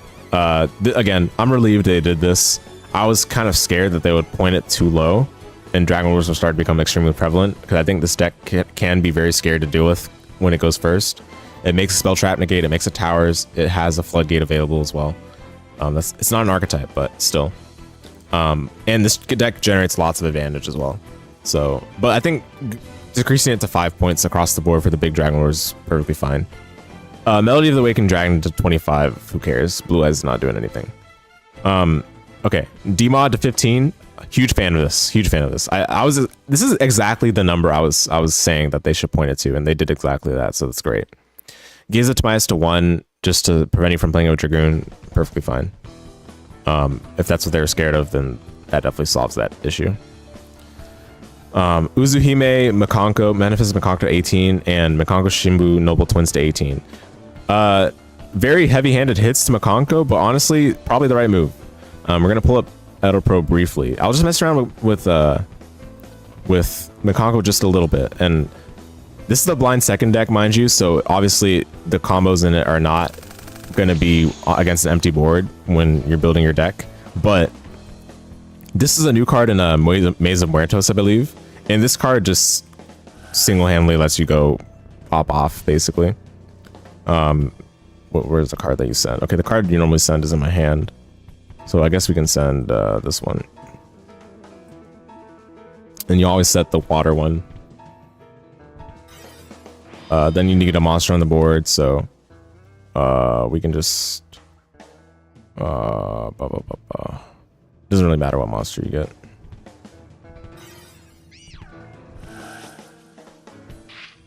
All right, special, activate effect, special again, because I guess we got the wrong monster, it looks like. Oh well. And then when it's equipped, you add an equip spell, so you add another equip spell. And then you're supposed to overlay, or you're supposed to get another monster and bounce the equip spell and then overlay, but I did it wrong. But anyway, the whole idea of the deck is you break the opponent's board with like Lava Golem, with droplets, potentially with Dark Ruler, with Kaijis, with whatever, right? But you want to at least have them still have a monster in attack position, and then you go into this Xyz. This Xyz reads basically you win the game, because your opponent takes all the battle damage you would take, and then after you attack with it, you detach an Xyz, or you attack a material, and it can attack again, so you just easily OTK with it. And there's little your opponent can do. There's a couple of cards in this archetype. I think there's one field spell, the field spell, that prevents your opponent from being able to activate cards or effects during the battle phase, or until the end of the damage step. So it's very similar to Tempai in that regard. So yeah, this deck would have been very prevalent if they hadn't pointed some of the new cards, because again, this Searcher's insane. It's a 1-card combo. So definitely the right move to hit this. It's a blind second deck, so obviously when it goes first, it has to change up what it does, but that's not too much of an issue with them with the 1-card combos that the deck has. Sandwich Day to 3. I don't even know what this card does, so I have no comments on it. And then some Exodia FTK hits and just general FTK hits in general. I'm fine with all of these except for Ixchel being hit to 5. Like, dude, why did Dark Lord have to catch strays in this, man? Dark Lord did nothing wrong. Like, there were 2 high-performing Dark Lord decks in the YCS, but that's nothing of concern. And Ixchel in the Exodia deck is not really anything to be worried about either. Like, just hit the real draw spells, man. Come on. Just really annoyed with this because this basically makes my branded Dark Lord deck unplayable. I was already at 99 points before the update, and now now I have to basically axe the deck because I was running branded fusion, right? And now Ixchel is going to be costing 15, so it really sucks. I mean, I can cut like Mirror Jade and maybe a few droplets and stuff, but it still sucks. Because, you know, you need a maximum droplet, so you have an opportunity to board break from the main deck. And in general, you can search droplet, right? But yeah. But yeah, all these are fine. Engage to 7 is hilarious because I think this card was still very good, even though, you know, you can't really play Sky Striker in Genesis because, you know, you need the extra monster zone for Sky Striker, and they need link monsters in general. But Engage to 7 is like, Engage is still a really good card in Genesis, so I'm glad to see it there. I'm actually also glad to see Upstart to 7 because now the decks that are playing, like any deck that's playing Upstart is not doing anything that you'd want to allow in the format. So bye bye. Some other noteworthy things here though. Raiders Knight to 80. Interestingly, I think people have mentioned that Artmage was using this to go for OTK combo with Artmage Diaractus or whatever it's called, Diactorus, because this card for some reason has a text where you can change the monster's battle position. It's a once per turn, but it allows you to OTK with a Raiders Knight combo because it's a rank 4 and you overlay with Mediuses basically.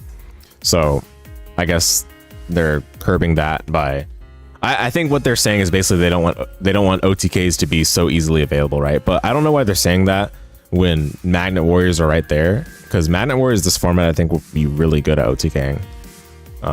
Since the new support is insane. Literally double circular. And Magnet Bonding is a custom card. Magnet Bonding. This card right here. Utopia double to 80 as well. I got another OTK enabler. Gimmick Puppet Fanatics Machinix. This was not even being used in Gimmick Puppet decks per se. I mean, maybe it was, but people were using this for FTKs, so good to see it gone. Summoning a monster to the opponent's field is never going to be used for anything good. And this card I'm not familiar with. What does this card do? That they would point it to 100 so quickly. Cannot be normal summon to set my special summon from your hand by triggering one Dark Magician. Cannot be special in other ways. Oh. That's funny. Each time a normal spell is activated and inflict 1,000 damage to your opponent immune after it resolves. That's funny.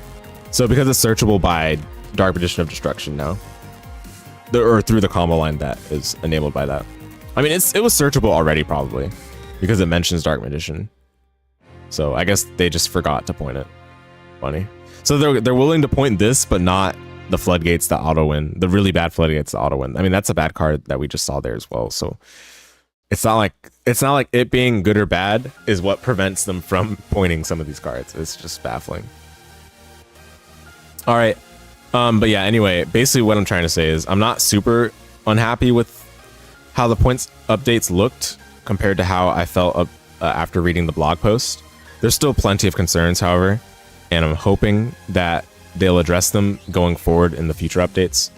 That being said, the biggest negative takeaway from this points update is that they still seem to think that D-Fissure is not a floodgate, which is super frustrating. And I think we'll probably see that card in every single side deck going into this format, because it's such an insane auto win for going first. Yeah, not much else to say. Oh yeah, when am I gonna play this format? So last format I was playing Elf Note, Artmage Charmers, and Branded Dark Lord. This format, I'm trying to see if Six Samurai pile is playable. Six Samurai is really bad, but there's some Primate cards that make it a little interesting. And I can run the normal monster that's in the Six Samurai archetype, Chamberlain of the Six Samurai. So we'll see if it ends up working out. There's also Toon Warrior that's available. I'll think about it more. The reason why I'm considering it, you're probably wondering why I'm even thinking about 6 Samurai right now. It's because of Prima Light that was released in Maze of Muertos. And this is honestly not a bad card for 6 Sam. Lets you get out Anishi from the deck, which is a quick effect bounce, Anishi is. And you also get an extra normal summon. So with how bad 6 Sam is, gives you a chance to play the game through some interruption. But obviously, I don't think this fixes the deck entirely. So we'll see how it plays out. Otherwise, a real deck that I want to play, I'll still be probably playing some kind of deck that involves Elf Node and Charmers. I'm still thinking on that third archetype to replace Archmage with. Chances are it'll be Invoked, but I'm not certain on that yet. The problem with Invoked is that there are no good monsters to summon with it, unless you go into the newest released one, Magistus Omega, which is what I'm thinking of using.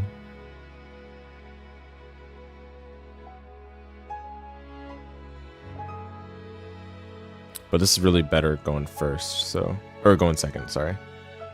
But it's really good still. So we'll see. We'll see.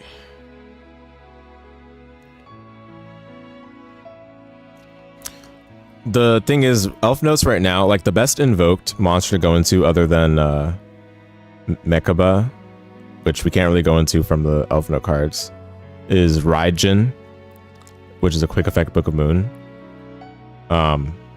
But there's no wind Elf Note monster, so I might not be able to do that. So basically, I might not be able to run invoked with it. But I'll explore my options.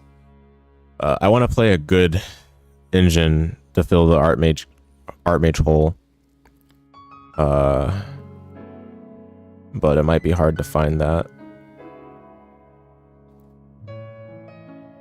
Yeah. Anyway, that's all for Yu-Gi-Oh! That I had today. We can play through more Seraphic Gate for a little bit and then I'll call it, since we've been streaming already for 4 hours.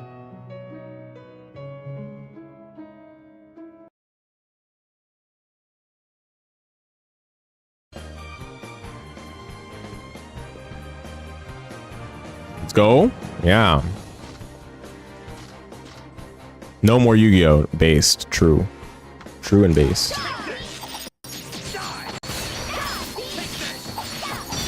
What's the plan for the next game?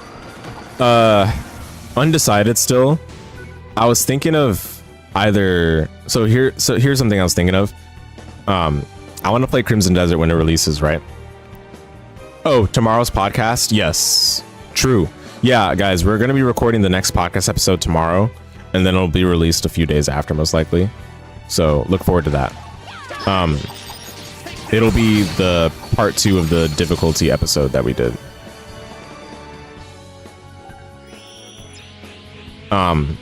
But yeah, the next game we're gonna play is Crimson Desert when it releases.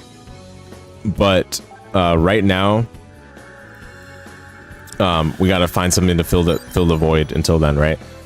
I honestly might just play this game until Crimson Desert comes out. The other thing I was thinking of doing was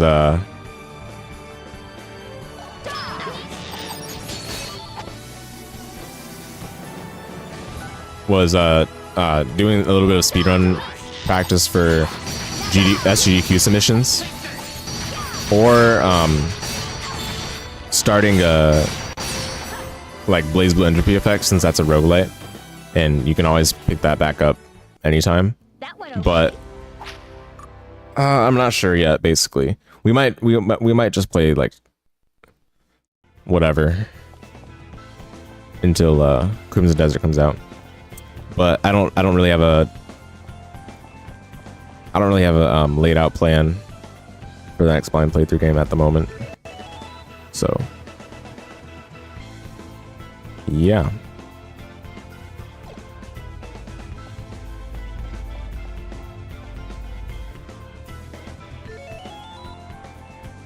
Oh, that's pretty funny.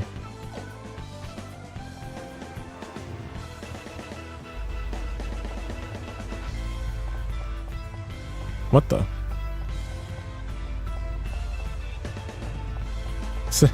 Is it gravity?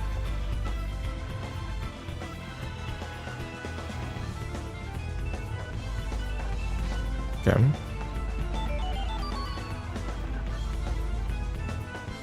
Get body. You thought that was a droppable platform? Nope. Get body.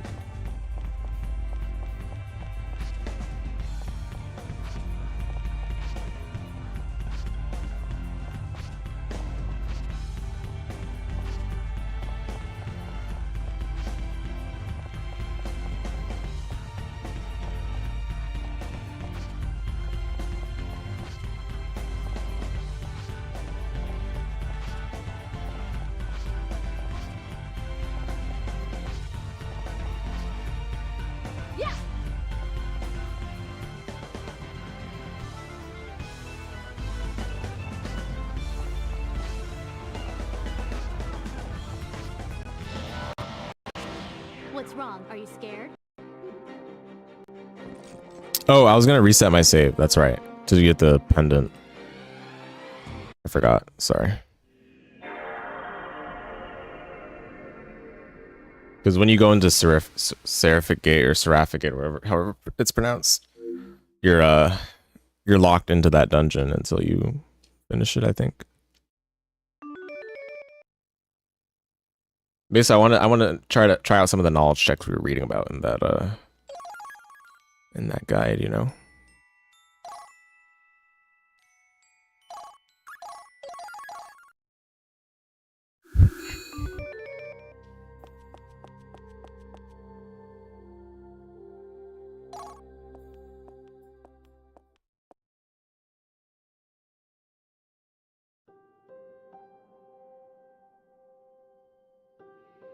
Where was Zinda? I forgot. Is he in Soul Day? No, right? I think he's in he's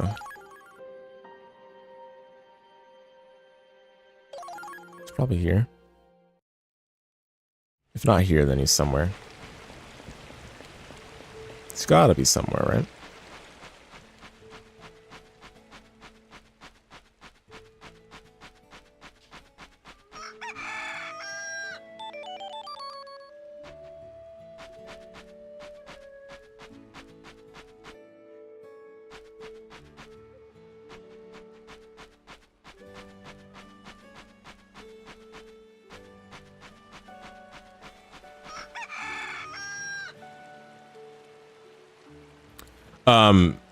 We're gonna mainly focus on some topics that Frau had in mind for the first episode, or for the first part, and also do some synthesis on things that we didn't fully touch on last time. So, what was it? I need to refresh myself on the things we were finishing up last time, so I'll work on that after I finish up here.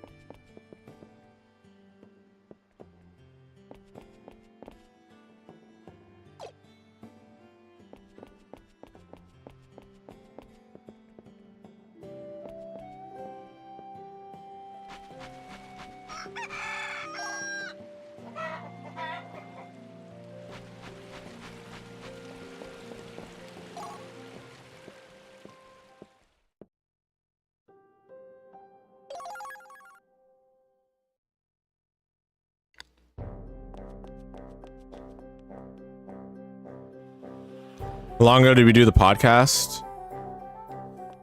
Wasn't it last year? Or was it this year? Oh no. Bruh. Man, that sucks.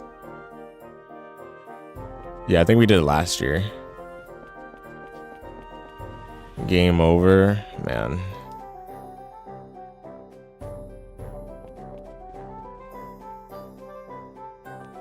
Unfortunate.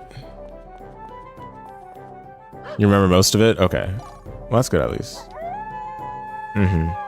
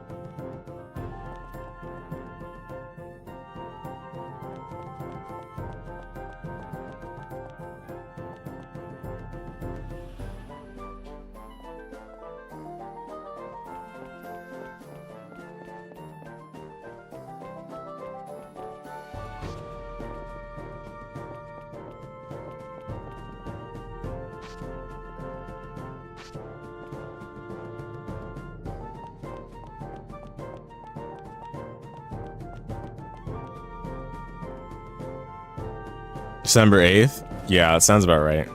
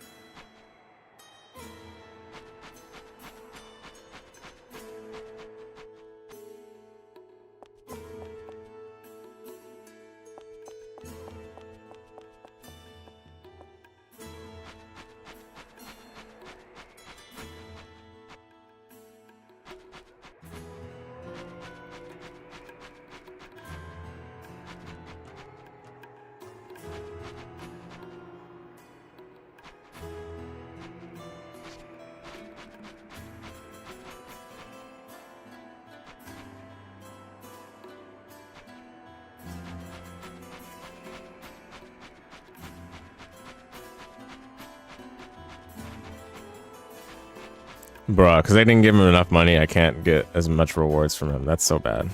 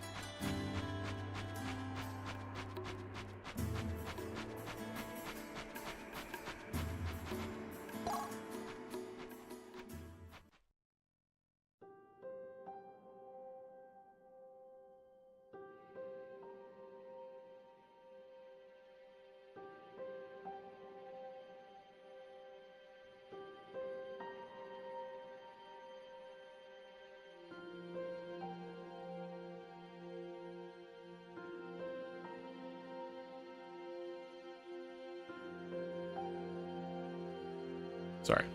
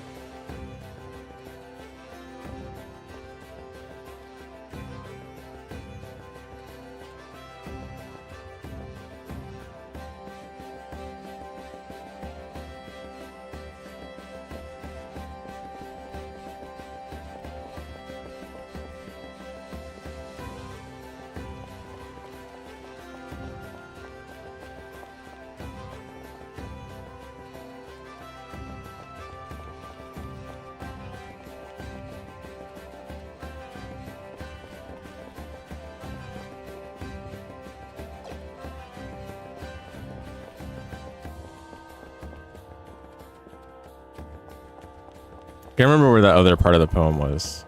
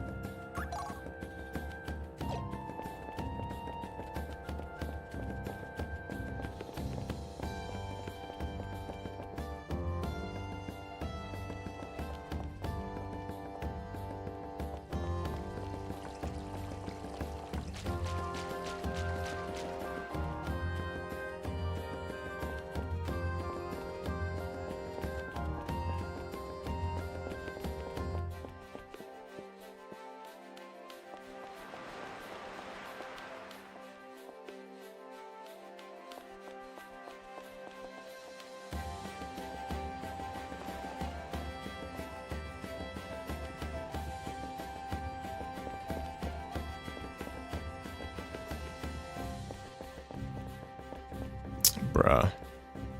Yeah, which city is Zinda in? I'm just gonna look on the guide.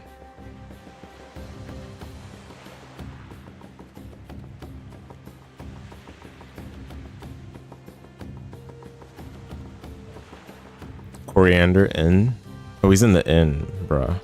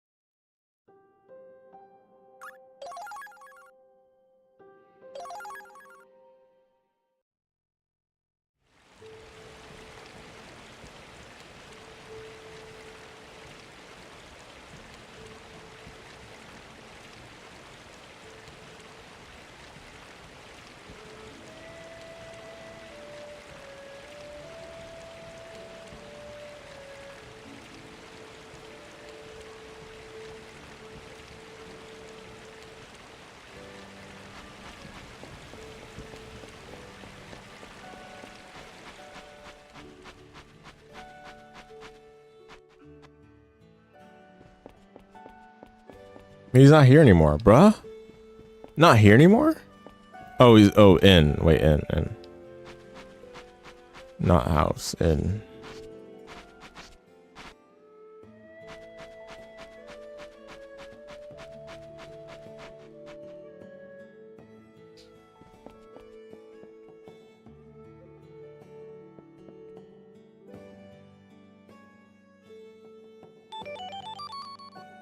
Thank you. Had to talk to him 3 times to get that.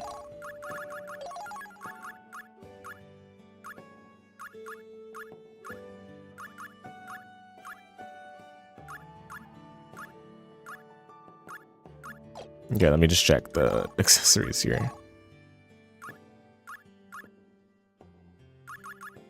So RDM plus 20%, darkness resistance plus 50%. It's pretty good. And it's nice that we get it without having to buy it from that shop. Okay, so they said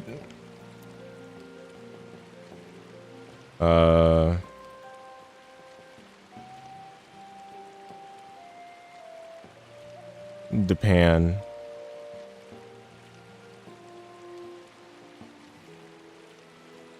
Japan apparently has a house? What?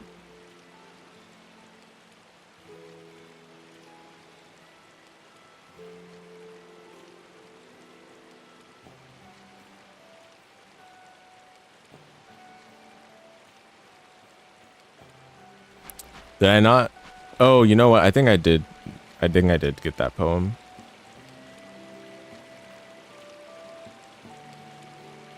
I think, at least. Did I? I don't know.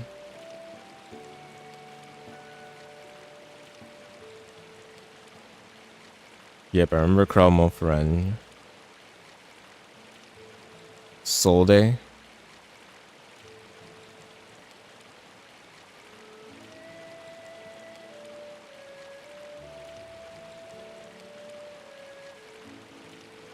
Oh, you refunded Slay the Spire 2? You didn't like something about it?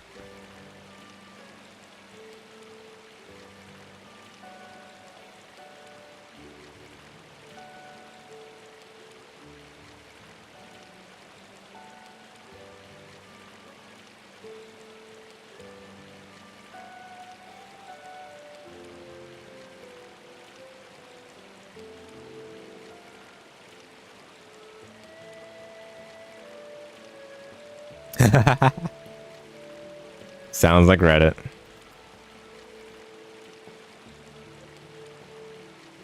Yeah, sounds like Reddit. Yep.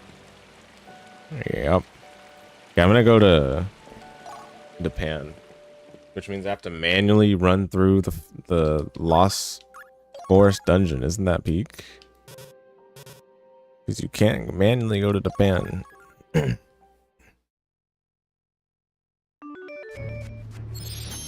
Oh, you needed to lock in the game is basically the same, so you refunded. Yeah, the game is definitely basically the same. It looked like. Right, no, for sure, I get you. I agree. I can agree. Which is that's kind of my main reason why I was not super interested in getting Slay the Spire 2. Because it kind of looked the same, you know. Which is not a bad thing. It's just like, it seems like it's just an expansion of the first game. At the end of the day, people did like the first game, so.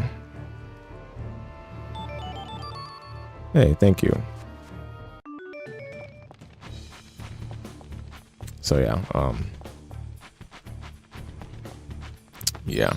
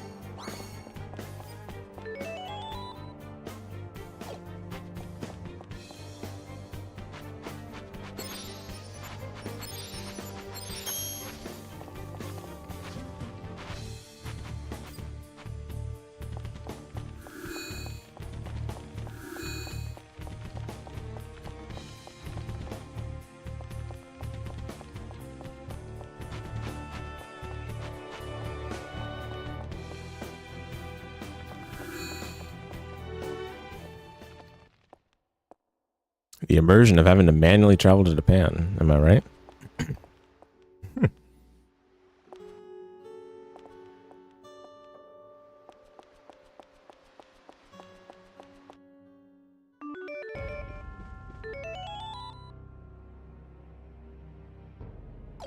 I need to go this way. This is the wrong way. Oh wait, no. Hold on. There is something here that I can get.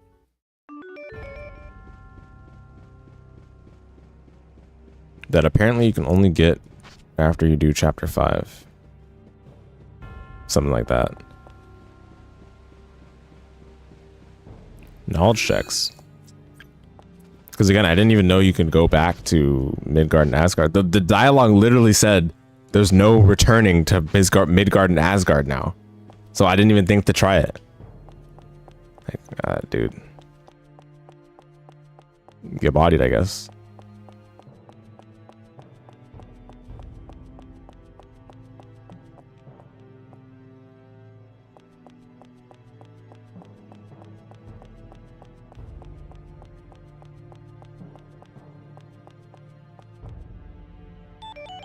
See, like, what is this nonsense, dude? You you come back here and interact with soldier's dead body and you get like a new weapon. Like what? Oh, did I already have it? Oh no, I didn't. It shows up there. How did I get Caliburn? Oh, cool. And I had Durandal already. And Arcturus. Wow. A lot of good stuff. Leaf Soulish. I had this already. Where was this from? Can't even remember.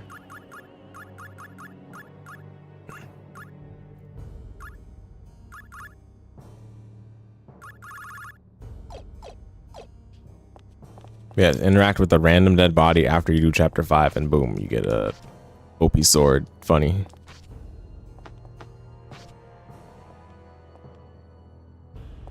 We're selling those strategy guides out here today.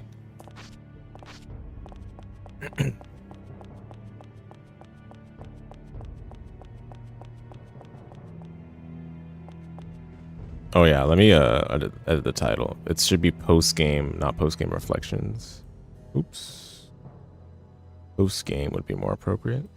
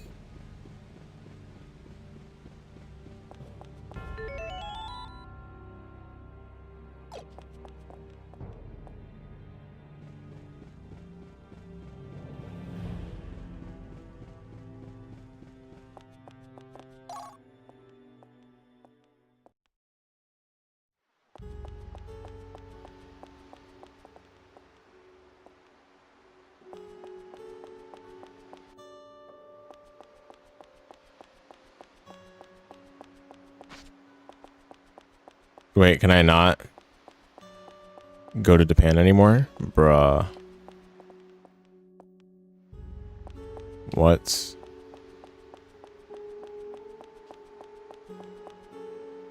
how do I go to Japan the town? What? Or have I forgotten how to get there?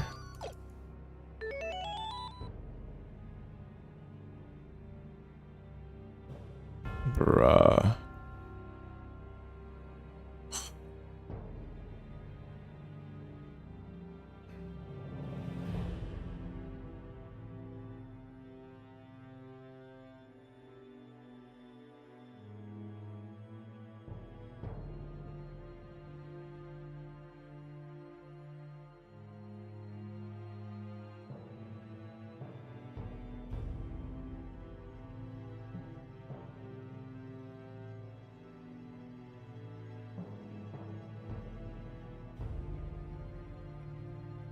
So I got locked out of this, I'm pretty sure. Because Japan already got destroyed.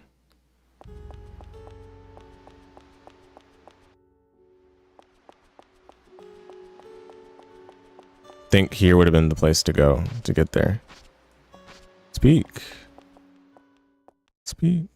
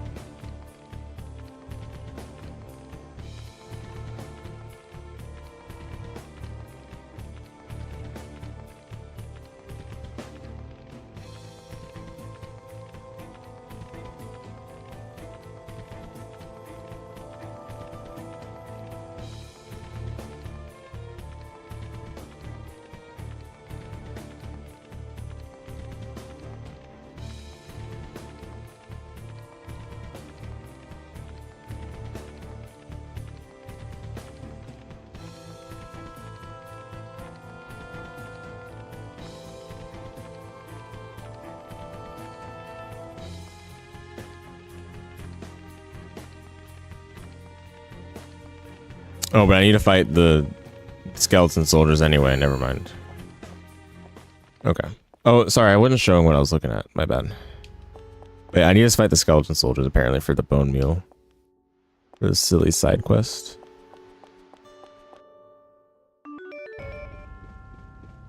Not even sure if the skeleton soldiers appear here anymore. Because the world has changed.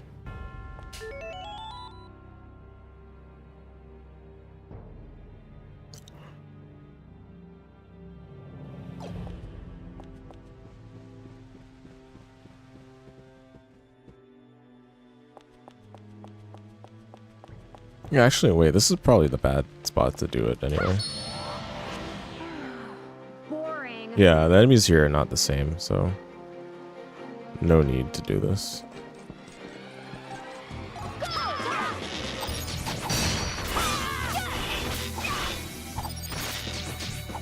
You're watching the podcast that had Roof Longer on it?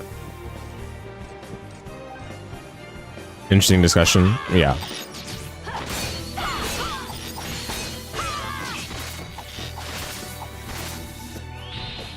Indeed.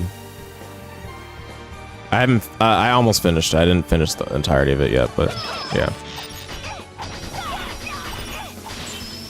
Stay with me.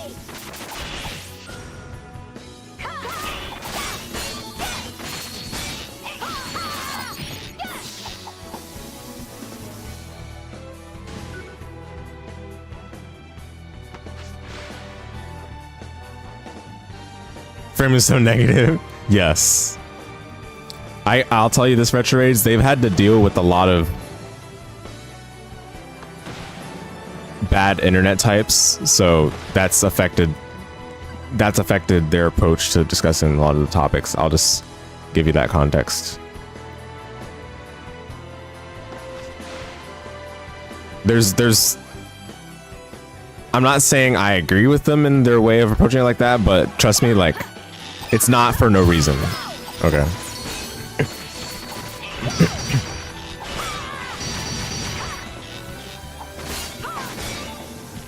Especially for Richard Lewis.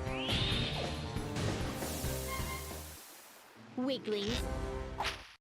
Richard Lewis is not one to mince his words. He'll tell you exactly how he feels about things.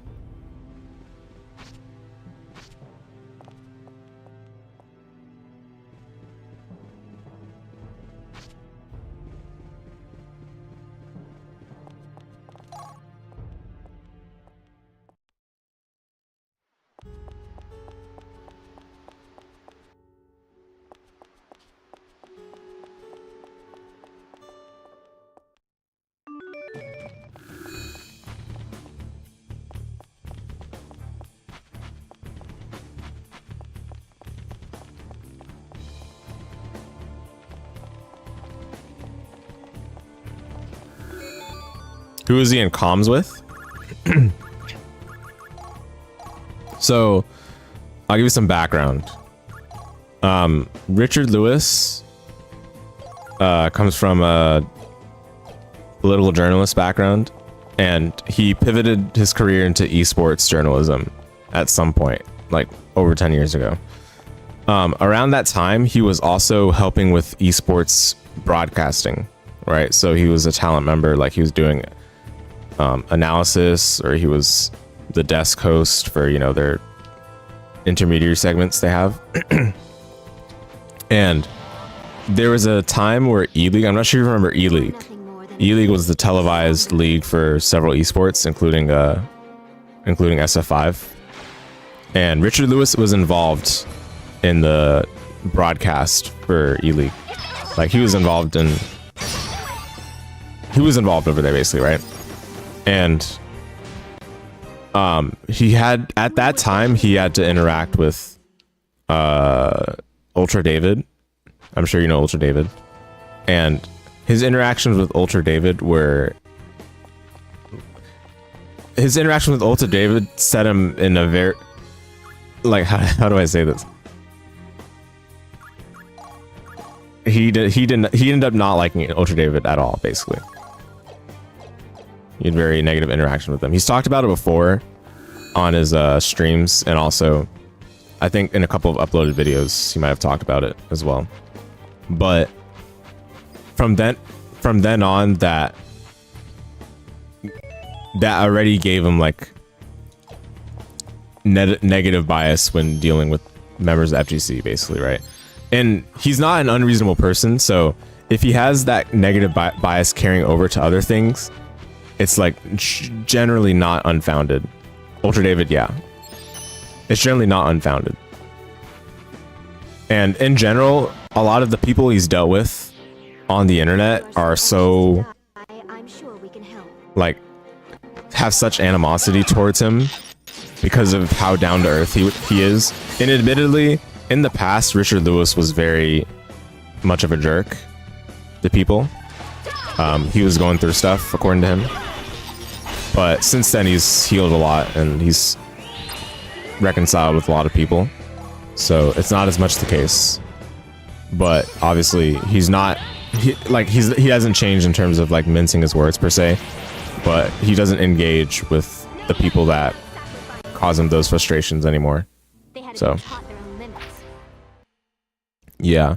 And as for Thorin, I have no defense for Thorin. Thorin's just like that. And honestly, it annoys me so much because Thorin's so great at podcasting, but he's like the most insufferable person on Twitter. Like if you go to Thorin's Twitter, you'll see like how he's always like purposely trying to like phrase his tweets to like just tilt people off the face of the earth. I don't know why he does that.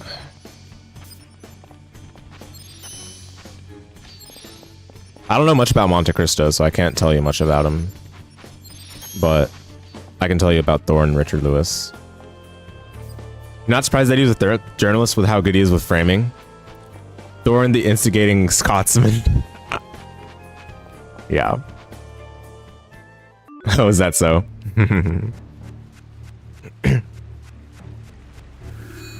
Yeah.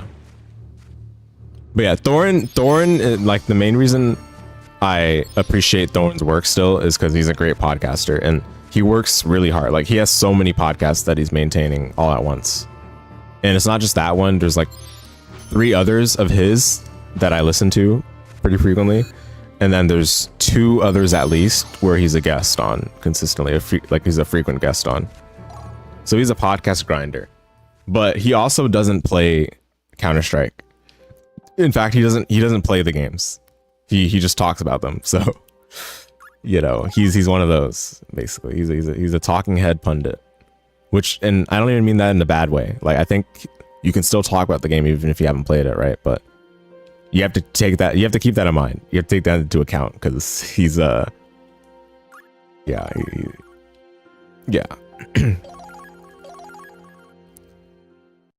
don't need to play the games. He's just like me for real. Yeah, true. And you're right. You don't need to play the games. That is correct. But you know, you have to keep that in mind when you hear him talk about stuff. Okay. And it's not to say, I don't want to say that like to detach his credibility, because again, a lot of the things he's saying are still perfectly reasonable things. And honestly, all the things he says, I agree with regarding like the Counter-Strike scene and stuff. But that being said, because he doesn't play the game, he doesn't have that perspective of having played the game. Like even Richard Lewis plays the game. He plays Counter-Strike. Richard Lewis does. He doesn't play professionally. I don't think he's ever played professionally, but he plays the game at least. So he can bring that into his angle. And keep in mind, Richard Lewis, again, his background, he's not like a, even though he's played Counter-Strike, his background isn't one that is like a hardcore gamer or anything like that, you know? As far as I can understand, he plays the games in order to be informed about them when he's invited on to do like esports desk work or esports broadcasting talent work, you know?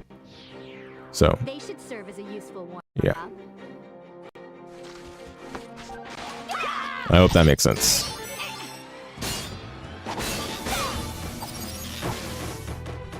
Can't believe I have to farm this weak enemy in order to get Sleep a now. silly little item. Dude, yeah, I'm glad these are like insignificant things in this game, but there's such knowledge checks, like the feeding the bone meal to the chicken, feeding the, like, Skip the introduction. making it 15 is crazy, dude. Because I stopped after like maybe 3. Like it's just meant to be like a hard knowledge check for this, to sell the strategy guide. The next world is not all. There's not really any other reason to have it.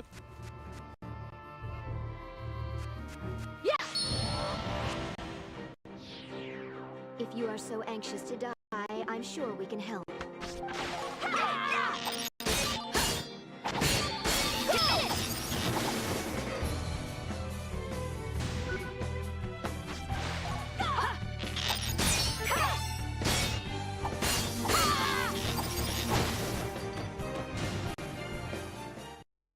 Sleep now.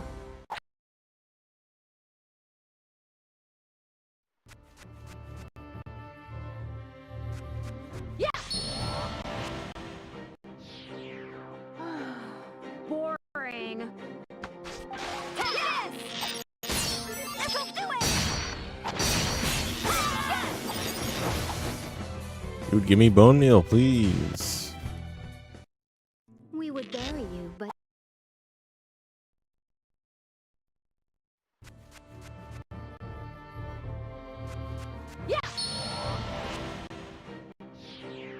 I'll take half of them. You have the rest.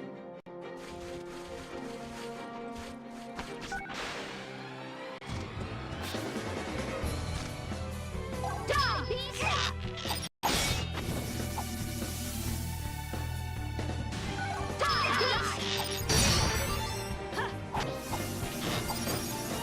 Wait, who has Blue Gale plus Dismantle?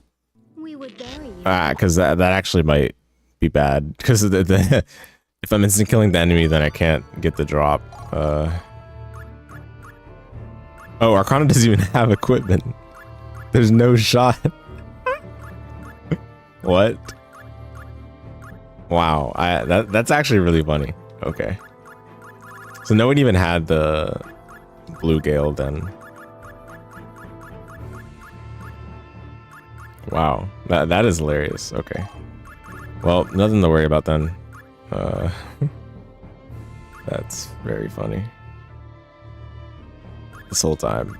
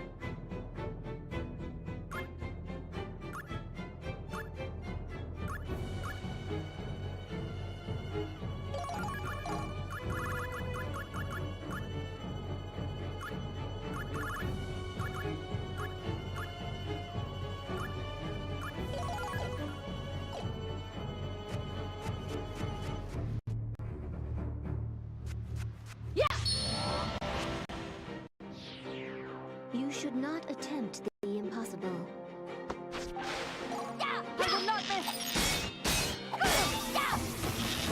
Dude, give me my bone meal, please. I will not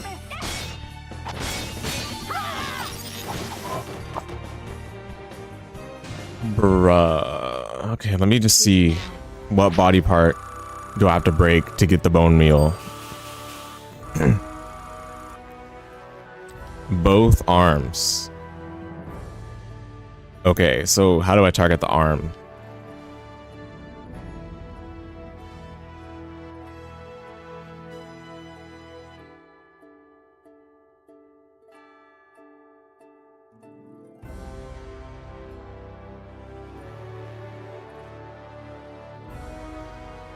Let me see if there's anything that has parentheses.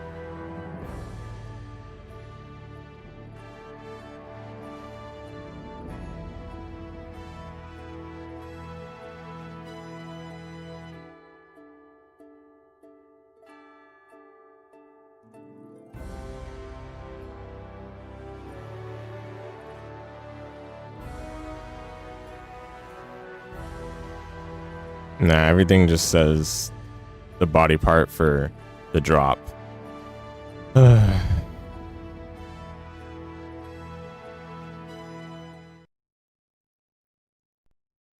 So simply hit the arm. It's that easy.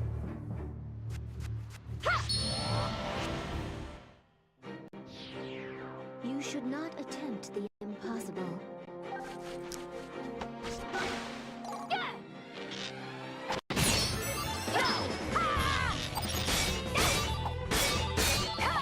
Okay. So I guess we gotta just find a side angle to approach from. The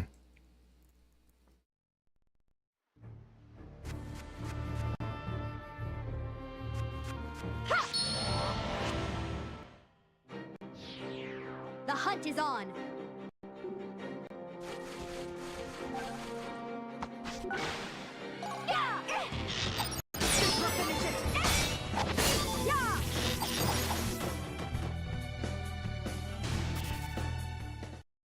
We would bury you, but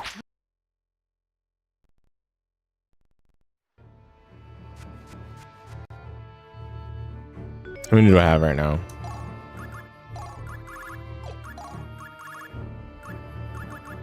7 seafood. Ooh. Bone meal 6. Not enough.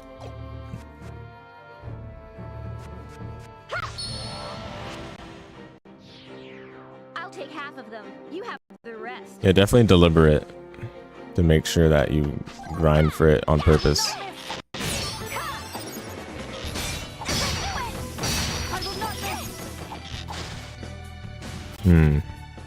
Maybe I shouldn't use Flare Blast because it explodes.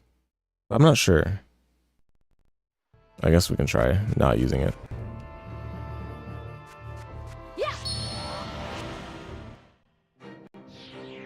if you are so anxious to die, I'm sure we can help.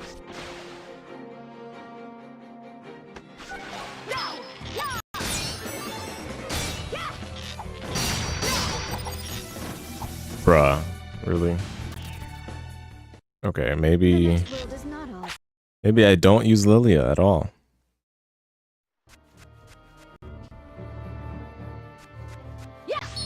So that he doesn't get launched. I doubt these foes will take long.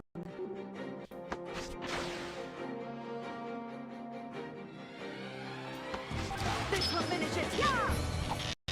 This will finish it. What? Arm? Hello? That was not a battle. See, I don't even think you can control it. Like, it just decides to break something or not.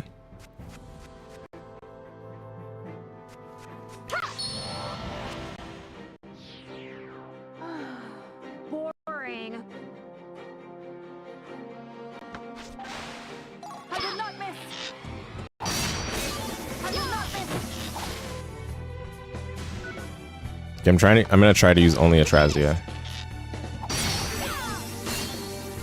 Bruh. They had to be taught their own. Nope. It just doesn't work. Just doesn't work.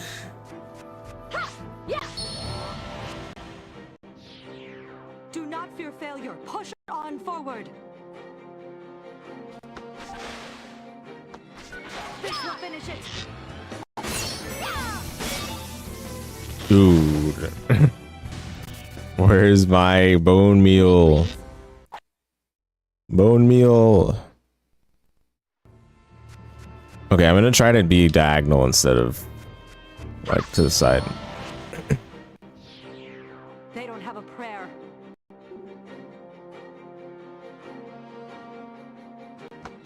This will finish it. It just dies. What do I do? Your own limit.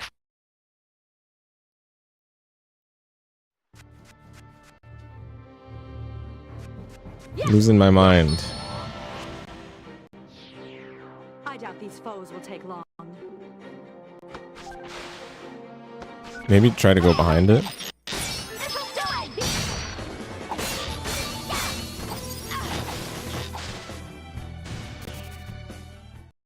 it! The next world is not ours. Let me see if I have like a warrior or something in my party that specifically has an attack that says chops the arm or whatever. I don't know.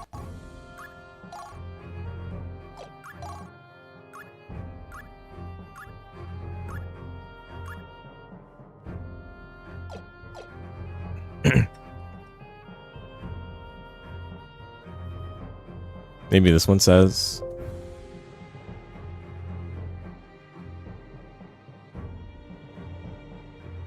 Like Mirage, Pierce.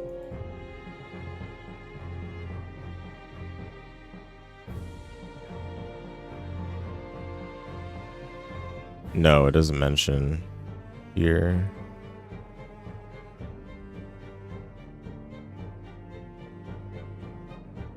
Is there anything that it mentions like, oh, this targets this body part?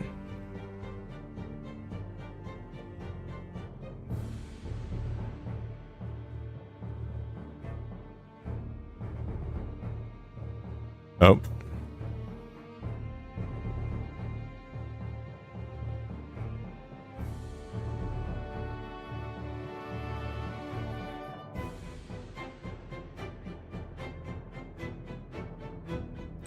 Okay, arm. Dreaded radius. Holy smite. Armed break. Maybe armed break.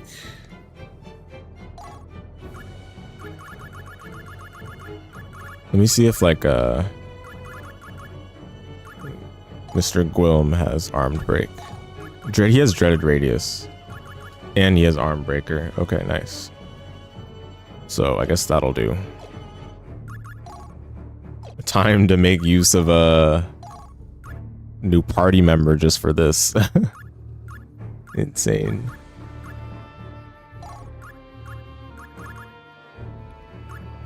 Maybe I should use someone that's lower level though. Like maybe Rashika has one of these. No, I guess not, because she's too low level. Armbreaker. Adonis. Okay, I'll try Adonis then. He just straight up has Armbreaker.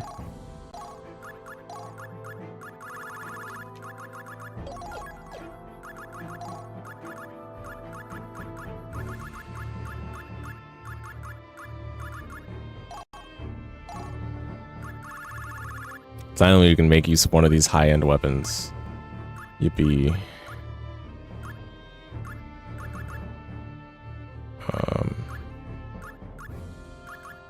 I'll give him that and nothing else, I guess.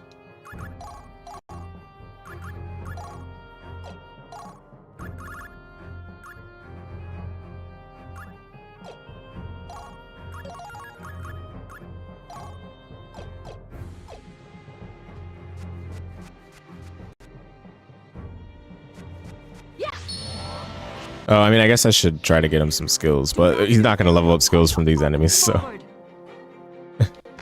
Oh my goodness, he's huge. Wow, he's actually huge.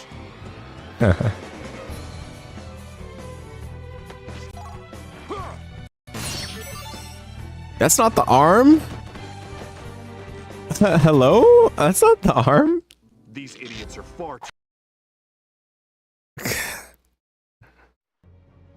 too So it's based on positioning more so than the attack. Yeah, dude. Trolling. Oh, sorry. Wrong scene. We Sorry. shouldn't waste time.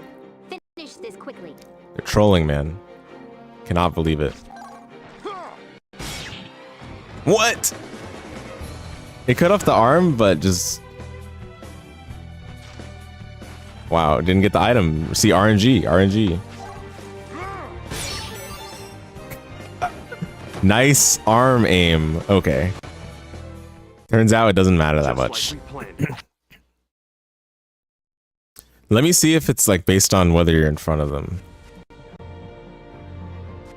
Maybe the strategy guide is saying if you're positioned in front of them. You should not attempt the impossible.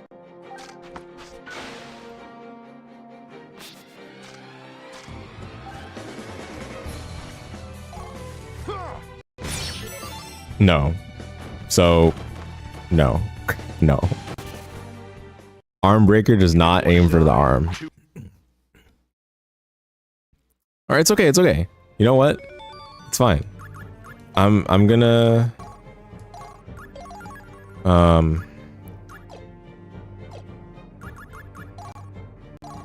gonna try Gwilm.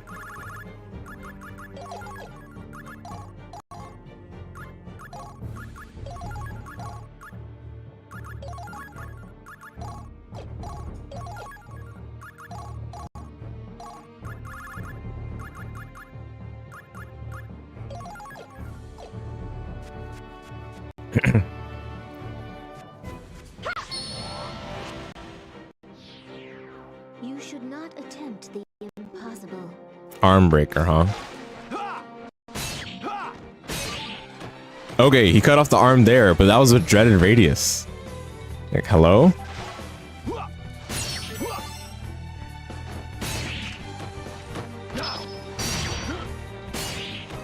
Okay, he cut off both the arms there. Good, good. Good stuff, good stuff. You have not the strength to.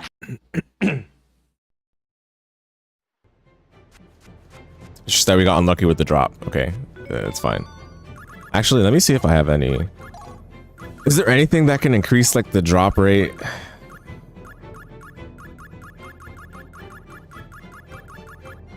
Imagine. I'm pretty sure this specific item we're trying to get through getting the bone meal and the chicken feed and all of that is in order to get the item that would increase the drop rate anyway. So grinding for the item that lets you grind better. Like, bruh.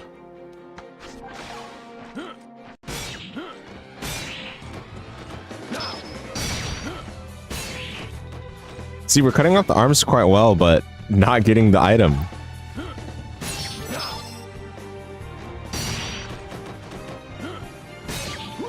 Okay, there we go. Okay, nice. That's good. Maybe this guide is saying when the enemy's down, it aims for that respective body part. Because, dude, come on now. And I don't even think that's true, by the way, because a lot of those hits were aiming for like the chest before it would like hit the arm. So it's just goofy.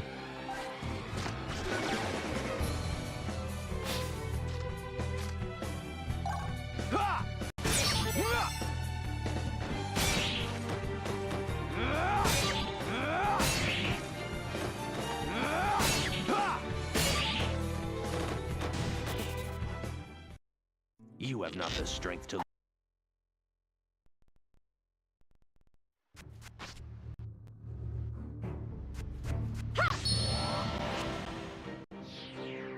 If you are not prepared. Yeah, I'm gonna stop stream soon since I need to be able to wake up in time for the podcast recording. Oh, see, if I'm in the side towards the side, it completely changes how they get hit. Wow.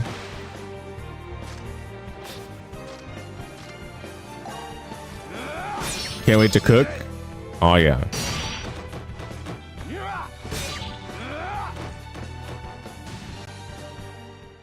Oh yeah. It's gonna be a good session. I'm gonna bring up friction, everyone's favorite word on the world of Reddit. Friction. They don't have have a prayer.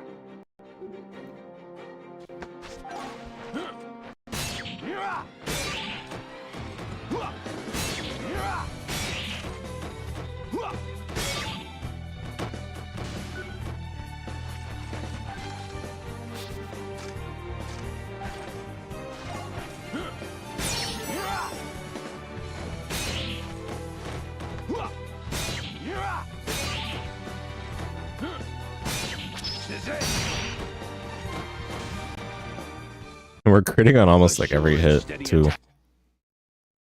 Actually, no, we're literally critting every hit, I think.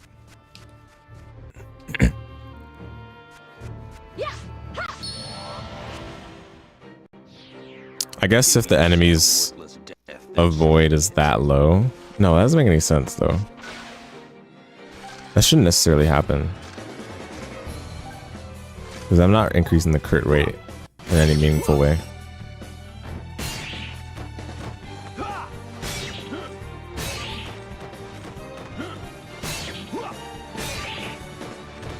Or maybe it just compares the difference between your hit and the enemy's avoid to determine crit.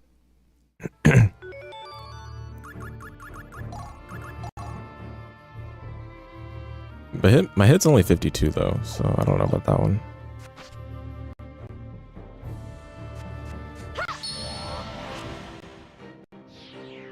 I shall never retreat. Never.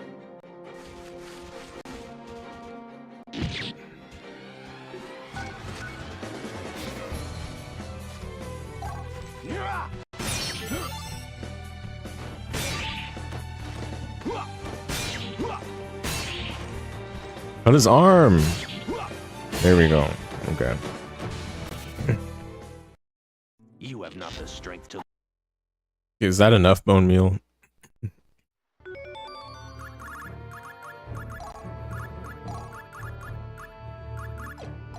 Almost. I'll just do one more bone meal drop and then we'll go to that chicken. They should serve as a useful warm-up. In coriander, I believe.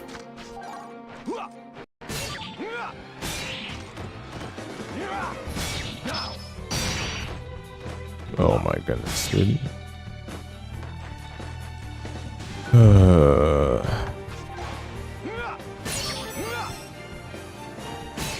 I love the drop RNG.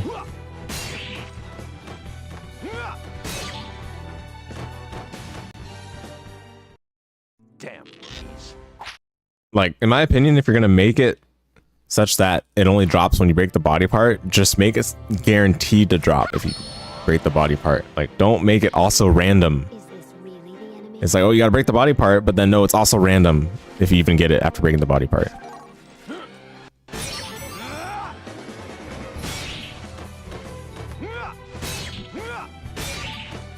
Okay, there we go. A sure and steady attack.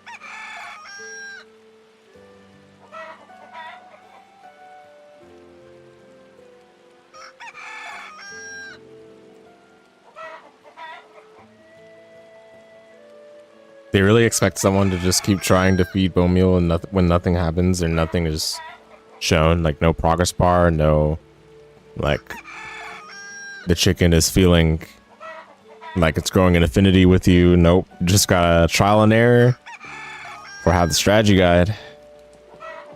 Like the first, I think you get a reward for feeding it the first time, and after that, like there's no real reason to keep trying again, because it's like, okay. I mean, you try again because you're like, oh, I got a reward the first time, and then you don't get a reward the second time or third time. You only get it on the 5th time, the 10th time, and the 15th time, which is just trolling.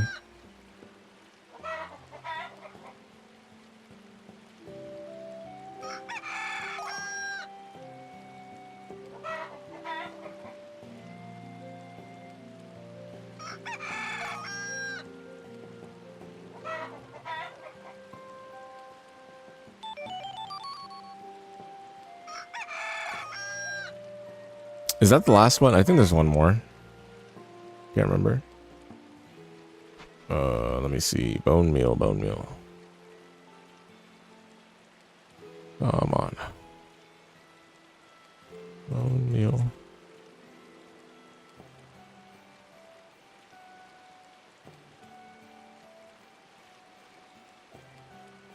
Okay, yeah, we got everything. All right, now we can get the bird ring. Wow. Whoa. Whoa. Oh, wait, which merchant has the bird ring? I actually don't even know.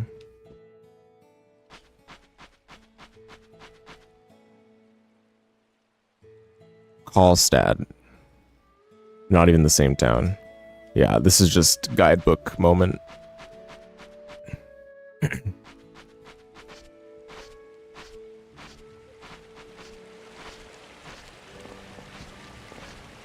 Get an arbitrary drop from an arbitrary enemy in the early game that doesn't have that drop when the palette swap version appears later on. For a series of interactions that are in a random town that give you rewards for crafting something that is not even in the same town. Wait, oh. No, that guy has to be in that town because there's no merchant for this area. I got baited. Surely that's the same guy. Surely.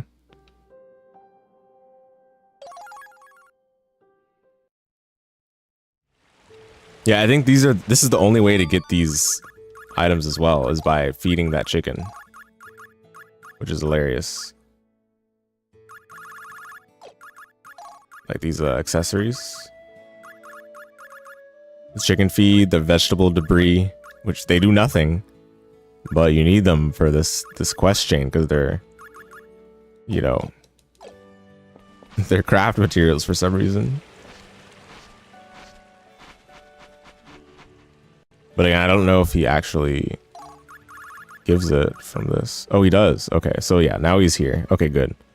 So that removes one point of complaining, where it would be in a different city. I guess by this chapter, he's in the same city as where you'd get these.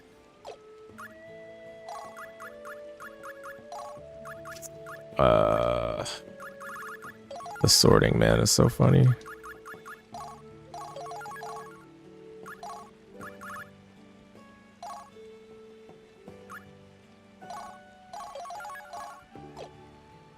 Yay, we got bird ring. Which is one of the 3 rings you need for the Solomon's ring. Again, guidebook stuff. There's just literally no way to do that on a blind playthrough. Absolutely no way. All right, we're gonna stop there. Next time, I guess we might as well continue doing some post-game stuff here. Why not? Thanks for watching, everyone. Look forward to when the next podcast episode releases. Hopefully you all will enjoy it when it does. And take care of yourselves. Have a good rest of your evenings.